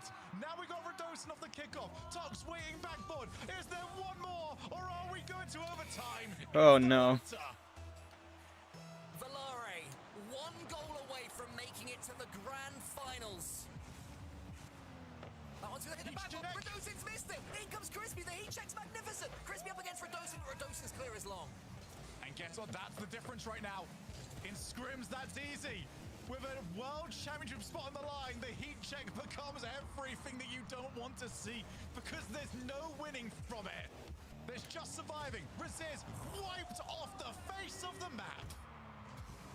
Good stuff from Crispy. Joe's coming forward, so this is good play in overtime right now from K-Dub Corp. They're definitely starting the overtime better. That's really poor from Growly. Tox has to be careful here because Resist is lingering. Resist wants to get all sorts of touches. Radosin can't quite get the angle. Tox No way. Is this No, one going no in? way. Is it via Tox? Joyo will get back. Oh, and then Tox shoots again. And Joyo gets Oh. the save. Joyo can't believe he's been put under that amount of pressure. Just a moment ago, Raziz was dancing around them. Then it was almost over the top of his head. Tox has not removed himself from this side of the field for anything. Takes the 50. In comes Crispy. Beats the first play, but Raziz clears long. Growly can't get down. Joyo, recovery. It's gone long and there's only one player left. It's Radosin. He will get the touch. Can he get the catch as well? Good 50-50 from Radosin against Tox. He certainly won that one, but it will fall to Growly in the end. Up into the air, gets the free flip. Tried to pitch it against the back wall. Won't quite come to anything. Raziz with Rado. Zero boost. He doesn't care. They've got to do something to break the spirits of their opponents. Joyo takes it. He's got some boost. Gonna leave it nice for Rado. Awkward for everybody. 90 seconds of OT. Still no winner. It's exhausting for us. I can't imagine how tiring it is for them, but they've got to keep on fighting. Their heart rates will be through the roofs right now. Growly needs that one. It's going to go to Razias. It's going to bounce awkwardly in the center. Really dangerous. I thought for K-Dub, but maybe to the other side. Tox is left all alone. Tox is flipped. There it is, dang. Okay, fair enough to K-Dub Corp, fair enough. And you'll need a few clean punches. They are holding on. K-Dub Corp remain alive. Just. They gotta win 2 more, though. You said it was exhausting for them. Tough. You gotta go again.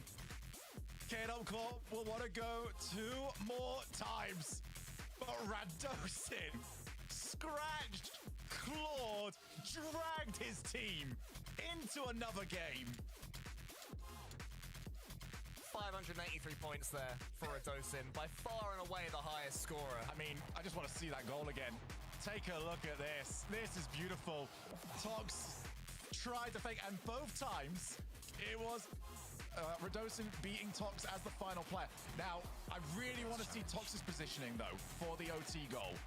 Because there was a setup, the third man did not go on Valare, and it left them open to the counter-attack. Are they getting a little bit nervy about sending thirds? I think so. I understand why. I understand why. You're going to want to not give anything away. Try and stay as solid as possible and just pray the ball ends up in the net of the opponents, but that's not what happened right there. And we are once again, Shogun going to go to Neo Tokyo. For some reason, this map always scares me more than Champions Field. Once you get to Champions Field, you know, anything can happen and it's an even chance. But this one terrifies me. It's like, this is where the nerves go to max, and then Champions Field, they're like, let's just win the last game. This is how I always... Can K-Dub Corp bring it back? I've always sort of hated that this one is... Or couldn't Volaire shut it out? Favorite map in the game, but I see it, and I think, okay, now I just really want the other team to win, because I want Game 7. I want Champions Field. Guess what? There's an entire blue team that wants the exact same thing. Growly making everybody awkward. Not awkward enough. What's going to possibly happen over this next 5 minutes? The standard of Rocket League has improved throughout this series. The cinema levels have remained the same throughout. Growly gets it backwards towards his own goal. Just as I say, the standards improved. That'd be absolutely classic, but still, 0-0. Okay, both teams have struggled to activate all 3 players at once as Redosin is wide! Raziz also can't find an angle to approach from. I was trying to avoid Redosin on his rotation out. The last game especially, Crispy was invisible. I feel like you can say the same thing at times about Joyo, who started off so well. That was top bins, and it's Tox! Dang. Yet again. Okay. It's not top bins, it's Tox bins. He is slamming everything. It's not top bins, it's Tox bins. It's a good line. Out of 10. It has to be completely perfect, and that is what Tox is doing today. My friends, have you seen some RLCS Rocket League? Right there. That's some RLCS Rocket League. Growly, not going to follow. Instead, it's just awkward, but reasonable. Oh my goodness, everybody's over in that corner. Gets the read from that one. Joy for a second must have thought he'd slide that one in the back of the net, but not to be. Crispy gets himself in the way. Redosin realised the save was coming in. It could have been an almighty dunk as well, so opts to keep possession, keep the pressure. Does though fall to Tox. Crispy's in the centre. What can Tox do? How does he bludgeon his way through this time? All right, now, Volaire. They can just hold out for 3.5 minutes. They'll be home scot-free, but that's an eternity. Had an opportunity for a 2v1 breakaway, but Growly, key demo from him, takes away that chance. 1 goal to the better. Redosin wants the double, can't get it. Here comes Raziz. Just straight into the path of the goalkeepers. They're gonna have to get real creative with this. They want to try and break down this defense that will hold on to try and go to the grand finals. And Crispy, you were saying, was looking invisible in the last game or so and struggling to get boost at the moment. Still on 0, been on 0 for an almighty time. He's still on 0, having to go forward into the centre to get something. Leaves him in an awkward position, but it was It's in, damn. I'll say it, the aura to stop after that dodge. Oh, that is unbelievable. Crispy, that is one of the most disgusting, gross, and quite frankly, filthy passes I have seen. I don't know how on earth they managed that. K-Dub Corp, once again, it's over to you. Volaire, 2 goals to the good.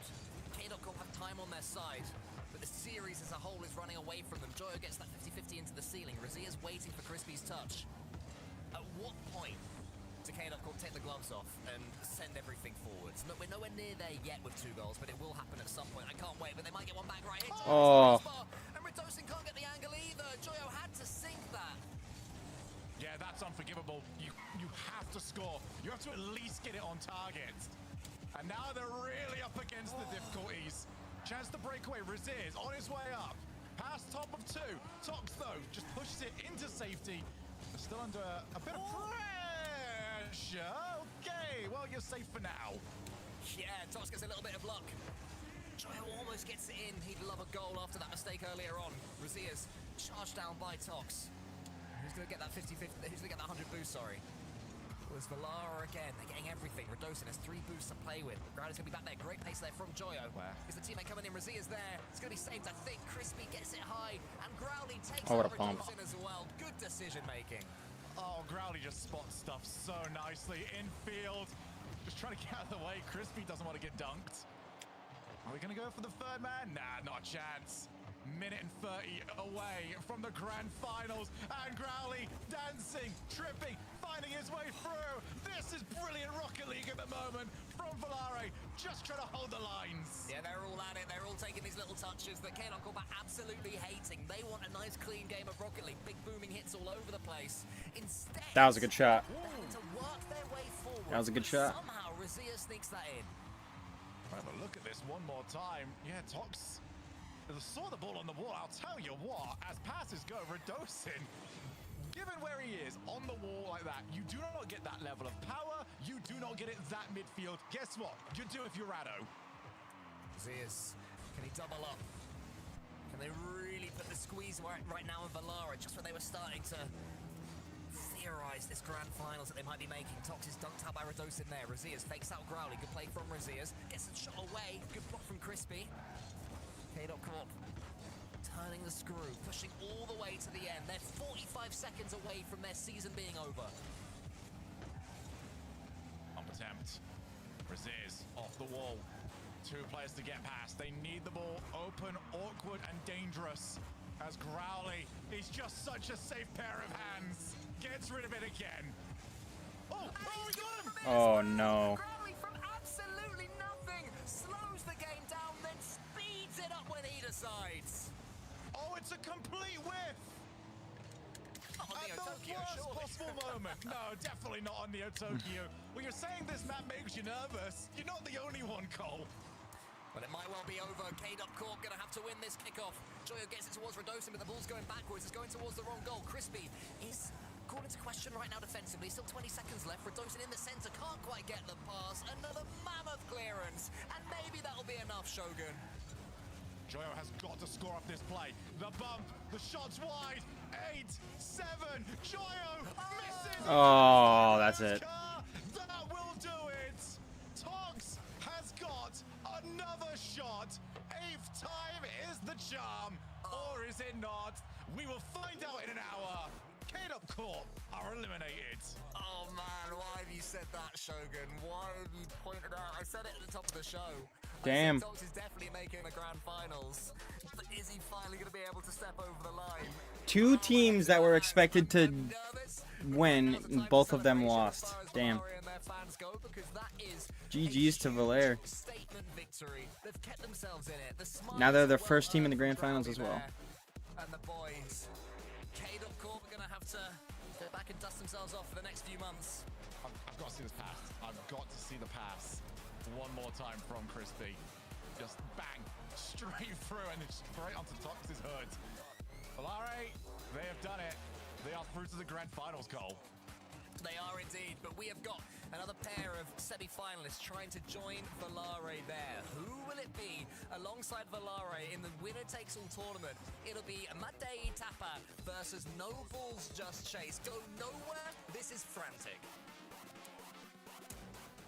Keith, I want to try an experiment. All right. To help you unbecome your parents, I want you to try a game called Rocket League. Ooh, is it a puzzle like my crossword? No, picture soccer. Okay. With a car. What do I hang my feet outside the window? No, not your car. But you said think of... It's a video game. Oh, okay, I get it. Where's the cartridge? No, it's an online thing. Is there a joystick? Not like the ones you're thinking of. But I need to get some quarters, right? No. I gotta blow in the cartridge. Again, like no cartridge, but you'll need a username. Username, huh? How about Keith_9914? The bathroom code? That's the only number I can kind of remember easily, so.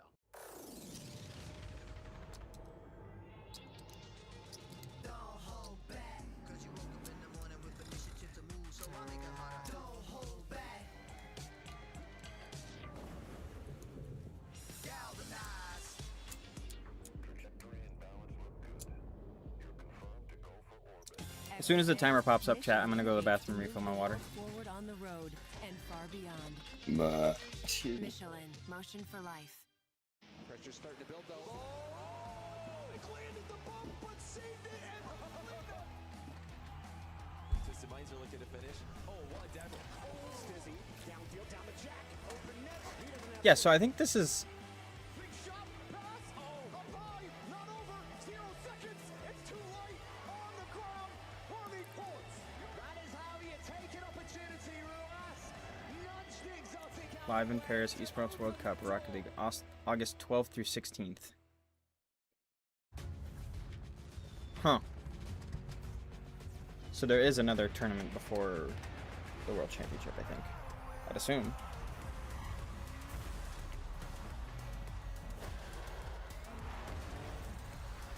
When's this timer gonna pop up, bro?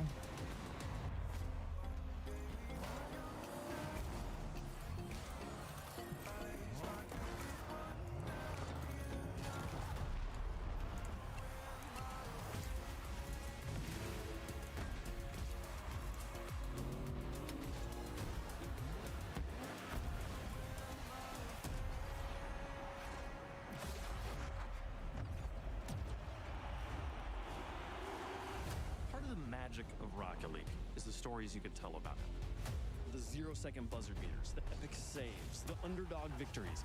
It's all there. As we return to this legendary arena, we'll witness Rocket League's story unfold together.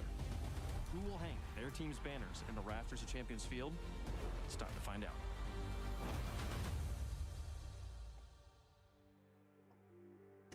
All right.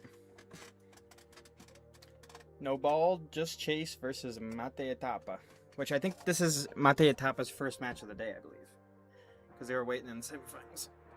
Okay. I'll be right back, chat. I'm gonna go to the bathroom and refill my water.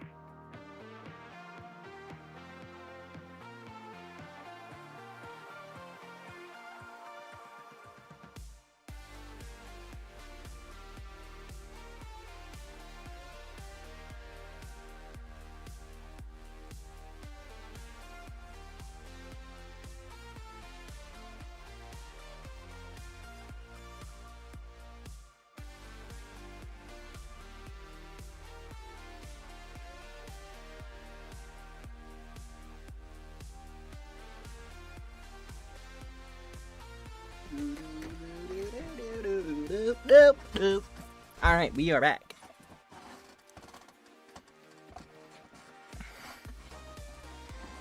No Ball, Just Chase.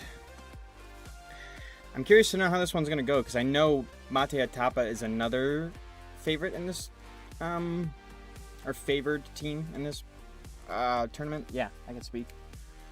But watching No Ball, Just Chase and how they dealt with Magnolia, I don't know. I think this could be really, really close, or a quote-unquote upset.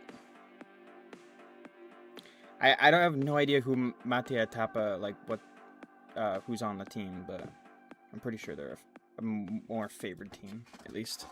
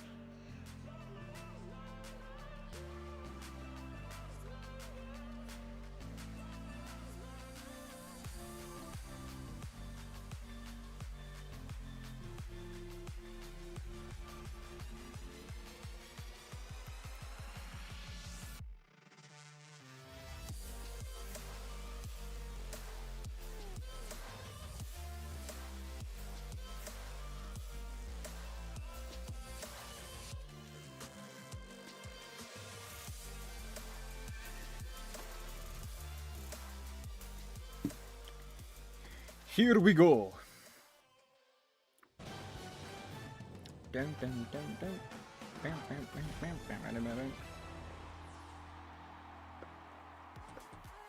The EU depth continues to show itself off as the upsets continue here with KDOP Corp eliminated in Game 6.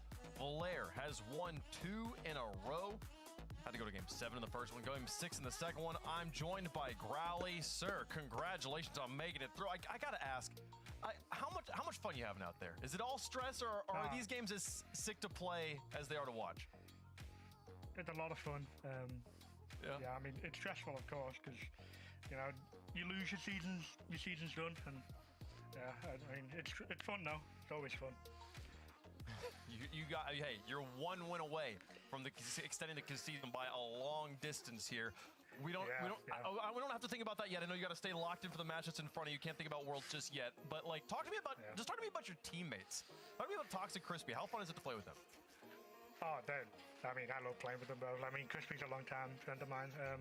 Been friends for like 7 years or something. Like, wow. You know, we always talk, you know, about RLCS. We always talk about, you know, the game in general, because like it's just what we love to do. And Tox, I mean, he's been a great teammate so far. I mean, in the last series as well, especially, he was absolutely incredible. He was like definitely our MVP of the series. He was locked in the first series, locked into that second series. You guys are on point, got all the momentum here. Now you got either Mata y Tapas or No Ball Just Chase. Who do you think you're going to be playing against? I assume Mata y Tapas, but the way No Ball Just Chase looked against Magnolia, they could definitely pull. Against Magnolia, they could definitely pull off an upset, and I could see them playing them in the finals. Okay, maybe a 70-30 chance to like Mata y Tapas for sure. Hey, I mean, if you guys are upsetting the predictions as well, so who knows what's going to happen, sir? Congratulations again. Good luck in the finals. Thank you. That is Growly, top 2 here at the LCQs, but you got to get that top 1. They'll be preparing during this timeout here while they can wait for the second semifinals. All the way to Game 6. I mean, Shogun, at what point was this series over? Was it the final moment, or did KDOP Corp start to fall apart before that Game 6? I mean, KDOP Corp started to fall apart the moment they went 3 goals up in game number 1, in my opinion. Like, they looked so comfortable. Yeah, they kind of did. Their opponents just to have a proper look at it. They got comfortable after that. And then it felt to me, Cole, once game 1 was over, KDOP Corp were always chasing. Yeah, a little bit. Valare just seemed to step up as the series went on. They just seemed to have a little bit of magic in them, I think, that KDOP Corp didn't have. They hinted at having it in that first series, sorry, in the first game in the series, you know, when Joya got that double tap, for example. But apart from that, there was just something missing from KDOP Corp, and it's tough to really think why, because, you know, these are players that are used to these wonder runs, as I mentioned in the cast. Valare, they had it, and some days it's just your day, Wavepunk, and Valare giving us all the signs that today is going to be their day. Based on that performance, as long as they don't cool off, as long as they don't get exhausted in amongst the series, I hope they're making the most of this time. You know, whether they need to relax, whether they need to do lots of free play, I just pray they do it right and go into the finals at that level. They've had 2 series now, Shogun, that have gone the distance, but obviously this one significantly more in control, got up to that match point. Then, you know, had closing out series is always hard. They dropped the game there in overtime on Parc de Paris, but then Neo Tokyo lock it down 3-1. They had them on the ropes, and they are through to the grand finals. Yeah, there's also a bit of the mental aspect on that one. If they would have gone reasonably thinking that they should have been the favorites in their first match today, and the fact that went to 7 might have been sort of like, okay, we did the bare minimum that we're supposed to do there. But against KDOP Corp, that's one that you come out and just go, oh, we are playing some good Rocket League. We're not surviving right now. We are thriving. And if Growly and Tox keep playing the way they are, how do you go against them? They've got to feel encouraged right now, and I'm excited to see them play in the grand finals, but we got to get them an opponent here. Let's get into the next matchup. No Balls Just Chase versus Mata y Tapa. Now, I will say, I have learned, Twitch chat helped me out on this, and I did use a little bit of my own research skills to understand this. Mate is a caffeine-rich infused herbal drink made with yerba mate. If you've ever heard of there's a popular canned beverage in the States called yerba mate. It is a very popular, like, highly caffeinated tea in Argentina. So this is an Argentinian drink with the most popular cuisine of Spain. That's where the name came from. So I think there's a lot of allegiance here, Cole. I don't think there's any bad blood between these guys. They're bonding over food. I think they're gonna bond over good Rocket League play as well. Love that. Yeah, that's what you want to see between the Argentinians and the Spanish. They're bonding over food. They had a huge result earlier on. What a win against Magnolia. Prosy, 15 years old, as we mentioned, super young and playing incredibly well as well. Koku seemed like a real team leader, and then Shark as well. Shogi, the goals that Shark was getting, recently qualified for the Esports Nations Cup for Team Island, which I believe is Republic of Ireland and Northern Ireland as one team in that. And just one of those players that's always in the perfect position at the right time. Very Tox-esque, actually, is Shark. Yeah, and I didn't expect to see that from him, to be honest, because he's not new on the block, and he has been to lands. He has done plenty of those, but this is a step up, and it's a step up that he just did not seem at all intimidated by. But there's going to be more of that because the opponents don't get any easier as you head into the semifinals, and this is why AJG, who has been everywhere, done everything, wants to go to a World Championship yet again. Yeah, AJG, who's played in various regions, now find his way in Europe. And then Atomic and Dorito as well, the two Spaniards. Atomic, who, to me, towards the end of, I think it was 2 seasons ago now in Europe, was Europe's best player for a solid month or so. He's got that potential in him. Hasn't quite lived up to those standards so far this season. And then Dorito as well, who's been there or thereabouts for a long time. He was team of CRR forever. CRR's gone off and had a great career. And Dorito, slightly less so, but again, is always there or thereabouts, often in Europe and around the world as well. So a top team here that will be coming up against our heroes from earlier. So it's going to be incredibly difficult. And these guys have been brought here to Europe, or AJG's been brought here alongside his team to win this event, Wavepunk. This is what they're here for, and this is what they want to do. And for all the teams that have formed during the time between the end of the Paris Major and now, this is the moment that they were preparing for. This is the first time they're playing today, Shogun, though. So need to make sure they come out strong out of the gates. Game 1 going to be very important for Mata Etapa. We'll see if they're able to get it done. No Balls Just Chase trying to continue the Cinderella run. Yeah, I mean, we've already seen, not just from today, but throughout this entire event, where being the favorites, being the higher seed means nothing when every single game you lose, it's not, we'll go to the next open qualifier. It's, the season is ending. Every loss is 25% closer to your season being done. It's a difficult mindset, but hey, you've got to go and get these wins. You do. We're going to find out who gets them here. Cole, who you got? I think I'm going to go with No Balls Just Chase. They started off their last series, an absolute shocker. They were 3-0 down against Magnolia in 25 seconds or whatever it was, and they just kept improving. And that's what you want to see. You want to see players who, when the chips are down, are stepping up, Shogi. So am I crazy? Am I insane to go for that? Well, considering I'm 0-3 on my predictions today, I'm maybe not the best person to be asking that. Don't worry, I feel like Waves are very much in the same boat as I am. But I'm also in the boat of I refuse to learn. I'm not a smart man. I don't learn from pattern recognition. I'm going Mata Etapa. I'm just going to keep going high seed until it eventually works for me. But I do think that they are that level above. Valid. I'm repeating exactly what I said an hour ago. When No Balls Just Chase just kept with it. It's almost like the predictions don't influence the gameplay, but we'll see. Mata Etapa, they are the higher seed, and if I've learned anything in prediction contests is when you lose early, just roll with the high seeds, and you might reel it back. But at this point, also, I kind of just want to see the upsets, and I think my bad luck is maybe going to be going Mata Etapa's way here, so this would actually put it into No Balls Just Chase. 0-4, baby.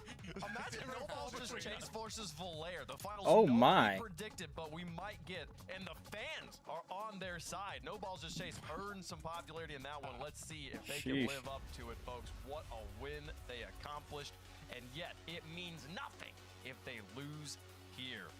One spot left in the finals. No Ball Just Chase versus Mata Etapas play against Volair in the finals.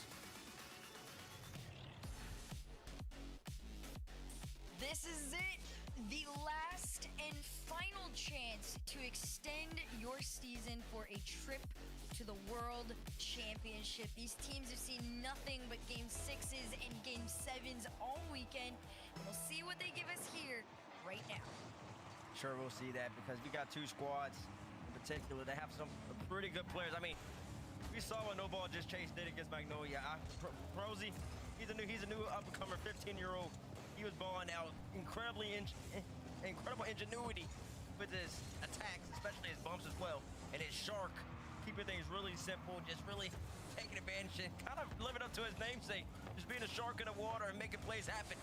And then on the other side, you got the Argentinian and AJG, a player who used to play for True Neutral for Complexity, back in Salmon in North America, likewise. And then AJ, and then Dorito is gonna play also with CRR. So many names in this match. I tried to go through everybody, Herc, but I couldn't get to everybody. I mean, you can go all the way around. Everybody here has got some sort of crazy, history, not only in the RLCS, but just in Rocket League in general, right? People have made names for themselves. New names, older names. In this first minute of play, though, and this particular LCQ, this is the one where everybody's going to start to get to solidify themselves, especially in that Valère matchup. If you are able to take this series, you get a date with Valère, and Dorito wants it. And that was the easiest goal he's going to score. Rosie gets beat clean at Shark. Kind of makes a mistake. I didn't see him make any last set, and that was 6 games. In particular, he might have been our most polished player on this Just Chase squad. So I do expect to see him kind of tighten that up. Don't give away any freebies. And look at the matchup. Doritos, I'm going to say Achilles heel that he's always been known for is his defense. And last match, Just Chase, they were taking advantage of Toxic's defense. AJG's always great defense, but that's a Just Chase offense I've come to know and love already. Look at this, and AJG also got a small bump on him by Shark. The fact that he was still able to get a small little chip of that, you gotta commend him, but it's a rough situation to be able to recover in that moment. Tied game very early on. That's what you want to see too, like you said, this level of offense from this MBJC team has been intense, and that's an understatement at times. So we'll see if we get the same version of themselves, if not even more. JPC, or DC. MBJC. No ball, just MBJC. Try to say that 5 times in a row. You'd probably be a tongue twister and a half. NBJC, NBJC, NBJC, NBJC, NBJC. Easy. No, I'm just kidding. Atomic comes in. That's the one with the K. And Okay. this player in particular, Atomic, he was heralded for about a month or so, about 2 years ago, as the best player in Europe. He hasn't lived up to that label just yet. But he's pulling out right here, right now, top ends. One goal lead, like we said, you're gonna have to respond very, very quickly when it comes to both of these teams. Heavy shooters. We'll see if we can get an update on where they're at. That was a rough, terrifying one, but nobody seems to go for the follow on it. A little slow to the commit, but Ooh, what a shot. More than enough, because of course, it's Atomic. There's a lot of space given to him too. Koku gets beat out. Atomic kind of gets hit by Koku, but takes the damage. Gets the wave dash going right back to his left and gets up so quickly with the double jump. Before Shark and Rosie can even process what occurred, the ball's going top left corner. Just a beautiful play from the Spaniard. And all the momentum so far is all on Mate Tapa.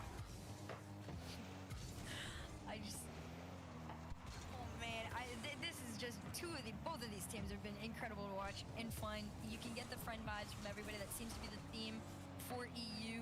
Playing with the friends, double off the backboard, almost floated it. Okay, all right. Shark's gonna be there. The friend to bail him out. He's just very back and forth right now. Honestly, it's an all-around team play on it too. Low boost for all 3 almost. Shark had more than his teammates combined, but full commit gives them something on the board here to work with. Exactly, and Dorito kind of comes in a little late on the rotation. Not much boost in the tank. He kind of panics, and like I said, I'm going to bring it up because that has been Dorito's one Achilles heel and it throughout our entire RLCS career, his defense. And there is going to be somebody that No Ball Just Chase can't take advantage of on that backside.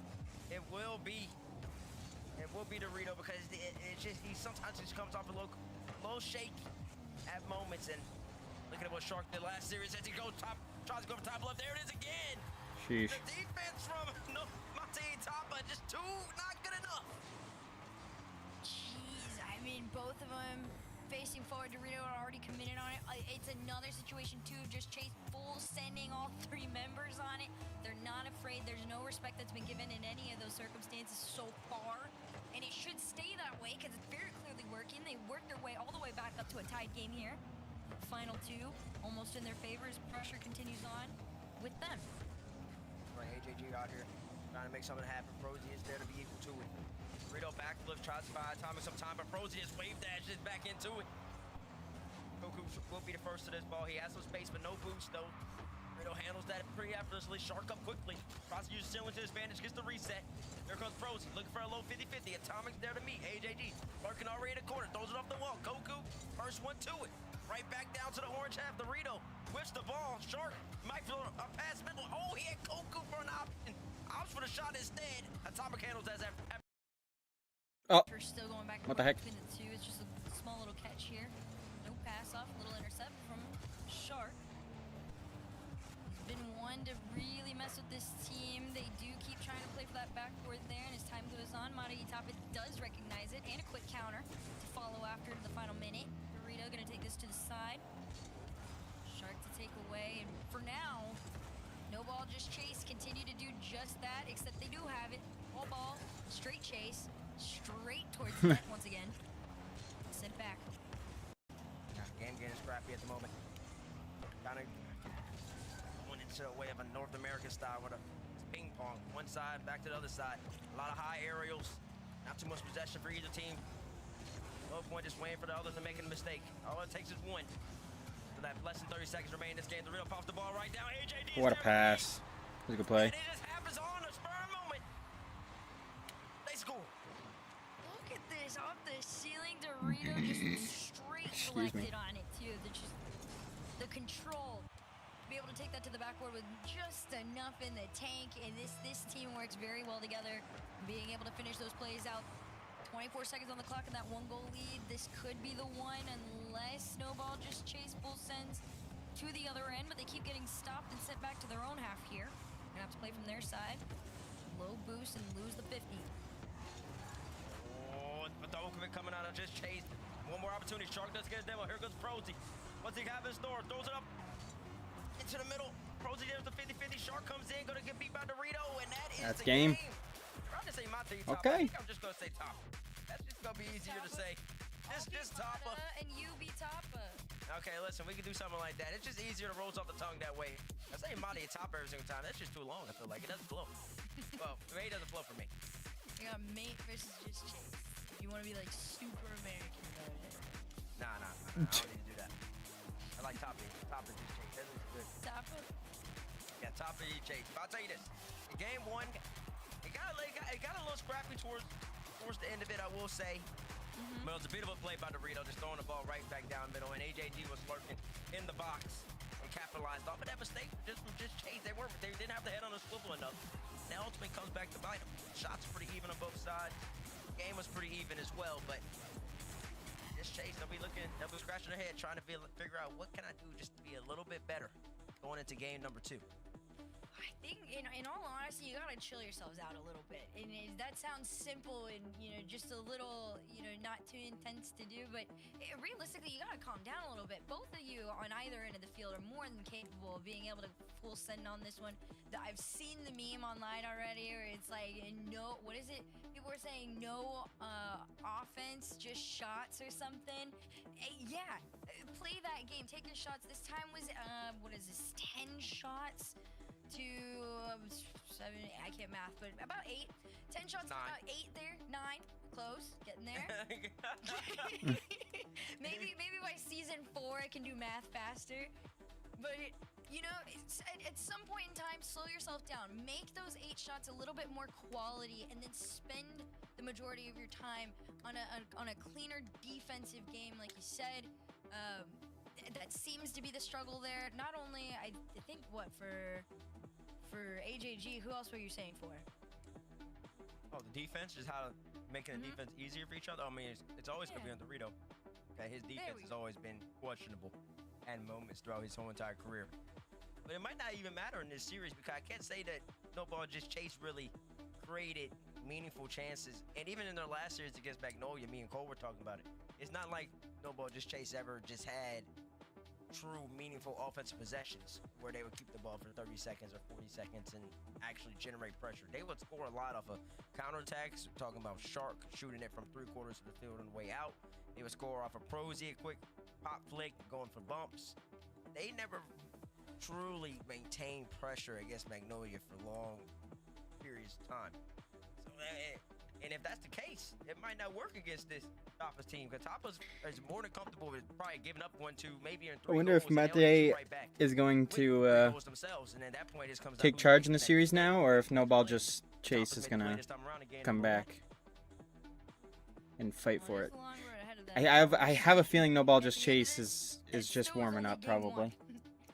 So, But both of who you on knows? either end, plenty of time to sort yourselves out. This was pretty much just a feeler between the two, which I don't think it went too bad. I think Mate Tapas, you know, pretty decent performance there. No Ball Just Chase gave us virtually, you know, the same style that we were getting before, so they're sticking to it, you know, doubling down on full sending, on attack, going back when they're needed, not really quite overextending themselves where they don't need to be.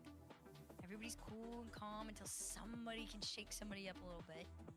We'll see who can be the first to do that. For now, thanks for bearing with us. We do have a server remake on this one there, so that's where everybody's trying to get back into the swing of things, but also does give you a second to breathe, just a little bit there. I will say. Who'd you have in this matchup? I know you're not on the desk. I'm asking you. I had, oh Lord, I don't even think I made a pick, but if I'll be honest with myself, I should be honest with myself, I'd probably still go Mate Tapa. I think in this moment, I'd pick name over performance, which sounds bad. There's probably a much better way to say that. Okay, Mate Tapa. Where'd you go? Where'd you go? That's irrelevant. I was just asking you guys. Oh, that's irrelevant. Okay. As we're letting the time go by, you didn't even have to answer that question, but I appreciate you doing it. That shows character. I, on the other hand, when I answer that question, I'm being a neutral caster. Oh. Yeah. Okay. To be fair, my other side pick. Oh Lord, I can't put face to name, but whoever's Irish, who did the interview earlier? It was Shark. I think it might have been Shark. Yeah, him. Yeah, Shark. Shark did the interview earlier. If we're just doing off the memes and for the fun, he's got my favorite accent in this lobby, and they're fully winning off being Irish because the Irish tend to be really happy and carefree, and I think that they'll win off that. Okay. That's what it is. So now you're going with just Chase. Yeah, now I'm just Chase.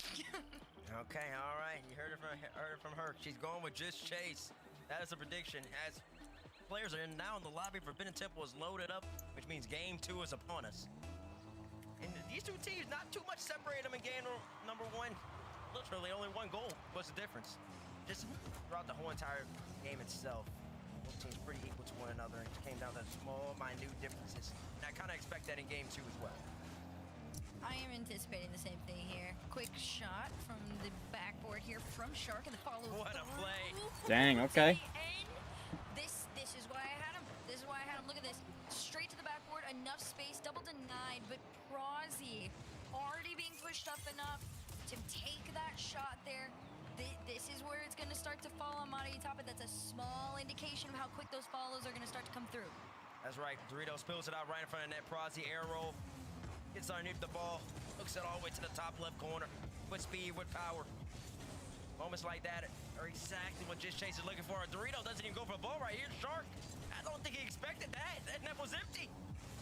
Doesn't worry though. Just Chase still on it. Prozzy, beautiful first touch, steps himself up. Looks right musty. AJD's there.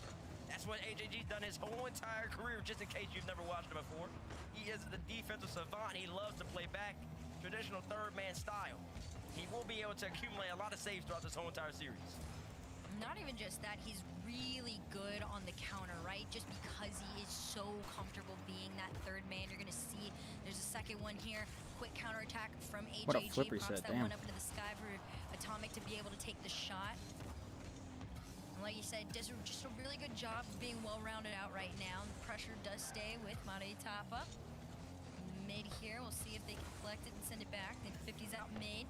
Should be left to send up field. A lot of space right here for Atomic. Tries to get by Koku. Koku says no thank you. I'm on that every single time. AJ3 might have thrown it over Dorito's head, but he does well to get the backflip. That goes right to Atomic. Dorito gets a demo with Shark. A man who is always in great position. Stifles that top of the attack, because if not, that would have been a goal. AJG was coming right through. Dorito still gets a reset pop right by Shark. Goku commit right there. Prosy does cat. Grab the back left boost. Atomic goes for a useless musty flick. That's never gonna work.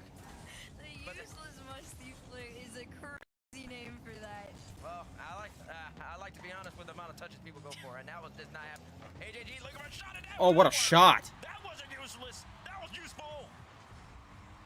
Look at this, a challenge there from Koku on no boost. AJG. The angle, damn. Full sends with the power. 76, that close away from net is a difficult one to try and go against. Tied game all the way around here. As you approach those 3 minutes here, Prosy stands his ground, keeps this ball on the orange, and around the corner they go. Shark lurking to try and find some sort of a center off of these touches, but nothing quite coming for them. Shark just done so well. Avoids the demo, brings the ball right back down. Goes right back, flick. Oh, what a save. AJD there to meet it though. Atomic AJD pre-jumping his Oh. trying to go for a redirect. Almost gets a skim What on a pinch. that. And I'm telling you, if he hit that one, that was going top left guaranteed. With pace, with speed. Those are the type of opportunities that Toppers loves to see. AJG quickly shuts the door. Once again, we're back in this blue corner. This is where Toppers wants to play. This is where they're comfortable. Yeah, Atomic tries to slam the door as well for that one. So much pressure from it. They're not done yet. They're just neck and neck for Toppers. Looking for the double touch. Oh, what a shot. Clean double. It's staying straight there. Look at this. Even on no boost, carries it straight to the back of the net. Little double line in.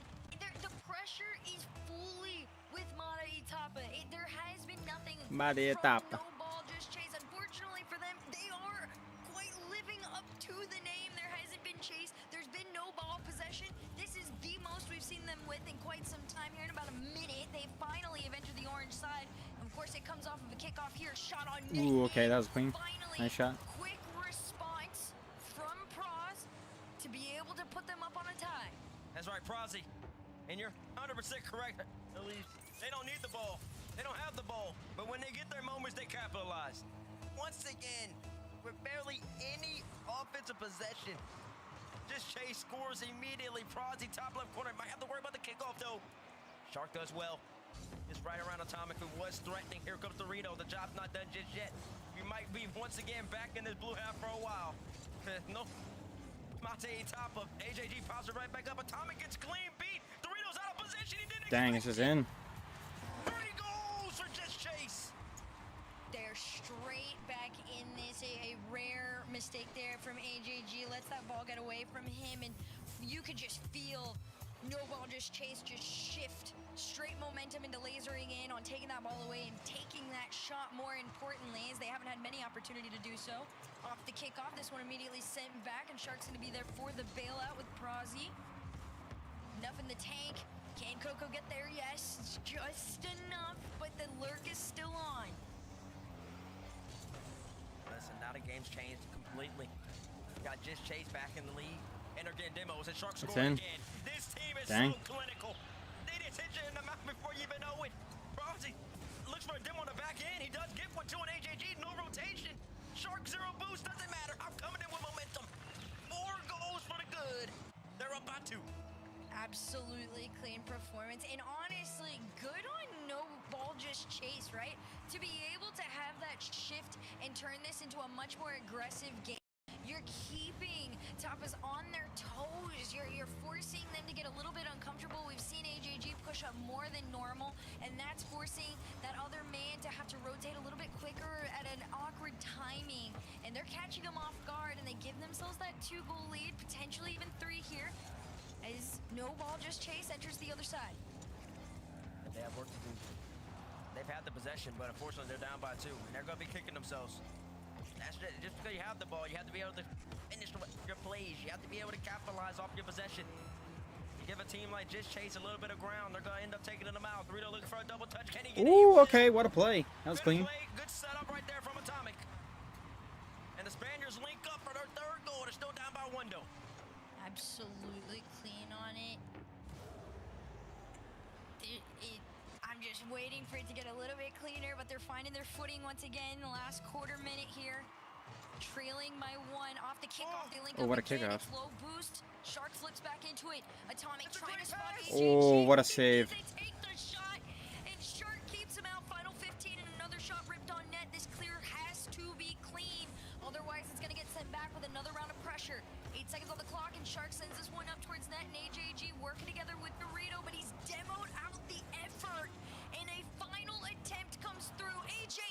Oh, what a save.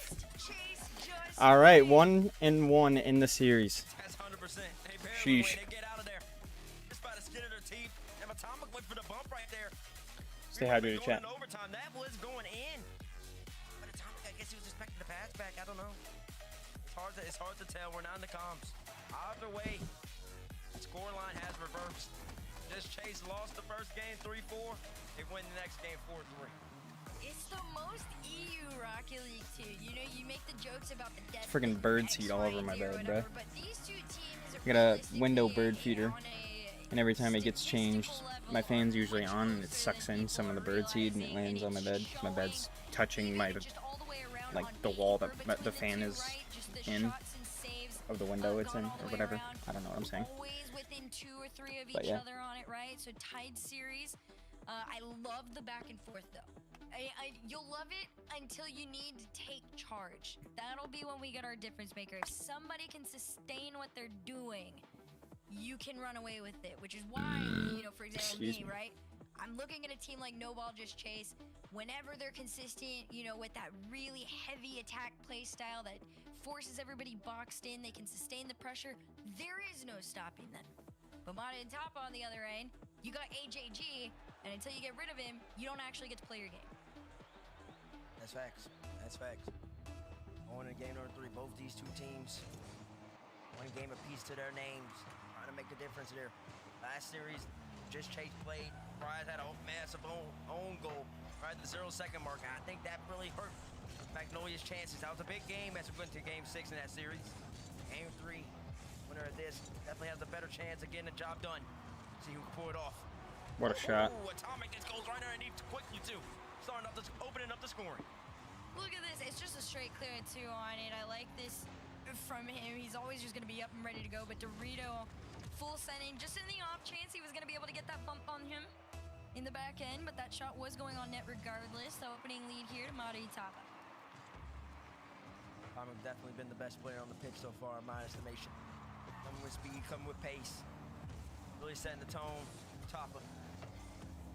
Letting Just Chase know that you're going to have to play a lot of defense if you want to be successful in this one. Dorito right back to AJG. I like the creativity coming out of Argentinian. AJG with a backflip Atomic. Is he going to be first to this ball? He will be first. But I guess it's a little giveaway to Prosy, who might just take one on net. Dorito is there though to bail out Atomic's 4 hit. Danger not gone away just yet. But Just Chase, they've handled it well. Now Atomic is a demo too. Dorito right back on the ball. This has been the name of the game so far, Herc. It's been Mata Tapa with the ball. No Ball Just Chase. Literally not having the ball. How much pressure can they survive? But still, it's still on. Mata Tapa sitting there in that top 2 with 65% of shots saved. Just Chase, not that what a far bump. away, but this is a testament to Just Chase's over 50%, sitting with the 59. It was a great save online. Pressure can't be sustained too long by Mata Tapa. The situation instead, counterattack finally comes through. Going to be short-lived with another demo as they redirect it all the way on back. AJG is on full commit here with this team. Try and make this play happen. All really zooming right back and forth. Roger tries to take another pop shot. He's really good at that. He just comes in quickly and always puts it in top left to top right, forcing out a save. That's just so important because just making the opposition have to use boost on any of your shot attempts just gives your team a better chance at maintaining the pressure and potentially having a good follow-up as well. Less boost for them to work with, greater opportunities will come about. Little bump there on the back end to Prosy, but pressure and the ball still leaning forward. Shark's gonna have to take the 50, will win it. Trying to see if his teammates are looking around. Pass over here to Prosy. Backboard covered, of course, and another by AJG and Atomic and him working together in that pocket to keep that possession with Mata Tapa. They're trying to go for the center here. Dorito actually calls himself off of it. I like it too, this spatial awareness to, you know, respect if you're not going to be able to take it, because we've entered such a pace of play that you gotta be entering that flow state a little bit, otherwise you're going to trip yourself up. Yeah, Just Chase using all of their boosts just to get clears out right now. Rozzy using 100 boost right there. Koku throws it off the backboard. That's all his boost. Sharp comes in. That's all his boost. Rozzy gets the mid boost, so trying to maintain some pressure. AJG beat him for free though. takes that little bit of time earned by Prozzy, does allow both his teammates to grab boots, and here they come, Just Chase, following the opportunity, but Prozzy whiffs. Little moments like that, but they've worked so hard to finally get on the orange half, and Prozzy ends up with it, but here they come again, not done just yet. Shark with a reset, gets by what? Prozzy tries to steal the corner boost, he does. We'll turn for this, we'll pop it up, here we go. Atomic, what can he do? Prozzy early flip. Oh, what a save. Dorito. Shark is too far back, and that's another chance for Just Chase that just goes awry. Like I said before, after that game 1, I wanted them to slow down a little bit more like this, although it does go off the backboard. It's a quick counter from Shark. Dorito to just carry it down to the end, wins his 50 challenge out in the pocket. But I want No Ball Just Chase to slow themselves down. You can obviously take the shots, they just haven't been quality. That's the difference between the two right now, is what they are taking towards that net. Is the level of quality between the two is so different that it is making it that much easier to defend from Tapas, and now they're able to take the shot. Oh, what a save. Out to the side, the pressure's still on. AJG rips one off the sidewall. Very good play. What the heck? AJG gets a clean beat. Oh, isn't on though. Prozzy, composure. Reads Dorito, takes a chance, saying, you're not going to shoot that ball. I got time to turn around. Big play right there from Prozzy. Be panning right there. Dorito might have been on net. AJG right back on the ball. Less than 30 seconds left. Just Chase. They have to get possession. They're down by opportunity here. Dorito gets. Why does the stream keep doing that, bro? Shark. That's way too readable. Gotta be more special with that one. Koku takes the dribble. Right over to Prozzy. Gets blocked out again. Is anybody back for Just Chase? Oh, what a shot. Dang. Absolutely clean with it too. You catch the mistake from Just Chase trying to carry this one on out, but it just takes one What a slot. hardcore all-in attack, and they're able to capitalize on him. That 2-0 lead with the final 7 seconds might just be too much for No Ball Just Chase. 5 seconds left. Shark's gonna carry this one out. You're not on your end. That is the end. Tapa gonna find themselves a second win here in the series. Who wins? That's indeed, and they're Okay, all right. So they probably would feel like they deserve 2-1 to Mate Etapa. Game number 2, and they didn't end up going their way, but they're comfortable right here. In this game, what's the biggest difference between the two teams, the whole entire series? We're talking about 11 shots for Mate Etapa. We're talking 5 shots for Just Chase. And looking at the demos too, Just Chase, they got a good amount of them, but some of those are just reprieve demos to try to get themselves the ball on offense. They could never even establish themselves on offense. That is the problem that they really have to deal with. They didn't have to really address it in the Magnolia series, but this is Mate Etapa team. They have to find a way.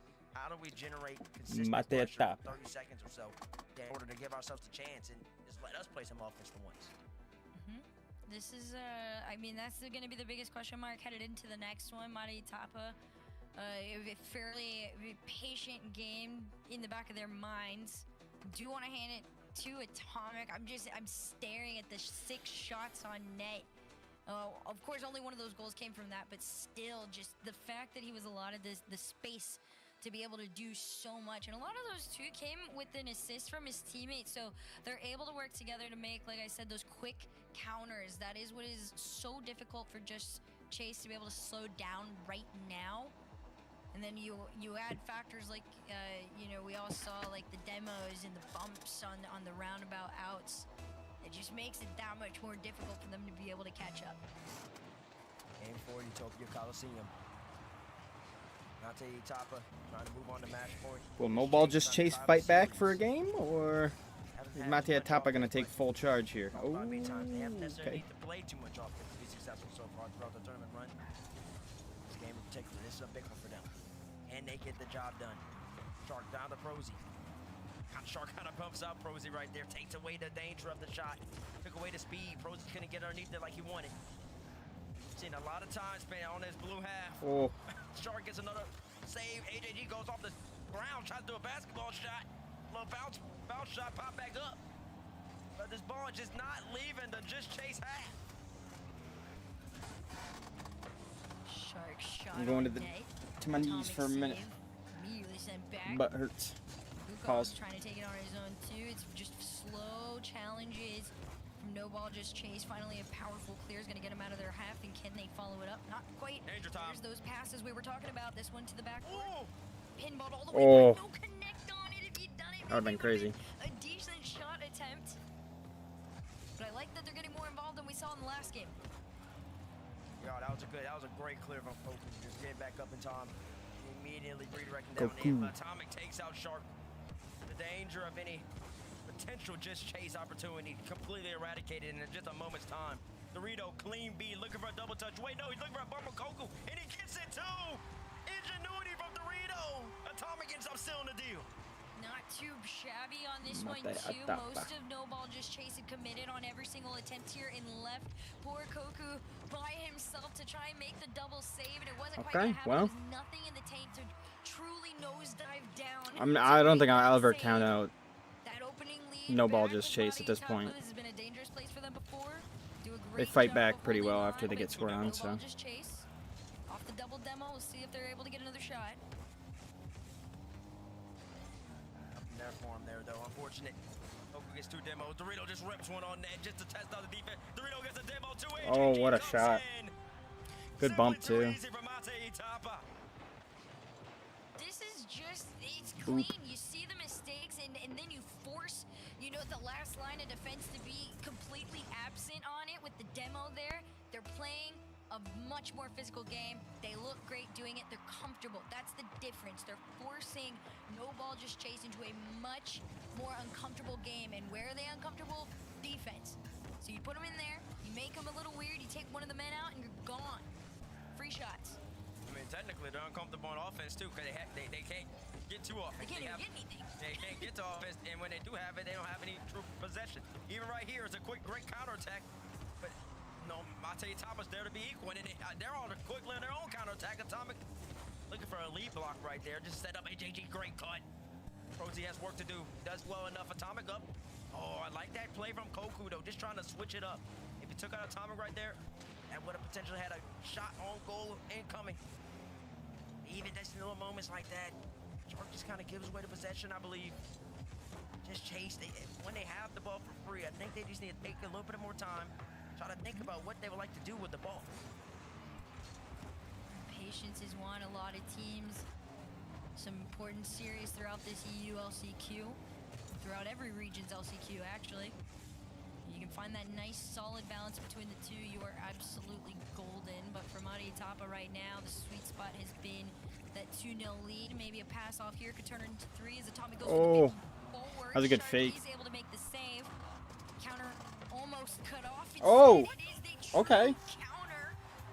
Just a little awkward. Look at this middleman here. I think it's the 50 that just goes wild. Never mind. No, it's just a touch and catch. Catch him out. Yeah, caught him out because AJG, for whatever reason, is jumping off the left side wall when he started. I don't know why he was that wide anyways, but he had a lot of faith, I guess, in Dorito going up earlier than anticipated. That's a mistake for them, but they haven't had too many. This Chase, though, they are gladly taking that every single day of the week because they needed it. It didn't look like they were going to score for a while. Now only down by 1. So the game does change. Koku gets opportunity right there, tries to throw it off the ceiling. It's blocked out. Koku dropped down to Prosy. Prosy hits the shot, looking for top ends, blocked out by AJG. Now the Just Chase offense is starting to swarm. Just over that final minute here, still holding on to a 1-goal lead. Atomic trying to get over Prosy. Prosy getting a little bit more comfortable, getting past those middle men. This one trying to get cleared through a center off the side, but it will fall back with No Ball Just Chase. Prosy on the follow, nobody there to bump anybody, and Atomic will make that save on out. Right now, Madi Tapa, they're playing defense. It is getting a little bit shaky. If they're able to get themselves out, could be a different story, and they will.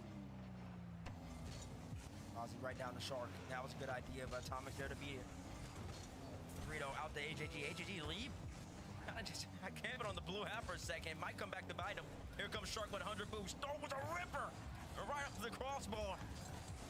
Prosy gets up quickly. Atomic, no boost. What can Koku do? Shark needs to get in this play. Needs to get there fast. Koku found the Shark. Shark did pre-drop and came in late. AJG expected him to beat her earlier. He whiffs it. Shark whiffs. That's an opportunity going around for Just Chase. Atomic, no boost. Prosy beats him out. Here we go. 4 seconds left. What does Koku have? Actually, might not be that bad. Shark takes his time. Dorito insta jumps. Has no more food. Will be a collect for Prozzy. Throws it up to Koku. It goes over AJG's head. Koku off the backboard right to Atomic. And that is That's game. Triple match point to Mate Atapa. Was on the floor when that went over AJG's head. I thought for sure that was one more shot opportunity that was gonna be given to Just Chase. Instead, if anything, this is just a moment for Just Chase to realize they're kind of scrambling. They're gonna go ahead and take this timeout because, I mean, well, you need it. Everything feels rushed and wobbly. And on the flip side of things, Mate Atapa, it's a little bit more cohesive. It's a little bit more, you know, patient out, played out. You know, nobody's forcing it, and it seems like such a simple thing to do, but it's not quite. Especially when you got so much on the line, like a world championship play-in spot. Yeah, right now you're seeing a difference in experience, a difference in levels, I believe, between the two teams. Just Chase, I think they played well last series against Magnolia. I can't say they played great. Magnolia just wasn't great in certain moments. And honestly, Magnolia wasn't even good in certain moments. They were pretty poor. And Just Chase took advantage of those. Mate Atapa is not affording Just Chase those same opportunities that Magnolia was giving them. And that has been the difference so far in the match. Just Chase didn't have offense then against Magnolia, and they don't have offense now against Mate Atapa. So the question for them as they're in this timeout is, how can we get the ball? Like I said, I'll keep harping on it. How do you get the ball for extended periods of time? Whether you do 20 seconds, or you look for 30. Can I get the ball for 10, 15 seconds? Does all my offense have to just come for counterattacks? No, that's not going to be successful. I think for no ball, Just Chase, right? Like you said, it's about finding ways to be able to hold on to that ball much longer than they did before. In earlier games and even earlier series, you know, taking that ball to the sky had always seemed to be the right thing. Now you've got AJG and Atomic meeting you up there, so maybe it's a matter of, you know, playing this from the side, just playing it even closer, attempting the solo plays and being cool with having the quick follow-up. There's a whole world of options for them to go with. We'll see what they bring to the table on Parc de Paris.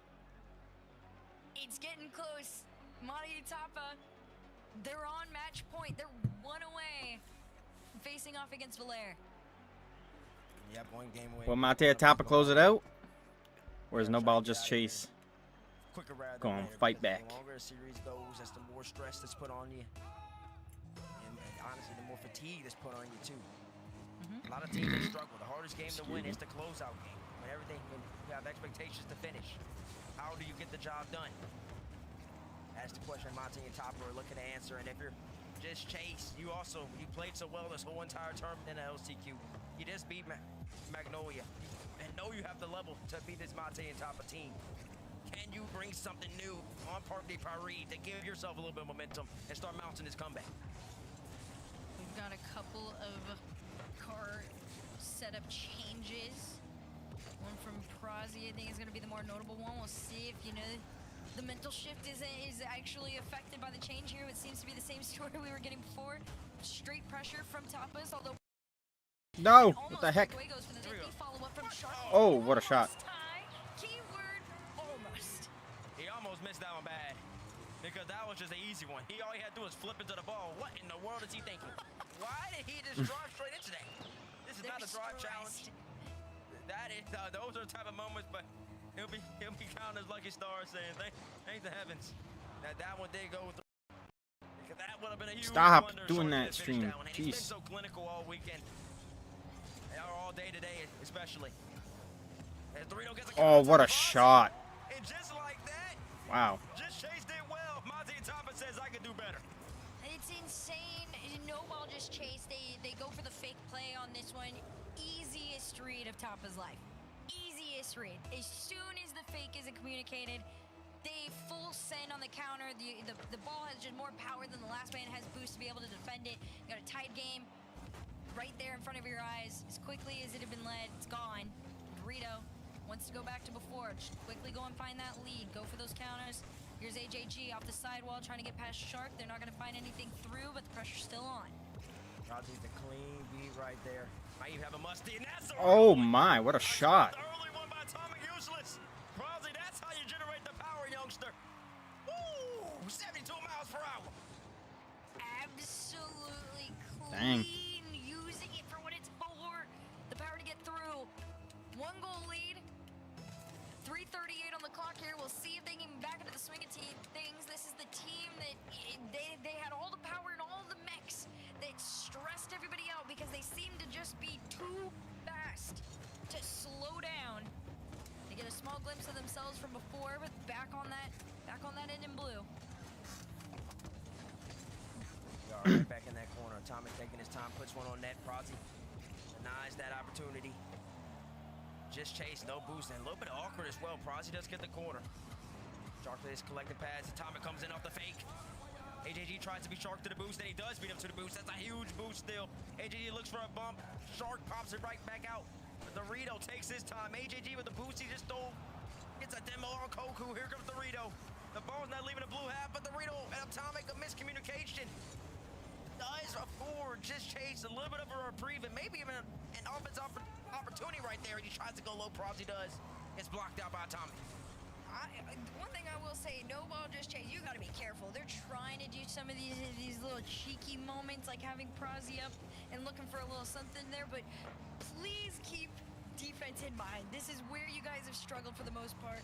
Not being on offense for the entirety, yes, for some teams that is your defense, but you guys are not consistent enough for that to stay there. They're putting Prodigy back again in a 1v1 against AJG. He does win it this time. He continues to follow. 1v2, looks for a pass. Shark not quite in position to be able to take it, but here comes Kuko on the side. AJG pops right up, kind of gives the ball away. Poor touch from him, but does do well to get back to it with the 50-50. Atomic, a lot of space. AJG looking for a bump on Shark, gets the bump on Shark. Oh, what a shot. That was clean. Tied up game. Not too bad. Look at this. It's pretty standard from this team there. You have the path cleared. Atomic's just going to play it from the back end of his car. Tied up, like you said there. It's really difficult to be able to take that momentum away from Tapa, but my goodness, they are trying. Shark a little panic. You can tell he's missing. Does get back to it, but here, where is Atomic? He's going to wait for the rear to go actually first. AJG, a demo, Just Chase in awkward positions. Prodigy gets beat on the corner. Atomic, another demo. 2 demos right now within 6 seconds. For Mate Tapa. Some panic from Just Chase. All 3 were on the back wall for a second. Dorito has to contend with Shark, who has an incredible challenge, forcing AJG to get up way earlier than he would have wanted to. And that does give Just Chase some ability to get this Tapa wave for just a little while longer. Small little lurk here in the mid. Shark and Coco working together. Even on no boost, they are still able to formulate some sort of a shot on it. Everybody lurking around for pass or a center. They have What a save. Doritos save. That might have saved them in this final minute. Definitely did save him for just that moment because Atomic passed, Just Chased the ball, and that would have error. And one thing about Just Oh my Chase, gosh, why does the stream keep doing it? Atomic, off-ball demo. Dorito looking for Atomic in the midfield. Option not to use him. It's the 50-50. Atomic comes in. It's in. Damn. For Atomic. And he strikes again, the Spaniard. Off the pressure from Uh-oh. The power That's that was not on good. this from coming in from the sidewall too, and it just skimmed off of his car, and he still was able to get the read on it. That lead stolen at 37 seconds. We'll see if they hold on to it here. Shark's up in the sky. He gets bumped off the plate. Almost recovers, but it's not going to be enough. And a battle out front for this ball, for possession of it. Still battling out here mid. Just 20 seconds left on the tournament lives right here. A trip to the World Championship. Coco gives the ball away. AJG says that's too easy. It's in. Damn. 2 goals in favor of Tapas now in Game 5 match point. What does Just Chase have in the bag? 14 seconds left. They're going to need a kickoff, and then they're going to need something special right after Yeah, that, they're too. gonna need something. Get anything off the kickoff from them. It is They've been possible though. off before. They usually can find something within the first few seconds here off kickoff. Pretty standard, but Prodigy's out from the side, trying to make his way to the backboard, but AJG pre-fires the read on it. Shark under and a whiff. That's gonna cost him. I think That's it. This is it. Mata Itapa are headed to the final against Valair for a chance at the World Championship. They sure are. And they've earned every single step of It's just the in, way damn. too, because I mean they just played a really solid Rocket League. Wow. And you gotta give No Ball Just Chase. First off, give them credit. Mate Tapa made No Ball Just Chase not look not that good actually. Truly solid Rocket League from them. But what Fair they're play. lacking is the offensive consistency, offensive possession. And Mate Itapa had all that the whole entire series. Another game, Mate Itapa leads in the shooting category. Another game, they lead in goals, 5 of them going in favor of their way. Mate Itapa, like you said, they have a date with Valair in the grand finals. Winner of that will go to Fort Worth for as EU 6 seed in September. Take a look back at the replays here. Just so many powerful planned out shots from Mata Itapa. Credit to No Ball Just Chase for a really decent fight, but at the end it was them, AJG, Atomic, and Dorito headed to the finals against Valair for a chance to be seen at the World Championship. Keith, I want to try an experiment. Sheesh. To help you unbecome your parents, I want you to try a game called Rocket League. Ooh, is it a puzzle like my crossword? No, picture soccer. Okay. With a car. What do I hang my feet outside the window? No, not your car. But you said think of... It's a video game. Oh, okay, I get it. Where's the cartridge? No, it's an online thing. Is there a joystick? Not like the ones you're thinking of. But I need to get some quarters, right? No. I gotta blow in the cartridge. Again, like no cartridge, but you'll need a username. Username, huh? How about Keith_9914? The bathroom code? That's the only number I can kind of remember easily, so. No. No copyright today. We ain't gonna be doing all that.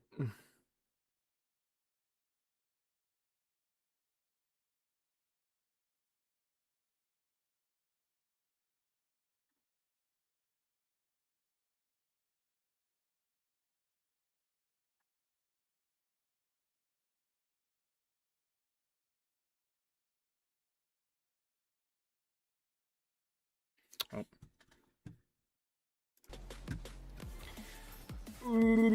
Sorry, I was looking at my phone. I still am looking at my phone. I'm just checking stuff.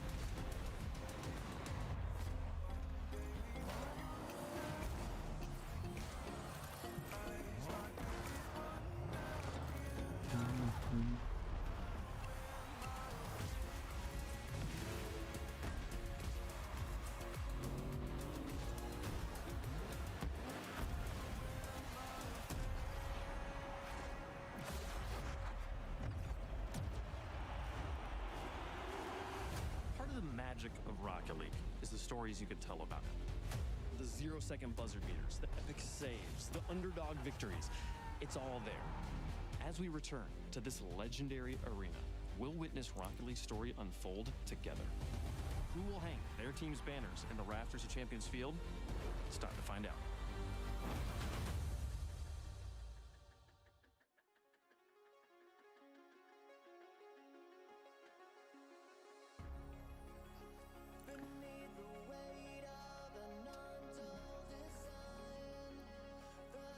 Mate Etapa versus Valer. Ow!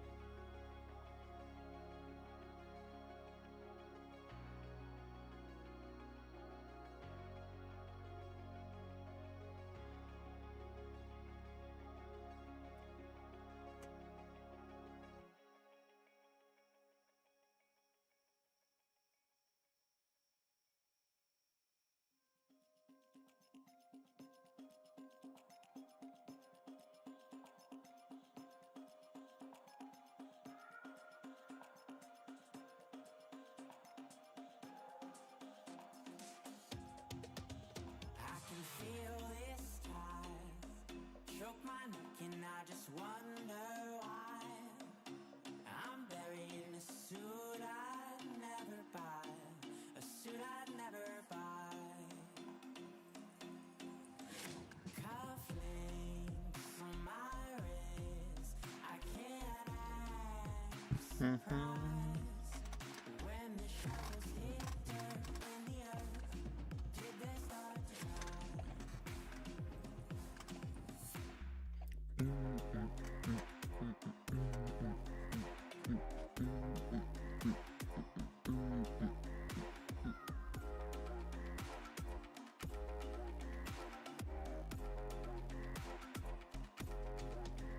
Since I was 17, I've been looking for a place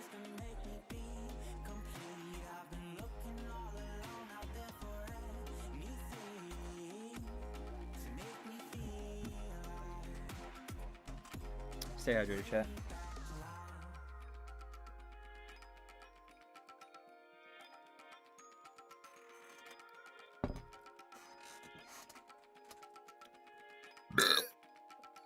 Excuse me.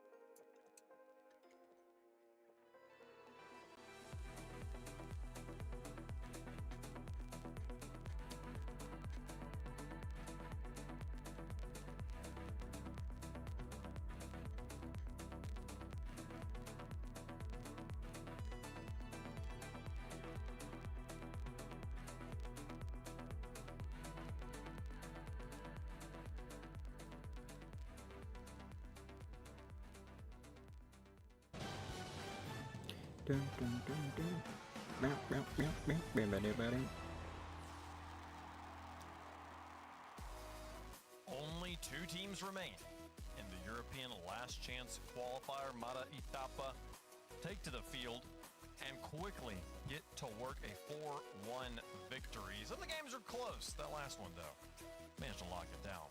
Full momentum, and they are through to the grand finals. They have a matchup with Valere. It's going to be a crazy Is that one. the stream that sounds like that? One you expected to make it this far, though, Bates. The other trying to make the Cinderella run. They are trying to make a run, and they've been playing well. Valere has so far throughout this whole entire tournament. I mean, beating K-Dop Corp, that was a testament to him. And honestly, maybe looking back at history, I know hindsight 2020.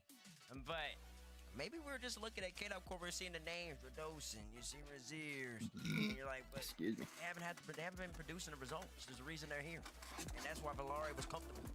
And looking at this Mate Itapa team, I mean, they have the names, and they look really good in this set. They basically handled no ball, just chase. I know what the 5, but it could have very easily just been a 4-game sweep. Yeah, Herc, I feel like Mate Itapas came out swinging, which my big question was going to be how game 1 went, and they made that one clean. They allowing 3 goals there, but still finding the win here on Manfield. A back and forth affair to start off the series, and then dropping game number 2. Otherwise, they had this one on lock. Yeah, this was an interesting series. I did think it was going to be a lot closer than it was, but when it was close, it was very close, right? However, you could see the experience diff in some parts of the series, which was valid. A player like Coco, whatever you want to say, we'll have to get confirmation on that eventually. But he's only 15. He's got such a long period of time in his career ahead of him. So I think, making it this far I think she meant is Prazi, not a Koku. great accomplishment. But at the end of the day, AJG, Atomic, and Dorito, they have been at this for so long. It was only a matter of time that they were going to see themselves this close to a world championship. I'm right there, Shark opening that too. Right there, Wave, which is good. Yeah. No, there were opportunities, but ultimately you could see the players stopping and moving on the pitch. They understood that the game was over, and it will be 2 teams left. One will play at the World Championship. Valere on one side, Mata Itapa on the other. We'll get it done. We'll get into that match here in just a moment. And send a team through to the World Championship. Boy, howdy. What a story it's been for both of these teams so far. Mata Itapa, and their story really is just beginning here today, Herc, because we just saw them for the first time, but they've already looked so impressive. And Valere's has had a stronger matchup every single time, but so far they have risen to the occasion. Yeah, they have. I think it's very easy to discredit somebody's run when you haven't been able to keep close eyes on it the entire time, but that does not mean that they have not had a difficult, a run to get here. So they made it. They looked great doing it. At the peak that we got at them, they looked very, very solid. There were a couple moments where Mareitapo could go back and forth. I think what is going to be to their favor in this final is the fact that they will be able to run with a little bit of momentum and the high left over from their previous series. They seem to be in good spirits, locked in, but a good level of, a couple smiles all the way around. We'll see how it goes, how long it lasts. With Valer, though, I want to talk about Tox in that bottom left corner real fast. We had an interview with him earlier. It was wonderful to get to talk to him, hear his thoughts. He's been competing this game since RLCS X, such a long period, has been so close to making LAN a few times, and the time he was the closest was 2022-2023 Winter Split. He was in a three-way tie.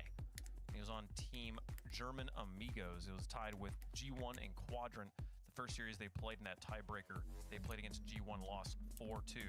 On that team was Atomic and Dorito, who now stand on the other side of the pitch yet again, standing in his way from making his first LAN. Hey, that's something. Look at Rocket League. Wave, you always say it's a story game. It's just to let my stories in. And they always come out. They always come to fruition. And I'll tell you this, it'd be something special if he could end up getting in just like making it to his first LAN. And not only would it be his first LAN, it'd be an RLCS World Championship at that. That would be an incredible story. And also a big testament to Europe as well. Starting all the way back in Copenhagen with Carmine, got the 5th spot, and then throughout the season for Europe, maintaining so many points to then warrant you getting a 6th spot through the LCQ. Europe has been the best region in Rocket League, deserved the 6 spots, and Tox potentially with Valare coming out as the 16th. That'd be a great story.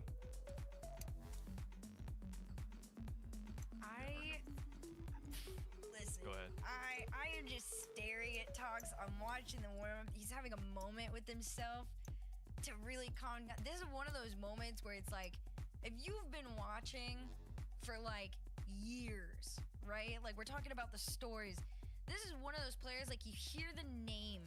Doritos fan is like literally touching him. You never really get to watch him and get to see him. And the one time we saw him on LAN was at that FIFA where he represented Germany with Braziers.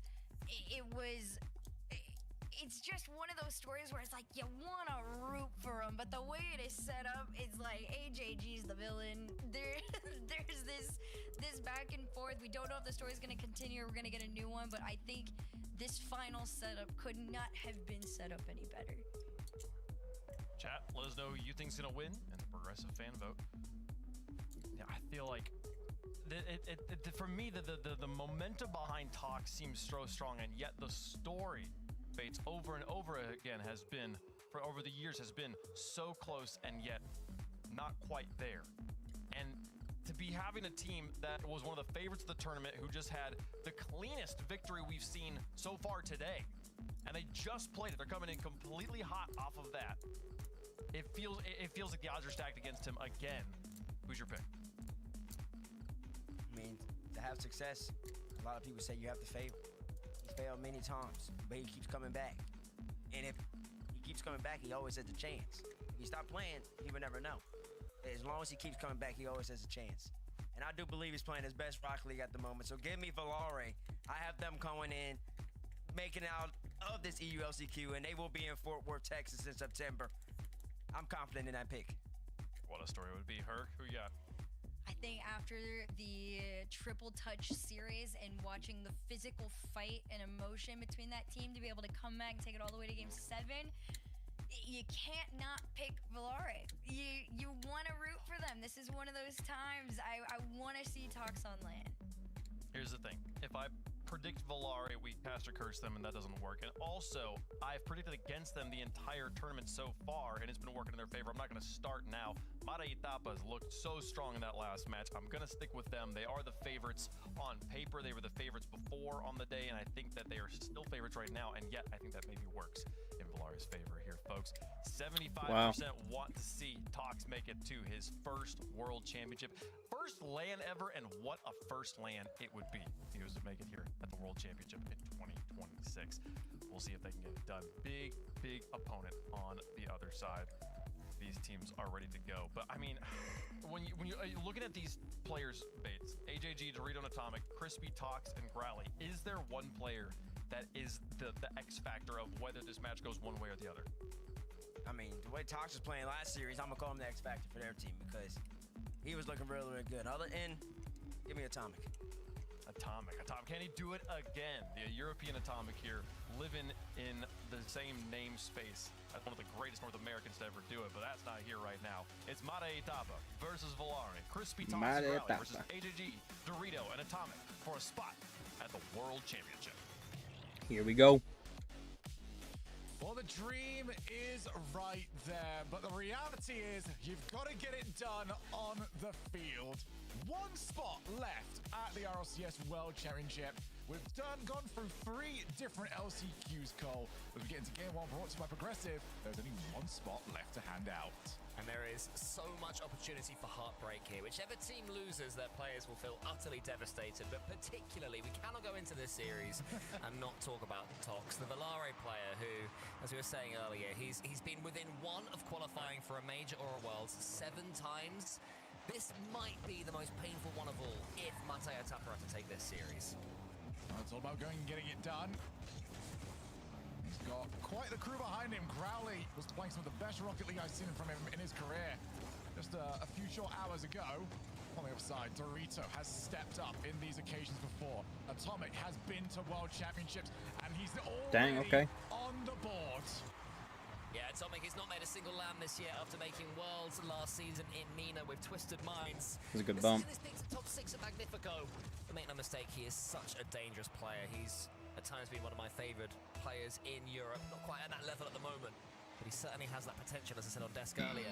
Excuse me. Pretty much early on going to see that Mata Itapas may well be favourites here. I think the better story is their opponents, but the quality on the pitch, normally you go with the team in blue right here, and that early start shogi is a sign of why. The team dynamic between them, you can tell that Dorito and AJG have been playing together all season. Now, the one good news here for Valari is that they haven't started a single series off well so far. They have been, well, smashed in game 1 throughout their quarterfinals and their semi-finals. You expect it to maybe catch up to them eventually, but it hasn't to this point. Rowley, I'm going to try and get the double reset. Doesn't quite manage it this time around. He's only going to try a few more times throughout this series, I am sure. Double commit to try and get the block. Valari trying to start off a little bit faster this time than maybe they have done. Infield pass, opportunity, needed to be better. Yeah, there was an opportunity there for Crispy. Earlier on, his team were scoring those chances, but that one wasn't to be. It was a little bit safe. That's well defended in the end from Mata Itapas. Tox towards Growly. This could be better, especially if Growly wastes that split second. And all right. Tox, and that is a man that today is making no mistakes. Yeah, I love this pass. I actually like the fact that Growly just gave up on the shot. Saw that Atomic was up. If you take the shot and it bounces into the car, chance could be gone. Put it wide, let it bounce back out, and assume second man is there. If there's anything you can say about Valari, it's that they've always got somebody covering. It's that old school high IQ play, not going for the shot, but instead bouncing off the back wall as you talked about Shogi. I remember back in the 2015 days, that was one of the very first tips that all the smart players were learning. Like, wait a minute, you don't have to shoot on target? That's crazy. But even today, it can matter. You spend enough lobbies with Remco in it, you start to figure that one out pretty quickly. As that's going to be reasonably awkward. Atomic does just fine, although 2 players out for Tox, who wants the 50, does get it. It's open and available, but booming clear just to the rear side of where Crispy wanted that to go. So 1 each. We've seen throughout these tournaments just how important it is to get that first game. So many of these finals end up being so one-sided because the pressure is on. And it can just feel like drowning when it starts off badly. A little bump there in the corner from the team in blue isn't too ideal. They'll be hoping to iron out a few of those as this series goes on. Mateo Tapper as Tox and Crispy, both of them have to get something on that ball and do well. Atomic leaves this one for Dorito, thus. A team dynamic there from the Spaniards, and in comes HAG. In comes now Tox up against Atomic. Crispy's there, no boost at all for them. If they'd have had about 20 between them, they might have had a chance, but with 0, the ball just goes to Atomic. Yeah, Tox was at the back and just saying, like, somebody with boost come. His team is like, well, that's not me. You've got the same amount as I do. Dorito towards the ceiling. Growly meets him. HAG wants to take this up. He's asked a lot of himself with that first touch. Plenty of demos here in game 1. There's not really much of a feeling out process. Tox can't get the ball off the ground. Crispy has to go early. Can he get a second touch? No, Atomic's cut that one out. Growly, that was a bit risky to maybe line himself up like that, but no real problems. I don't mind the risks even from Valare. I mean, there'll be a lot of pressure on them right now. That's a great bump from Atomic, and he gets the point to safety as well. Fantastic play for Crispy. Still might have an opportunity. He actually could have scored that one in the end. I didn't even know he was coming in. Great bravery from him. The shooting wasn't as accurate as it needed to be, and now Atomic can come forward. So HAG is seeing some boost as well. Atomic goes for the straight. What a shot. It's a great decision, and that's a goal for the Spaniard. Oh my goodness, Atomic is playing some brilliant Rocket League in this game. Everybody's looking and thinking, all right, he's gonna slow play. Maybe there's a reset coming. Just gonna hit it really hard, put it on target. He's got the brace in game number 1. It might just be flashbacks to a tiebreaker just a few short years ago. Burrito and Atomic have already been in this position. They've done it, they've won. Crispy though, he's the player I want to see at the moment because he's had 2 or 3 goal-scoring chances, and the contact from the ball has not been good. He's got 1 more minute to get his team back into this one. Atomic's going to wait. Can he get his hat-trick? What a big statement that'll be at the beginning of this series. Growly tries to nudge Dorito out the way, but Dorito manages to escape and get the reset. Go underneath Tox. The cardinal sin. Tox is committed there, letting the opponent go underneath you. You shouldn't let it happen. Somehow he manages to come away with the ball. Dorito takes out his teammate, but Tox is going all by himself. Oh my. Crispy's coming in. Can he get this one on target? He can. It's towards Tox, but Atomic read it well. Yeah, I was asking an awful lot of those. An opportunity. Growly wanted to fake out Dorito, who did not fall for anything. 30 seconds. Crispy can't get to that one first. Cut off rotation by Tox. Leaves it for Growly. Nobody's challenging him first time. They get the pass.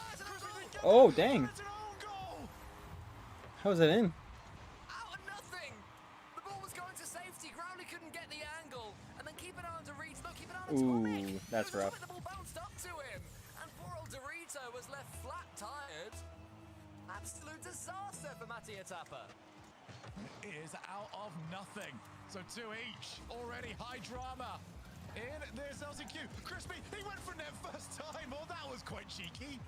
Yeah, but Atomic, they might be able to punish him. He tips that one forwards. Growly was waiting well. Good patience right now from Valare. Crispy 100 boost. Beats Dorito and AGG the ball. Crispy gets into the center again. Atomic's all by himself. Tox to the ceiling. Wants to get this double tap nearly there. Atomic clears it out wide. Crispy can't keep it up. And overtime. In game 1 showed you this series is only going one way. That's a first-time shot. Great kickoff play. Although they've got Atomic being hounded, harassed. Growly stole the 100, just couldn't get to it in time. Crispy can't afford to get bumped, and he gets rid of it. But they're still in danger. Low boost across Valare. Dorito's going to keep this one going. HAG's in the center. That's his target. Isn't able to get it past Growly. Good touch from Atomic. It's the heat check by the flip reset. Tox, good read. That boost has not looked any better. The 100 goes the other way. Who on earth will get claimed? Yes, you get rid of it, but it's going to come right back at them. No, it's not. Everybody on Mattia Tapper decided to go back. They go yet again. Dorito ceiling. Dorito reset. Oh, what a shot. I think it was I was going to say, I think it was an own goal again. Dorito scored. It's generous, Shogun. Not how I'd word that. I would say that is 100% on. Oh, he got bumped, that's fine. So HAG was there. Felt Fair like enough. to get something. And game 1 in the end does go to Mattia Tapper. Oh, goodness me. So it's 1 all in own goals, so they've evened it up. I'm saying Battlecast used to assign own goals. We might need them back. We do need that back. In the update, when it happens, whenever that might be, we need own goals back. I want to see that next to your name, Shogun. Own goals 3. That's the only contribution to the game. I mean, not necessarily something I'm after. Certainly, it was not something that Valare were after. Well, they fought their way back. But it was not enough. It's the same duo. It's the same nightmare. Atomic and Dorito are the goal scorers. Yeah, It's a really good game. Really good game from Atomic, but he was not too impressed with the own goal that he got there. And then at the end, so unfortunate. I mean, yeah, well, I say it's unfortunate. It's ultimately, you know, it's been fault. There's not bad luck there at all. The ball's on the goal line. You've got every capability of getting the right angle and clearing it away. It was rushed in the end by Crispy, but, you know, they're just finding their way into this series. But Mattia Tapper, they don't seem tired after their excursions in the last round. They are, of course, the team that have played most recently. Yeah, certainly. I mean, they've had a very short day so far, haven't they? Easy. Whilst Larry have been playing since, what, about 5 hours ago? Was their first match? Yeah, it's been a long one. They've had breaks. It's the age-old Rocket League, and I'm sure other esports debate of, is it better to build the momentum and play the previous game, or is it better to have the break? It's similar to, is it better to go from the lower bracket and be warm, or from the higher bracket and have some time off? Which we already know, the discourse of that always just goes towards, okay, but which team won? So, if a team, you know, if Mattia Tapper wins, then obviously we are all going to be saying, well, it's good to have a day. Larry win, then yeah, it's obviously, you clearly want to get the games in, you fools, you buffoons. You oafs. Ah, yes. Well, I wasn't going to go that far, but... You fool, you oaf, you buffoon, the classic trio. I believe the player's going to have to quickly remake the lobby, so it might be a second before we get back into this one. So there's going to be a long time where Crispy's going to be able to think about what he's done, which is, that's the last thing you want. After an overtime ends of you smacking it into your own goal, you do not want the next game to be delayed. So genuinely, this is going to be quite a tough test for the Volare mental here. Yeah, so once we get that going, I mean, it could be a good thing. Who knows? Who knows? Maybe a bit of time just to not be going straight into another one. But it's also a bit of a sort of timeout where they can chat things through. And this is also one of those things that you have to get used to, Cole, when you are at this high level is you practice game after game after game. I mean, when they're, you know, in twos, when they're scrimming, it is game after game after game and you sort of get a rhythm for it. Pro Rocket League can be more unpredictable, not just with how things are actually in the game, but also it can be stop-start. Things can happen. Doesn't matter. The job's still the same. You know, you've still got to go and get those wins. So these players, not ideal, still need to go and get the results and get themselves back into it soon enough. Ultimately, no one's going to feel sorry for you. If you end up losing a game because you lose concentration or because you get tired, that is the esport. That is any esport where... Oh, they'll feel bad for you, but they won't remember it when everyone's going to Worlds. True, when somebody else is lifting that trophy, you can't be like, ooh, but in the last chance qualifier, I might have won, but it was tough. When Mattia Tapper are holding the trophy up high. Yeah. Hopefully they'll be signed by then. You know, if they do make it, hopefully they'll be not Mattia Tapper, but something else indeed. But yeah, I mean, you laugh, but it is very viable. We have had 4th place EU teams, I think on 2 occasions, win a major, obviously never Worlds, but not top seeds have done it. This will be the 6th EU team. Alongside Carmine Corp, Gentlemates, Vitality, NIP, and Man City. And Kitty Tard already prepared that list. That was not off the top of my head. I wouldn't do that quickly. I'd get there in the end. But I wouldn't be like, oh yeah, this one, that one, that one. You get halfway through, I was like, this is going to be the typical, like, you never forget, like, anything that isn't, like, 2nd or 3rd. Yeah, like, usually you have 1st, 4th, and 5th ready because you expect those to be the ones you're going to forget. But, Mattia Tapper will be happy enough with the way that first game went. I mean, obviously we've got a very limited pool of information to go from, but I do want to now look towards Crispy in the next game because they had some really good goal scoring opportunities and just didn't really put his car through it. Yeah, I think it happens. One of those games. We've seen some disastrous performances over the years. I wouldn't say that was one of them, but certainly one to think about there for Crispy. And maybe you're right, the break could well do him good. We saw him in free play. We could see the reflection in his glasses, and yeah, I'm sure he's getting that. I can tell you right now, as the person in the lobby, yeah, Crispy was definitely taking that practice lobby very seriously. He wanted some time on that ball. Everyone else is on like 2 and 0 points. He's on 158. Oh, there you go, exactly. 158. Come on, teammates. Step up, step up. But yeah, ultimately 1-0 in games to Mattia Tapper. For anyone just tuning in now, maybe you've stumbled upon this broadcast.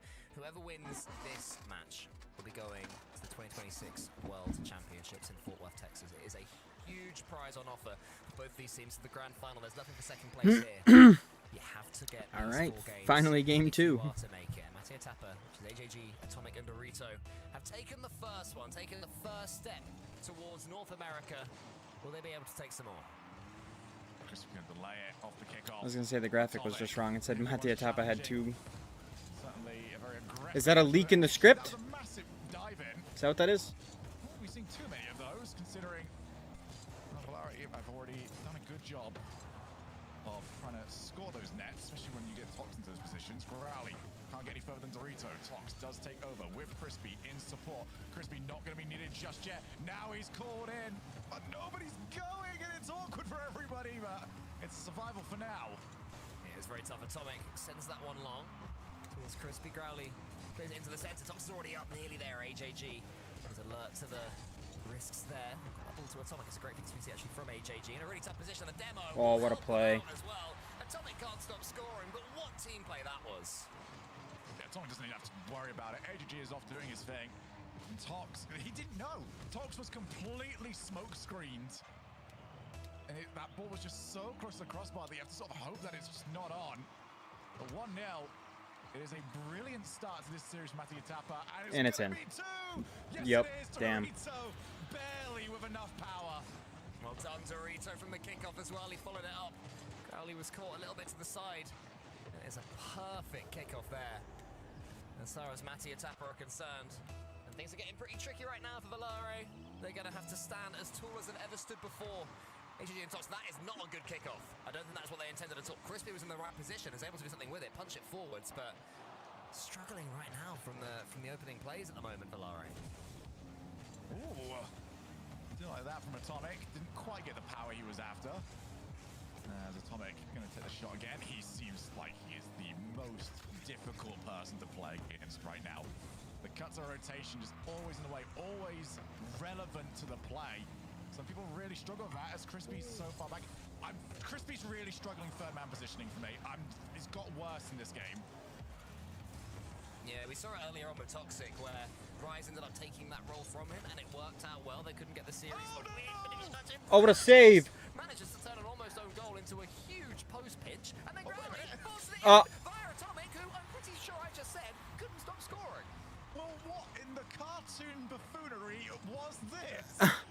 But yeah, that was such a weird sequence. Tox almost own goals, gets a pinch save, bounces out, and then Growly and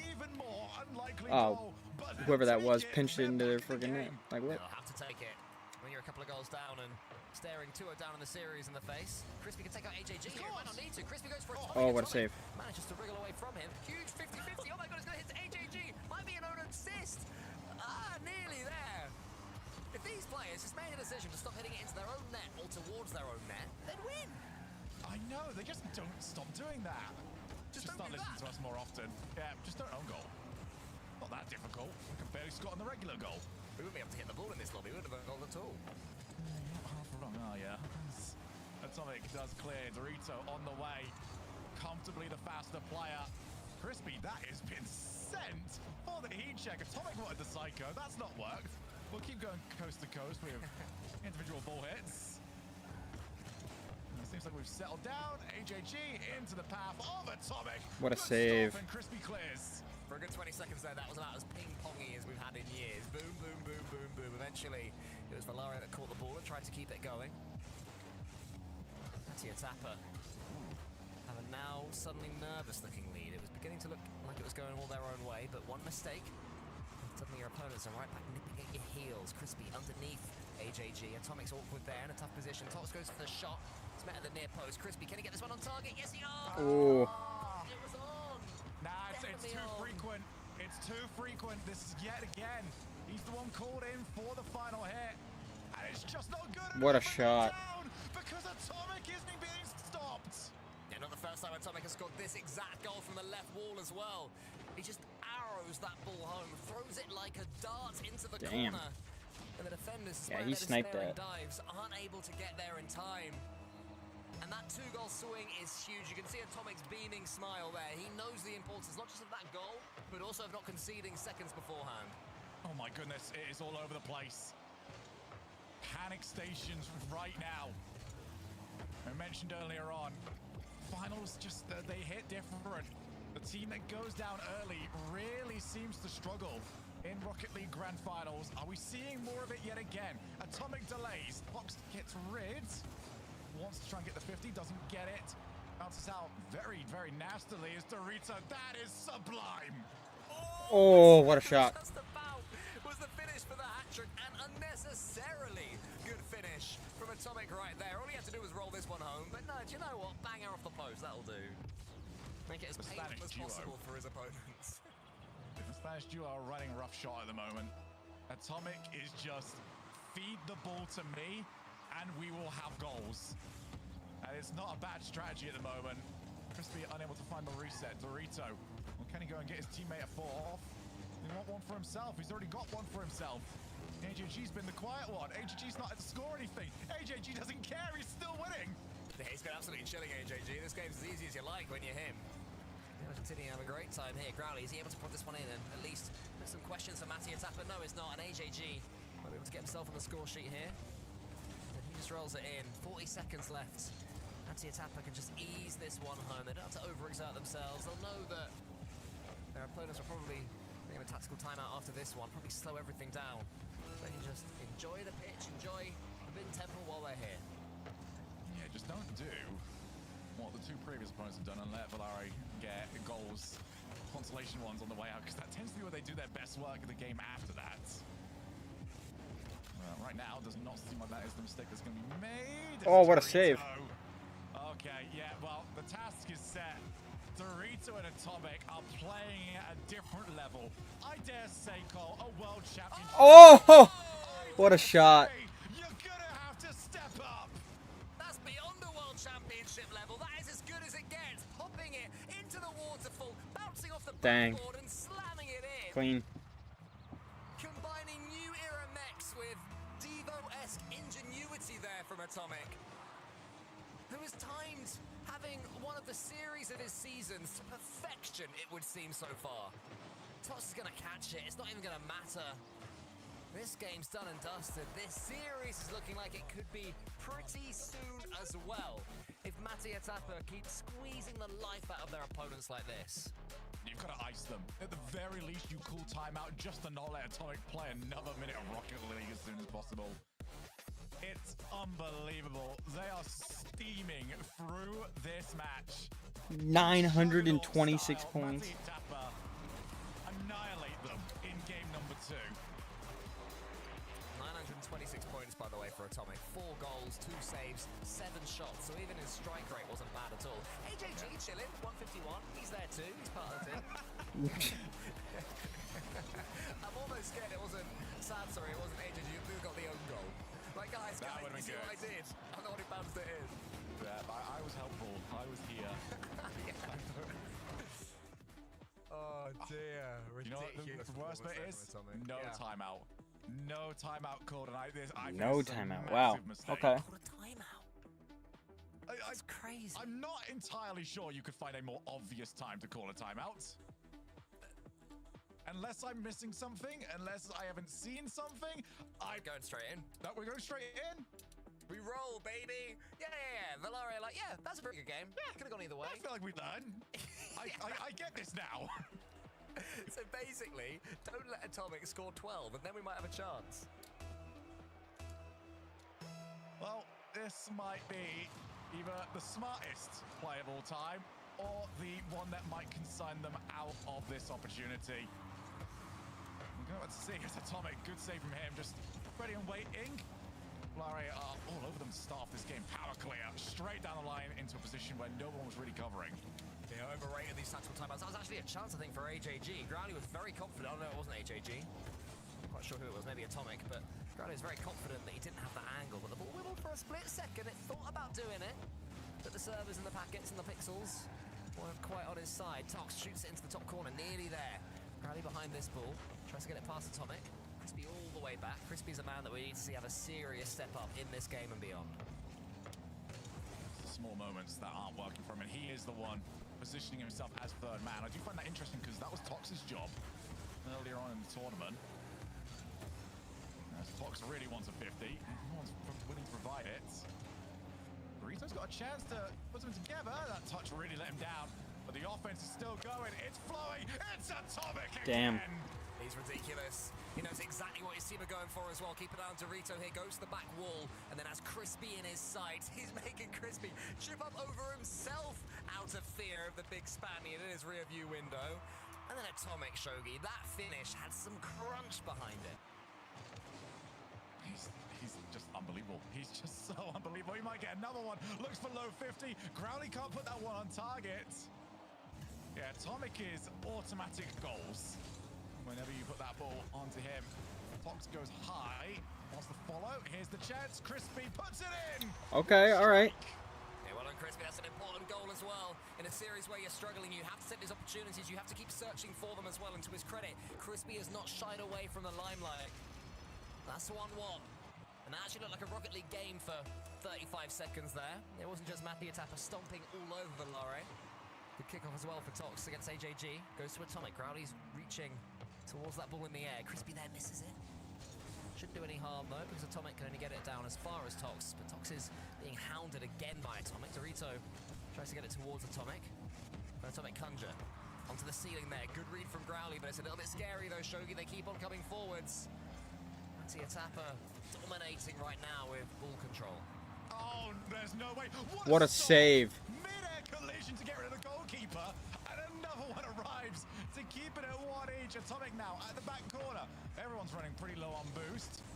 As Dorito crushes the 50. 1 each still. Atomic back out. Who's going to take? AJG slows it up because they want demos on the goalkeeper. Tox pushes it wide to the respawn. Yeah, right now it's a battle of survival for Valare. How long can they keep it alive for? That's better from Crispy though, gets it through. Growly had taken out AJG too. Then Growly goes for Atomic as well. So Growly may be focusing more on these demo plays to try and break them through. What a shot. Into the corner. Brilliant off the ball play from the Englishman. Oh my goodness, Growly just taught him. Yeah, I know. I know exactly where this is going. Right here, mate. I know where you want to clear it. You know where you want to clear it. Guess what? It's in your net. 2-1. Valaro starting to play some Rocket League, Shogi. This is what we needed to see. We've been saying that they've been starting slowly in these series. It's exactly what we said. Timeouts are for fools. Yeah, keep on rolling, baby. Timeouts are for fools. Always go next. Between this one. Exactly, just instantly start the next game. Oh, wow. Oh, the fake out, though, because you have to respect those. Great push to this corner there from Growly. Didn't like the idea of AGG being behind. Didn't quite know that AGG was on 0. Alrighty then, that's fine. It's actually worked out really well. Fine.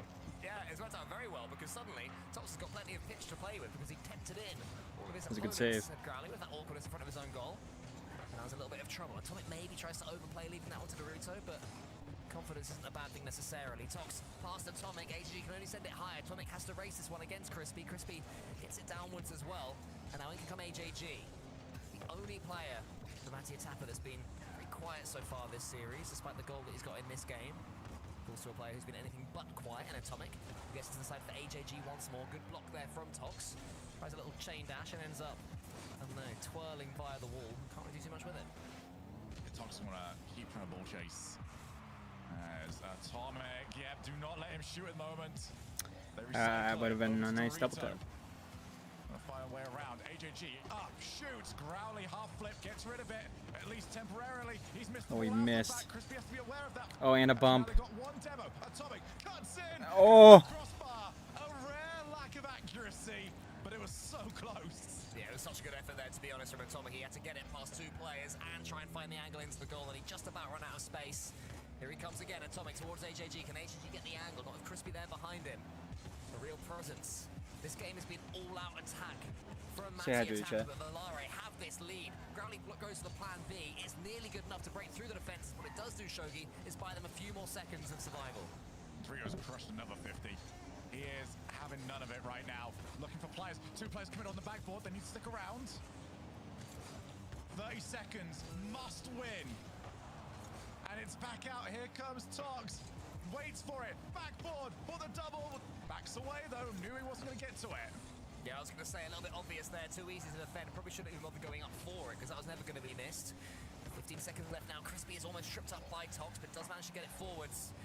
If Mattia Tapper score here, it might just be enough to break the hearts of Valare. Are they able to do it? Atomic's already up. So is Tox. Great block from him. Yeah, I mean, there was 0 engagement for Valare in that position. Wanted to just wait for the ball to come to them. They've got it down. Excuse me. Well, all right. The timeout. Valari is showing some life. Go back to 2019. They didn't need timeouts. Neither did Valari. They've also won 15 world championships without timeout, so I don't see why Valari would need one in 2026. I mean, his Monkey Moon got 2.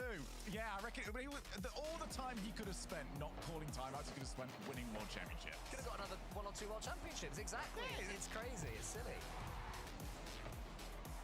So they're back in it. That's the best possible news here for Valari.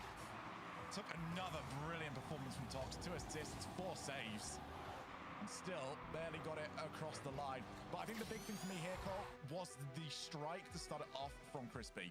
Because he's the one that's been called into those positions. He's the one that's sitting there. If you're going to be in that spot, you need to be able to put them on target because, well, Atomic's in that spot on the other team. We've seen how effective he's been. Yes, it's been the main difference. I mean, Atomic has front and center been the main difference, but you're right that you have to consider the fact that on the other side of the similar role, Crispy has been struggling, but these goals breed confidence. These game wins breed confidence as well. Suddenly the series is looking a lot more balanced. Valari know they can defend their way to games. Mattia Tapper know that Valari can be dangerous. Some of the nerves will be jangling around the Mattia Tapper comms once again as we head to Utopia Coliseum. After this game, Shogi, it'll be 3 match points or parity. We deserve parity. We deserve entertainment. We've certainly had it for us today. Crispy's going to wait. Takes the ball under control. Going to take the 50 if it's offered. Dorito does. Tox. 0 boost. This is going to be a long rotation back from him. So he's going to have to watch as AJG looks to try and work some magic. Crispy gets rid of it. Lovely challenge from him. Up goes Growly. Back into the midfield. And Crispy launched on 0 boost. It's another launch there from Tox. But Valari are not going to go down without swinging. Yeah, it's a good cover there from Growly as well, the player who is beginning to come of age so far in this little tournament. Crispy is dunked out there by Atomic. Growly's up, maybe could have left that one for Tox, but Growly chose to go for it himself. It will come to Tox in the end via a huge Dorito touch. Tox has got the wherewithal to take that catch and use the space that he's got until Dorito nibbles at his heels. Atomic into the center, where's that going to fall? Only as far as Atomic. Growly can catch. Third man is sitting so much deeper for both teams. Reset. Crispy, oh, he didn't expect the second touch. That's so unfortunate. Just the air roll took it away. And Tox has to be ready for the power that was available. He doesn't care. He's going to keep going. He's going to challenge it. The ball's the opposite side of the field. This is definitely the tension game. Every series has one. Even when there's goals flying in, there's one that will finish 0-0 or one will finish 1-0. Wow. After an overtime. But despite that, there's been a huge overcommit. Oh, what a save. No. Call the timeout now. That's the mid-game. You still got it, lads. Oh, dear. I thought to myself when I saw Growly approaching, that's not enough angle you've given yourself. I don't know if he tried to play the shot. I don't know if he was trying to set it for his teammate, but they've got to put that behind them now. It's still 0-0. Yeah, that has to be a goal. I mean, even after Growly doesn't get it on target, Tox had every ample opportunity to himself. And then Crispy shooting straight at the keeper as well. These things happen. It remains 0-0. It could have been worse. They could have been done on the other side for the 2-goal swing. Instead, it's Crispy towards Growly. This one surely goes in into the top corner. Oh, okay. Dorito helps it in, and we're back to own goal territory. Why do they keep doing it? Yeah, Dorito, I think, was just like, this is how it's done, guys. You keep putting it in positions that isn't the goal. It's 1-0. Someone make this ball explode. Come on. The goal just got a little bit smaller. That'd be a heck of an April Fool's. Psyonix just... Yes. That would be so funny. Crazy.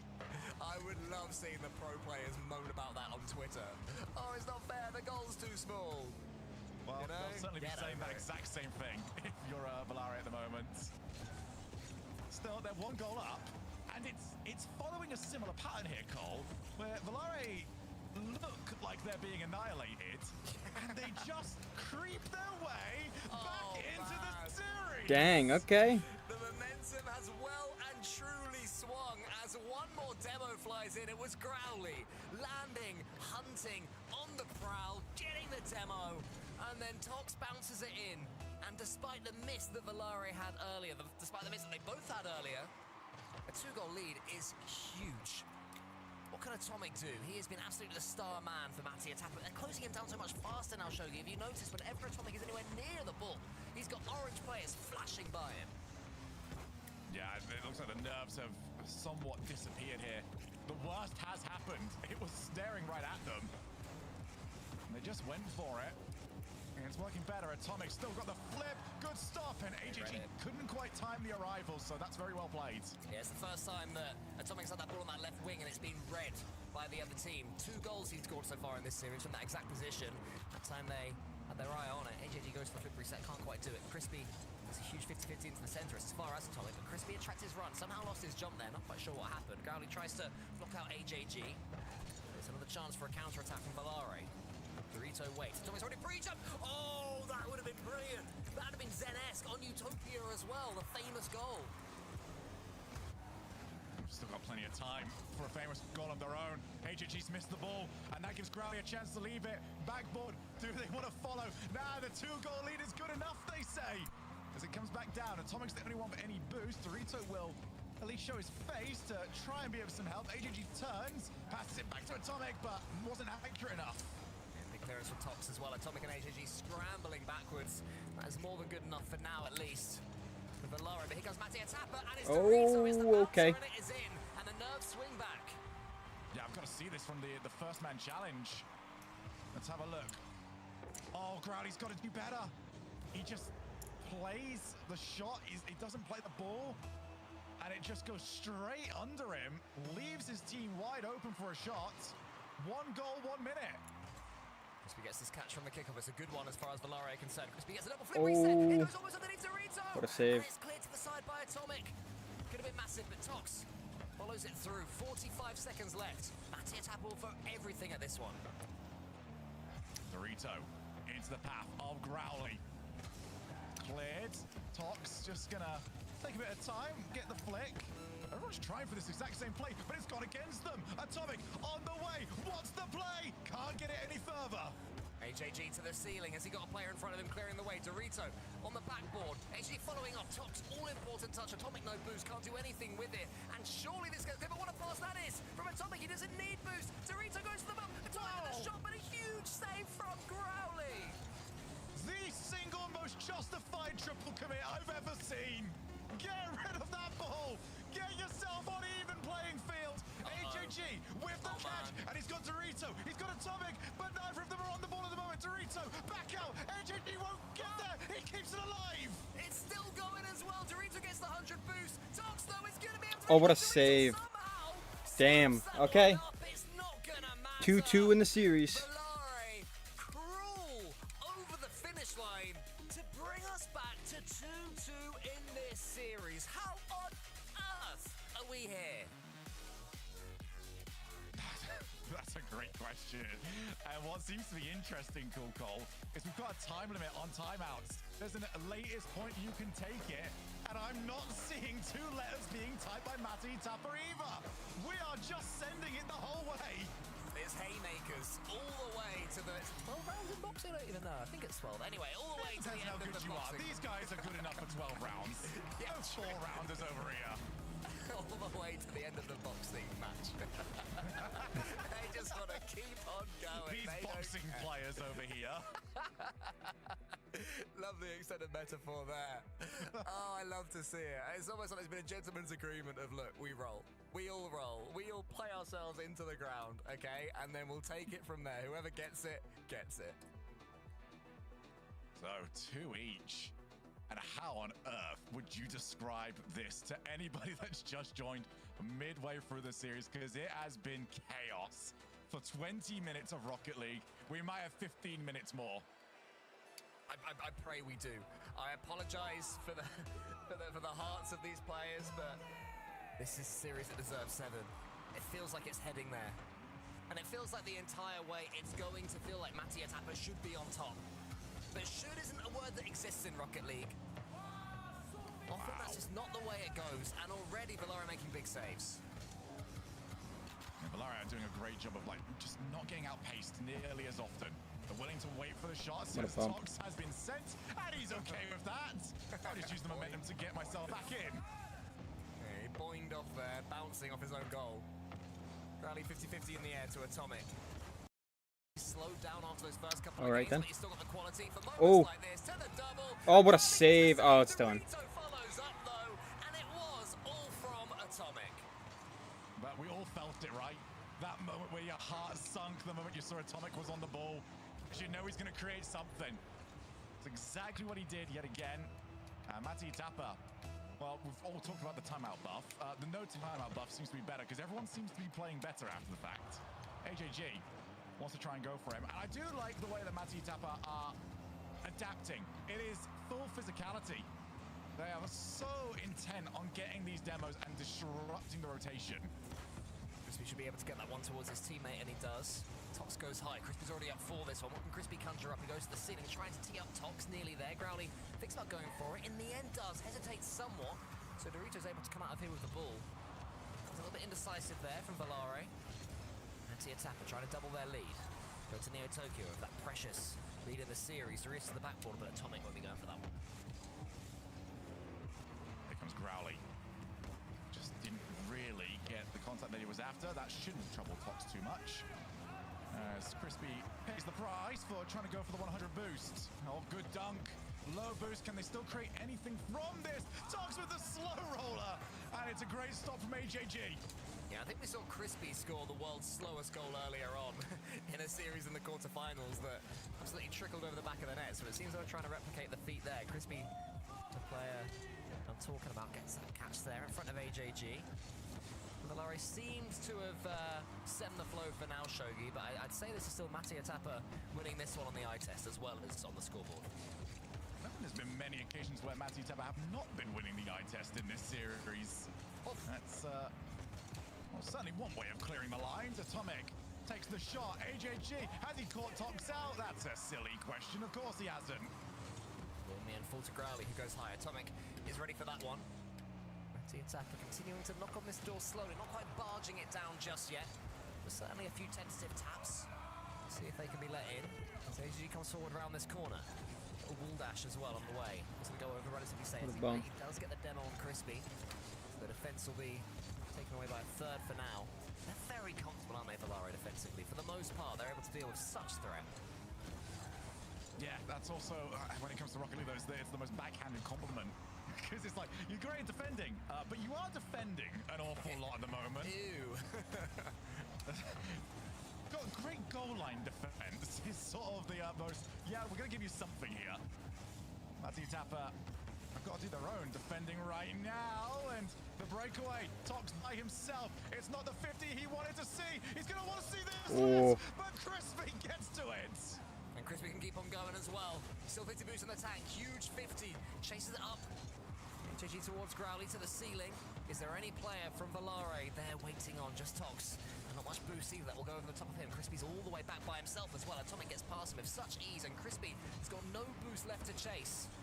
So once again, all the boost is going over Mattia Tapper, all the possession and territory of them as well, but only one goal to the good, and that may well not be enough.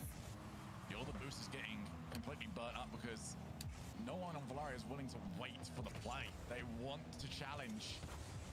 You see yet again. Oh my. Just diving forwards. Still only one goal. And Mattia Tapper looks like the more likely to try and get that second. As Atomic does well, just adjusts his approach midway, realized he was going to get beat to it. Growly uses everything, still gets to it, but Atomic's got the read. Yeah, that's just what Valare want you to think, Shogi. They've got it all against them. That's when they do their best work. That one's slightly off target. Valare have to get hold of this ball, though, if they are to get a late comeback here in Paris. Growly onto his own backboard. He's done that a few times, Growly. More than comfortable playing it across his own goal. It's brave. Will it work out? Atomic straight down to Crispy. Growly's on the wall. Leaves it. Oh, Tox is so far back, though. He was picking up the 100s. Good idea. Bad execution. Tox the catch. Voids AJG. Doritos coming in. Crispy should be able to get this save. They have to do so much more, though, Valare. They have to get hold of this ball, and Atomic almost able to kill it. Growly long. Do his team have enough boost to do anything with this one? Tox can at least get the catch.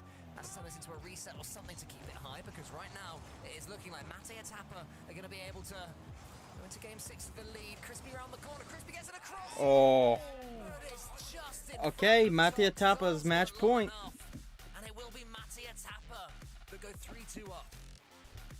It's one of those ones for Togs where that's just, you know, you plant your car and hope it's going to land on top of you, but one single shot for Valare, that's not enough.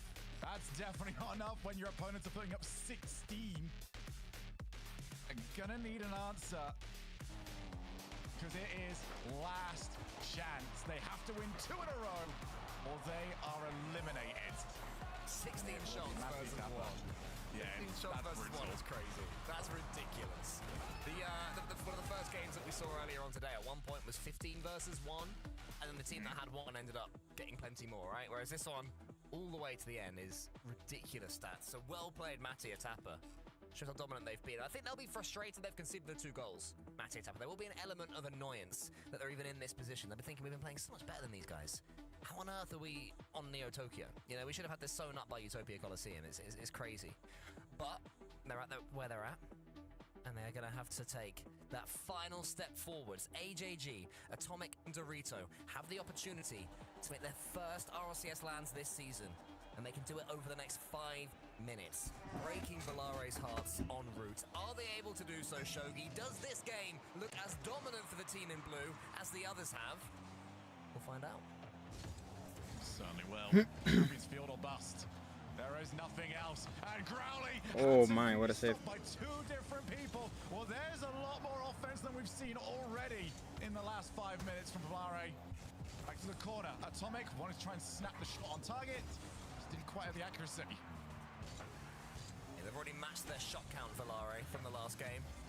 Are they able to do one more? Can they double their shot count from the last game by getting another in the next 4 minutes and 20 seconds? Not with that touch there from Tox. There's Growly. It's only awkward position, but Growly does great to do something with it. Dorito faked him out, tempted Growly to send it forward to Dorito until Tox comes in with a decent dunk. Crispy was waiting underneath it, hoping there'd be a miss, but not to be the way Matty Atapa are playing right now. I feel like Matty Atapa aren't going to give this game away. You know, it's not going to be a freebie. It's not going to be any own goals or silliness from now on. They seem locked in and past that one, so Valare are going to have to win it if they're going to. And for that, I'm looking towards Growly.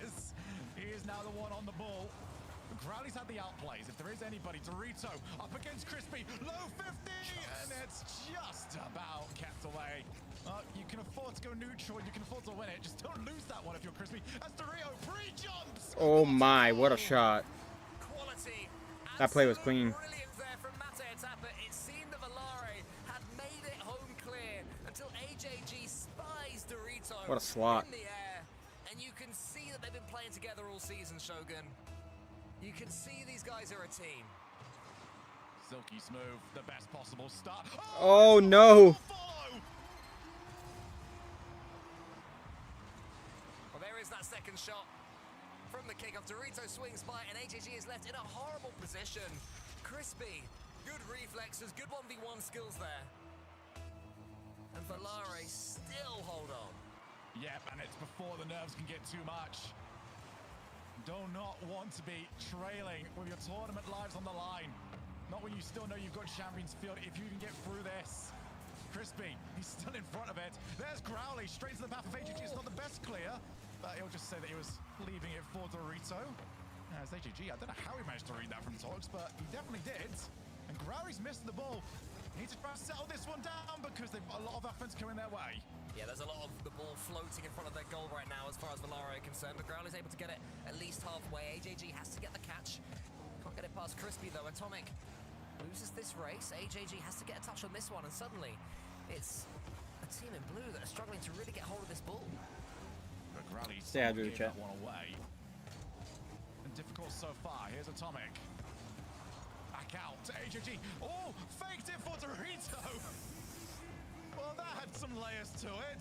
Now off the backboard, AJG. Oh, what a fake! And it's still not working for them. How on earth have they survived? Yeah, and Growly for once doesn't just sand the ball in the back of his own net. Hits the crossbar, keeps the ball alive, keeps the game alive. Crispy misses, Tox, little doink into the corner. So much pressure again from Matty Atapa. Atomic, he slams it down. Growly's ready for it with no boost. The shot, in fact, wasn't the best for once from Atomic. Yeah, the quality is really dipped in the last 2 minutes. And that might almost be a good thing here for Valare. Just gives them more chances to escape. Because they should, by all means, be down by 2 goals here. Or down by 1 goal, sorry. Tox with Crispy. Might just go by himself. Why not? Just didn't get it back down. Crispy on the takeaway. Gonna try and 50 what a over the line. save. That's not gonna happen. Dorito sends it long. Growly's there. Good positioning right now from Valare. Growly almost over the top of Atomic, but Atomic can only send it high as far as Crispy, who has Tox behind him. What does Crispy do? He uses all of his boost. It's risky there, and Tox coming in too. Growly has to get something on this one and doesn't. Now Atomic has a chance. He slaps it in. Dang, okay. That's what Atomic's been doing all his career, really. Finishing chances like that. Yeah, some might look at Growly there and say, why have you gone? But he just didn't have an option. He was going to get demoed if he didn't. So he's got one choice, and that is to go for it. 2-1. A goal needed. Another goal on top of that. Is it 8 times in a row? Or are we going to game 7? Have to find out over the next 80 seconds. Growly tries to line up a pitch. Dorito into the center. Crispy goes long. Can he make his first RLCS land? Gets the flip reset. Growly again looking for his first one. Tox onto the back wall. AJG steals this boost as well. So once again, Shogi, we find ourselves in a position where Valare can't break out. Is there a boot player following this ball? No, there's not. Okay, again. Getting a little bit of space. Growly's up to try and create something. Demo on 1. Follow from 2. Get it across the line, but no one available. So close. Atomic though comes away with the ball. Growly can't get anything on it. This could be the moment. It's Atomic, the danger man. Almost gets it over the top, but Tox able to clear. Just over 30 seconds. Tox, has he got the reset? Oh. He's got everything for Crispy! Okay, there it is. Valare never know when they're beaten. It was another brilliant piece of attacking play from Tox. Gets the flip reset, doesn't snatch at it. Uses it to wave dash into a bump. And Crispy finishes with 32 left. Valare keep on getting away with it, and they've won this kickoff. Here comes Tox over the top. Nearly. Crispy beats AJG, does he not quite? 25 seconds. Do we even need overtime? A demo. Dorito's gonna have a second or two to put something together. Just gets rid of it. Clear the lines. Get the space. And now his team, they're in a really bad spot. The really bad first touch though from Tox. An even worse one from Atomic. That's not the first time we've said that on Neo Tokyo, but they've got away with it. Dorito there gets the catch. Can he kill it here? Can he take them all the way to the World Championships? Not quite. It's over. Ooh, okay. Valare have to win. To Worlds or go to Champions Field. Crispy doesn't get to it. Growly's gonna have a bit of time. To the wall. Has one. Growly, he's got 2v1, and they set this one up. Tox on his way. Backboard. Double. Low. Saved. Oh, it's so close. The core of the ball was over the line. Not quite enough. Growly tries to the floor pitch. Fakes it out. For Crispy. Oh. Crossbar with Tox is coming in now. There it is. Okay. Game 7. Wow. Champions Field, here we come. It just had that feeling. Yeah, for like 25 seconds. By hook or by crook, we were gonna get there. It was exclusively by crook. Yeah, suddenly in that overtime, it was Matty Atapa who was surviving. And they did their best Valare impression of how long can we hold? Not as long as Valare.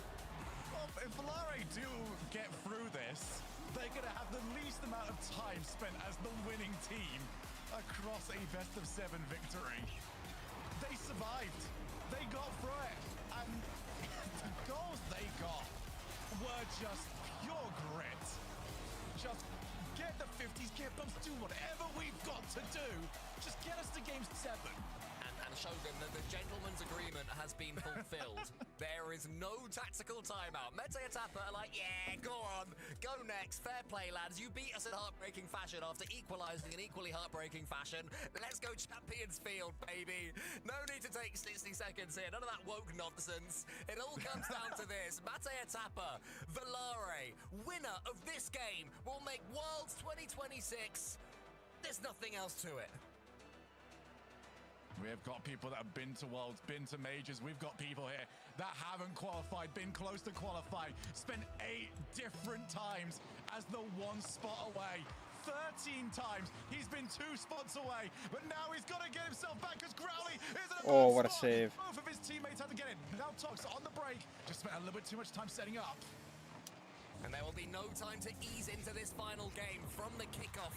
It was Matej Atapa who had all the attack. Great challenge again from AJG. Crispy's in trouble here. Gets something on it somehow. Atomic's coming in. Atomic shoots. Saved by Tox. That was so unfortunate. Crispy was bumped into the ball for the pull shot. Crispy's on his way up. AJG happy to meet him. This is all about mid-air 50s and getting the follow. It's all about demos. Got across. Tox does take it. Straight into AJG. 250s for him.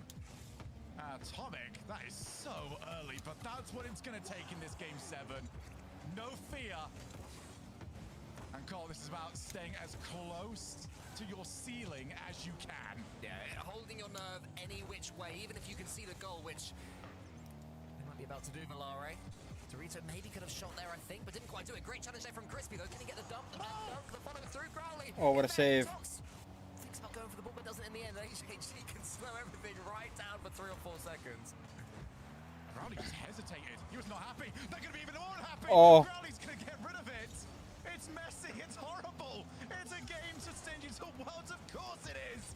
Tox off the wall with 12 boosts. Would love a little bit of support. Growly's trying to provide him. He's going to have to get 3 demos in a row if they're going to make anything from this. And that's not on the cards. I've no idea how this one is still 0-0. I'm not sure how Matej Atapa haven't taken the lead up to now, but that's been the story of the series. Growly bumps away AJG. Atomic has to rush into this one. AJG no boost. Will it spawn for him? Yes, it does. Crispy, though, wins the 50-50.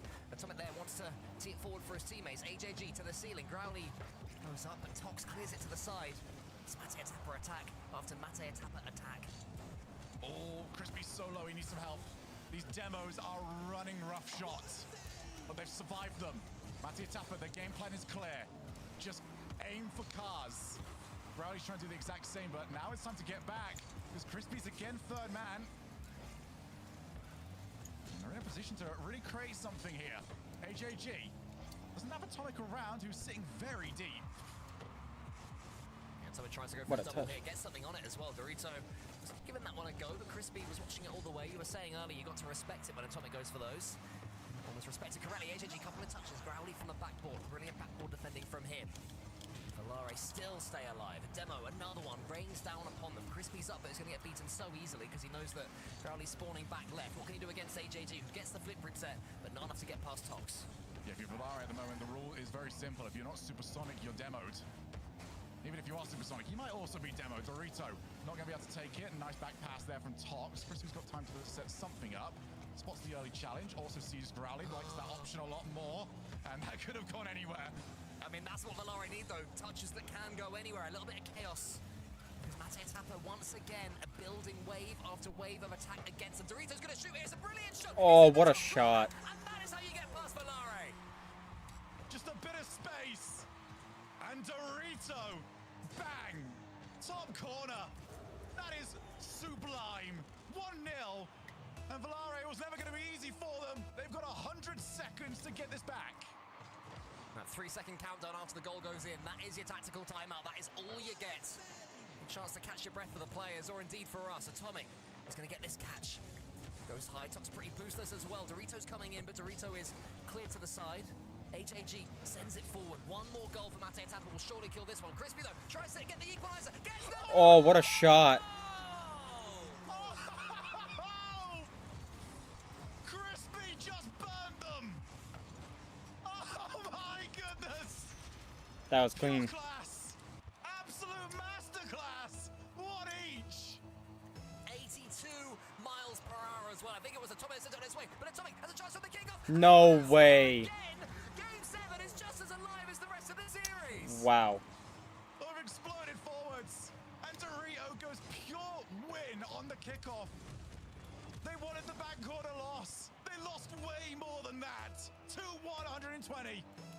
We have seen late equalizers from Valare, but none more important than this if they can get it. Crispy, couple of touches. If Crispy comes alive, they're in good stead. Tox to the side. Growly shoots. What a save. The bump. Crispy can get it high, fire a couple of demos, maybe from Growly, not quite enough.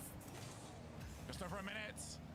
Tox takes I don't know what that means. To the corner, he's got Crispy. And they've got a bit of time to try Hold on, there's only 1 minute left in the grand final. Atomic, what a cut of rotation that is. Just got in the way of it. And AJG, he's the faster. Back into the midfield. I love you too. From making Worlds 2026, AJG slightly awkward into the center. Gets the all-important second touch though. And I was trying to do hand signals to my window. I don't know. Crispy keeps his car behind the ball. 30 left now. Mate Atapa desperate for that third goal that might kill this one. Tox goes. Mom, you didn't have to do that. Thank you, though. I appreciate it, and I love you. Thank you, thank you. Crispy, that's all good for everybody. It's a race to the ball, and it's well done again by Mate Atapa. So close. Thank you, Mom. I love you. It's an all-important clearance again from Atomic, who's been the MVP in this series. Groundly's done by AJG. It's nearly enough. Crispy pops the ball. Dorito back out to Crispy. Last chance. Atomic. That's it. Damn. And Mate Atapa. Wow. What a series. Championship. It's their first time Mate Atapa. making a land this season. AJG hasn't reached one since To be fair,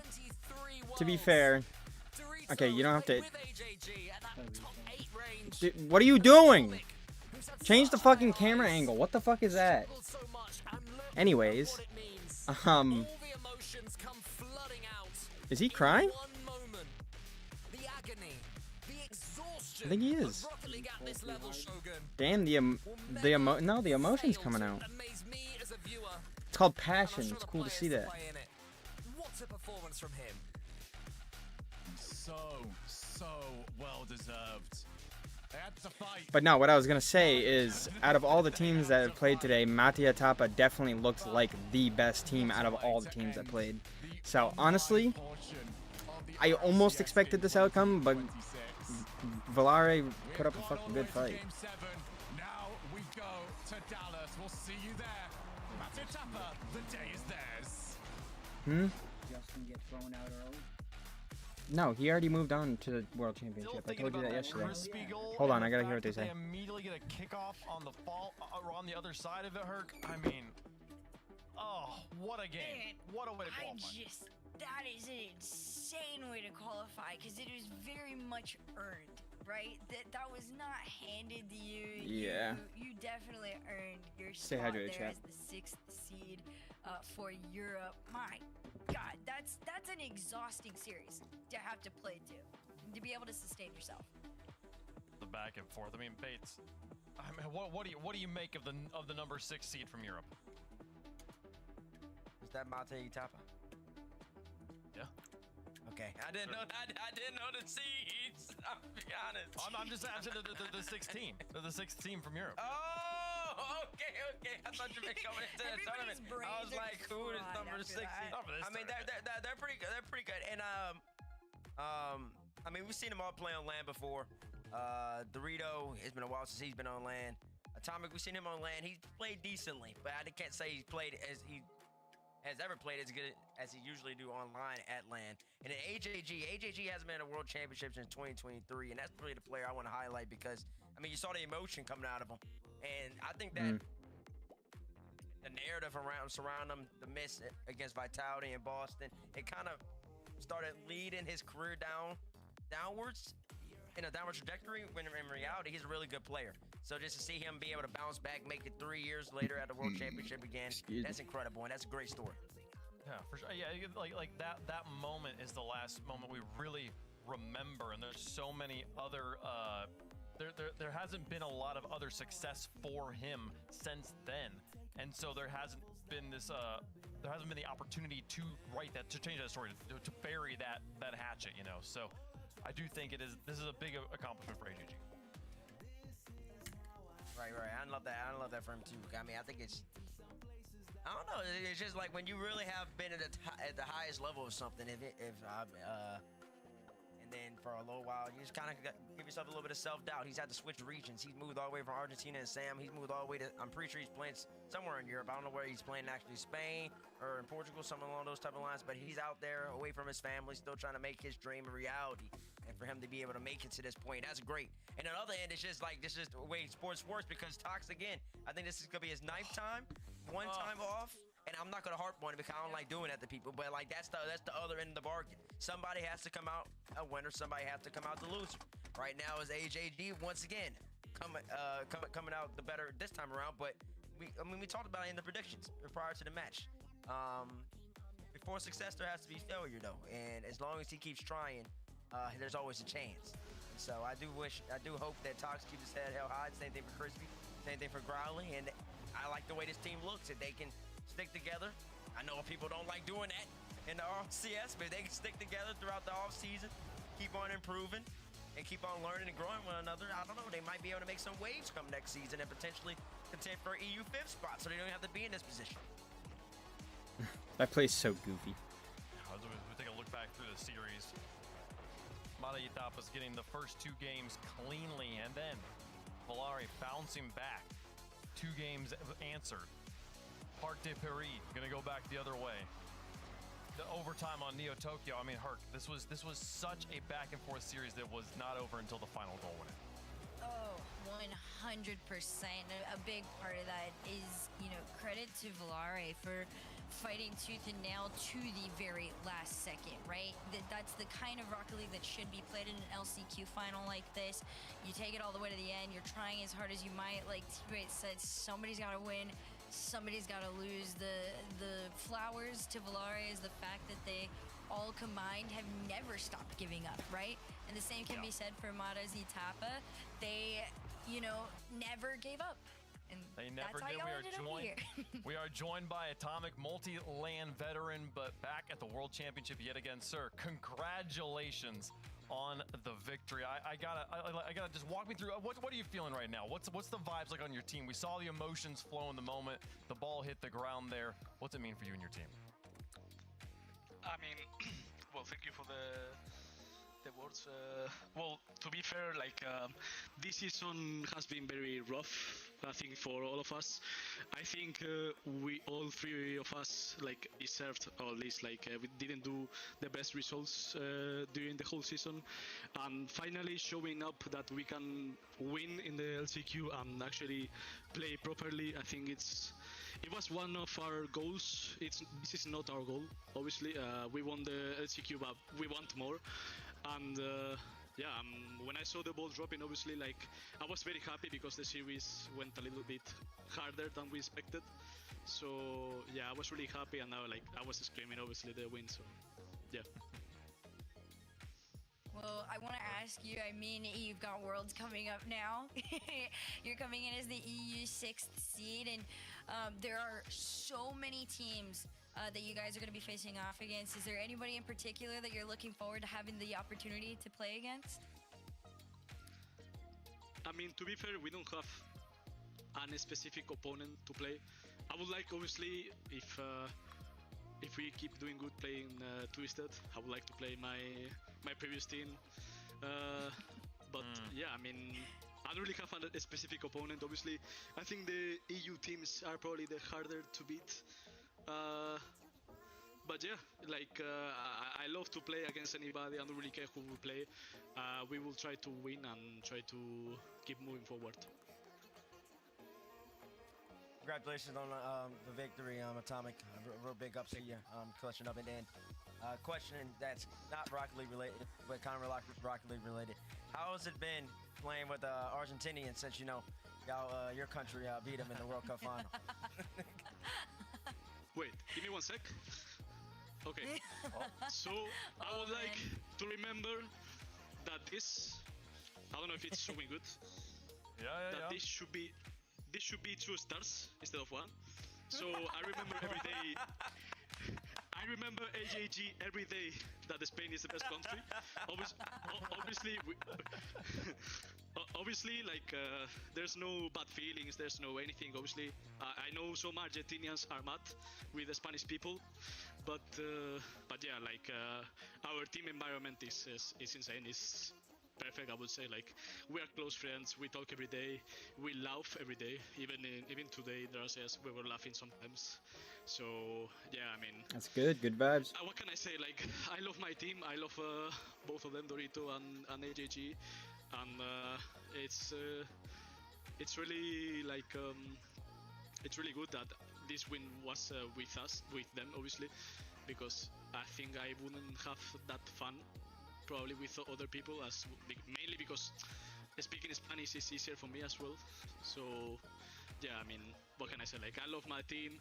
I love Argentina. Sorry, but obviously Spain is the best country. But yeah, that's it. I love that.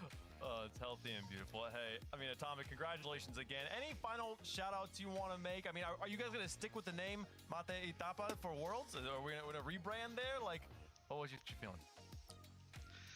I mean, well, first of all, I need to say that it's not mate y tapa, it's mate y tapa. So basically, like, I've been hearing, I think, I don't know, I actually don't know, but I've been hearing a lot of people say mate and tapa. I was like, no, it's mate, which is like a drink. We said mate y tapas, and we thought it was like friends and food, but then we looked, the chat actually corrected us, like, oh, it was like the tea and tapas. Okay, we got it, we're on board. Nah, it's fine. I mean, many people like said mate, like friend, you know. So it's like I understand the thing, but like and about the change, I don't know. I don't know if we will get an org. I don't know anything at all. Obviously, like our main goal is working. Maybe the good things will come. I don't know. Like we just gotta keep working by ourselves. Next thing is the EWC, and we will be going there. So we will be working 10 times harder for that, and hopefully we can qualify, and then we will see. But okay, so yeah, the EWC is coming up. I don't know what's gonna happen in the future, you know. That's fantastic. And that's August Congratulations 14th? on the victory. Good luck at the World Championship. Or 15th? Thank you. Bye bye. All right, that is the European LCQ champion locked in. Mate y Tapas will represent Europe as the 6th representatives at the World Championship, and who knows, just maybe Bates, we'll still have Atomic as a world champion, just not the current Atomic who's a world champion. Oh, you're saying Atomic, Spanish Atomic's gonna come out a world champion? Well, I'll say this. First off, if any team from the world's playing wins the world championship, it's already impressive. But I know there might be an asterisk if Team Falcons wins the world championship, so I'm gonna take them out of the equation. If any of the other teams come out of the world play-ins and they win the world championship, I would be quite impressed. That would be one of the greatest runs ever. Like ever. Seriously. Is the world playing all one day? Is that all one day or is that multiple days? Wait, I don't remember. I don't know. I think it might be. Well, we'll find out. It's a long ways away, September, when the World Championship happens. And I'm gonna go on the other side and say, even if Falcons were the team that came out of the play-ins to win, yes, for sure, they feel a little bit stronger. They feel like maybe they're in a different league, but still, it would be one of the longest runs, Herc, any team had made. They would have made the longest run possible at the 2026 World Championship were they to win it. So that is an incredible beginning to a story, a longer road for those 8 teams than the rest of the competition. But still, they have those hopes alive. Yeah, no, I did one peek at the end, and somebody thought exactly what I thought. It's a Cloud9-esque run. If they're able to pull it off, it'll give one of the craziest long runs ever. I mean, if somebody could do it, honestly, I can see it being them. So we'll have to all wait until Worlds to find out how far they actually end up making it through the run. What a run it'll be if they're able to make it there, folks. That is our those are our contenders. The World Championship is the next thing on the docket. It's coming up in September. Get your tickets. If you haven't gotten the opportunity to go, I'd highly recommend you put it on your calendar, find a way to make it to Fort Worth, and be there when history is made. Bates, we're kind of more world champions we got than ever before. I think we got more teams than ever before. It's going to be fantastic. I can't wait to watch that, man. Dickies Arena. Monkey Moon's trying to go 3 for 3 in a specific arena. He tends to win the world championships also on even years. Even numbered years, we go to Dickies Arena 2022, 2024, he's trying to win 2026. This time he's trying to win for Mina. It's interesting as well. Atomic potentially and Saptiu, they might make the grand final again. They might try to make amends. They're 0 for 2 in Dickies Arena in the grand final. Falcons, they're trying to make some noise in the play-ins for kind of a 1v1 champion, a 2v2 champion. You see how many storylines we have rolling here? So the whole point I make is that if you have time in September, come on out to Dickies Arena. It's going to be a good time watching the best esport in the world alongside the world's greatest fans. Is that what you usually say, Wave? That's usually what I say. Or is that what Stax says? Stax usually the one that came up with that one. But I mean, you're not wrong about the stories. Part of the magic of Rocket League is the stories you can tell about it. You know, I mean, this is the last time we're gonna be live on this channel before the World Championship for RLCS. Why should people go to Worlds? Oh my gosh, you have to go to Worlds. I feel like whether it's your first time or your 10th time, you know that it's always something you never forget. There's always a new friend I know. a new memory. I wanted to go so bad. I just don't have the money right now. So much happens, and it's always the ones that you don't go to. Mark my words, I will be going to a World Championship in the future. Whether that's next year or the year after, I don't know. But I will go to one. So you gotta stay home. I will. You'll never know. But then, I don't know how the math works out there. I have to witness one in person. I have to. This weekend as we went through the Last Chance qualifiers here. That's our show. That's the end of the Last Chance qualifiers, the last online broadcast of the 2026 RLCS season. We'll see you in September, the World Championship. Bye.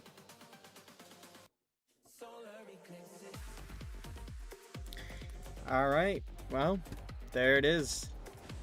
The final LCQ qualifier for EU. That was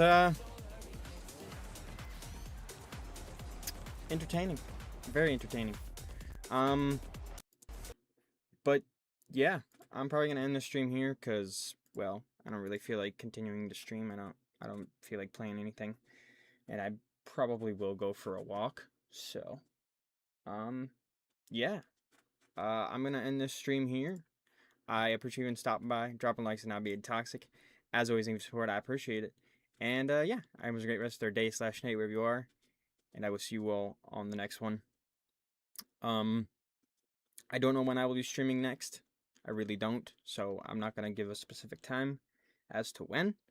But yeah, definitely will be streaming Worlds, and I'll definitely be well, I don't know if I'll be streaming the Esports World Cup, because I don't know who streams that. But if I can figure out who streams it and I can figure out like the times and stuff, then I'll definitely be streaming that as well. But yeah.